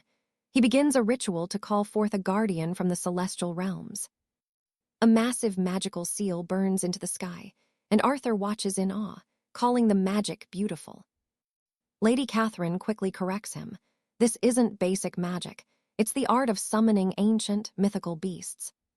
From the center of the crest, a massive, hawk-eyed owl emerges, its wings wide enough to carry an entire carriage.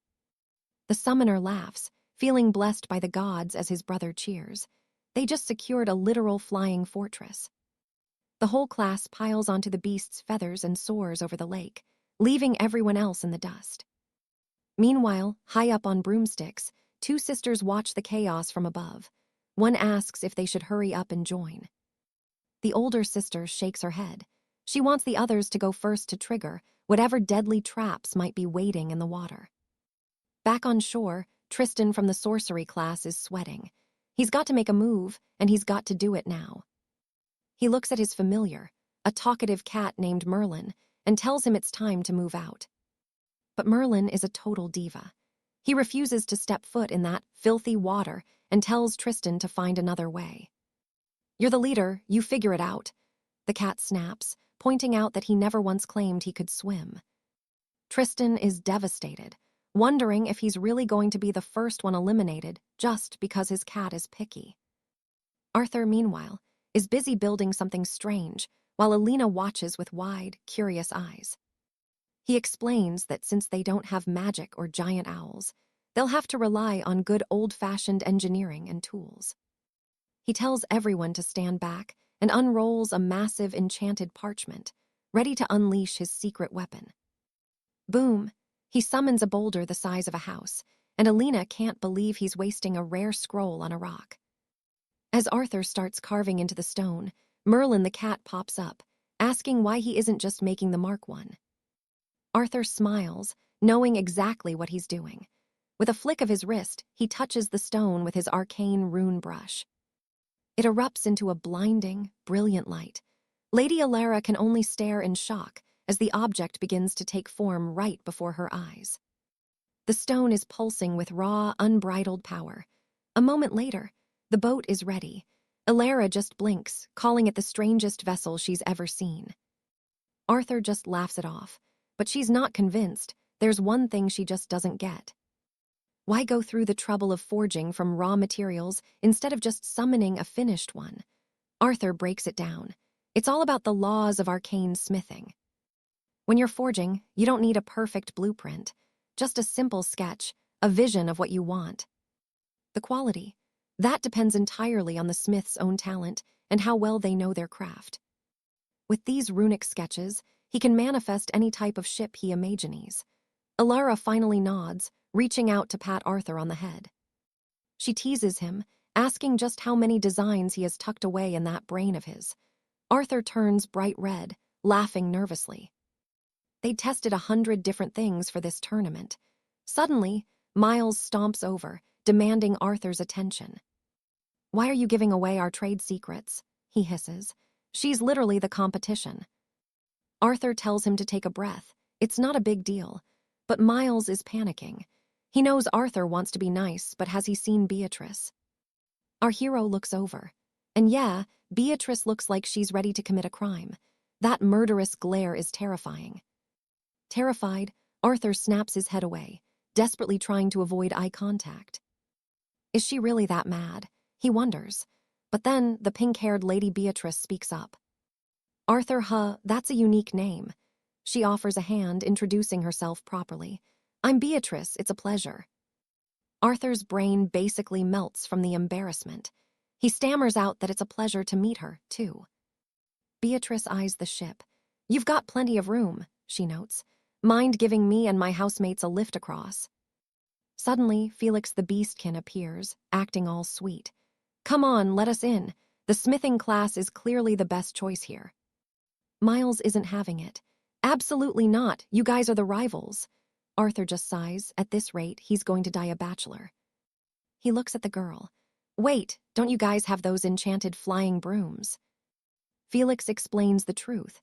She's actually trying to help Arthur out because, well, the guy can't fly or swim to save his life.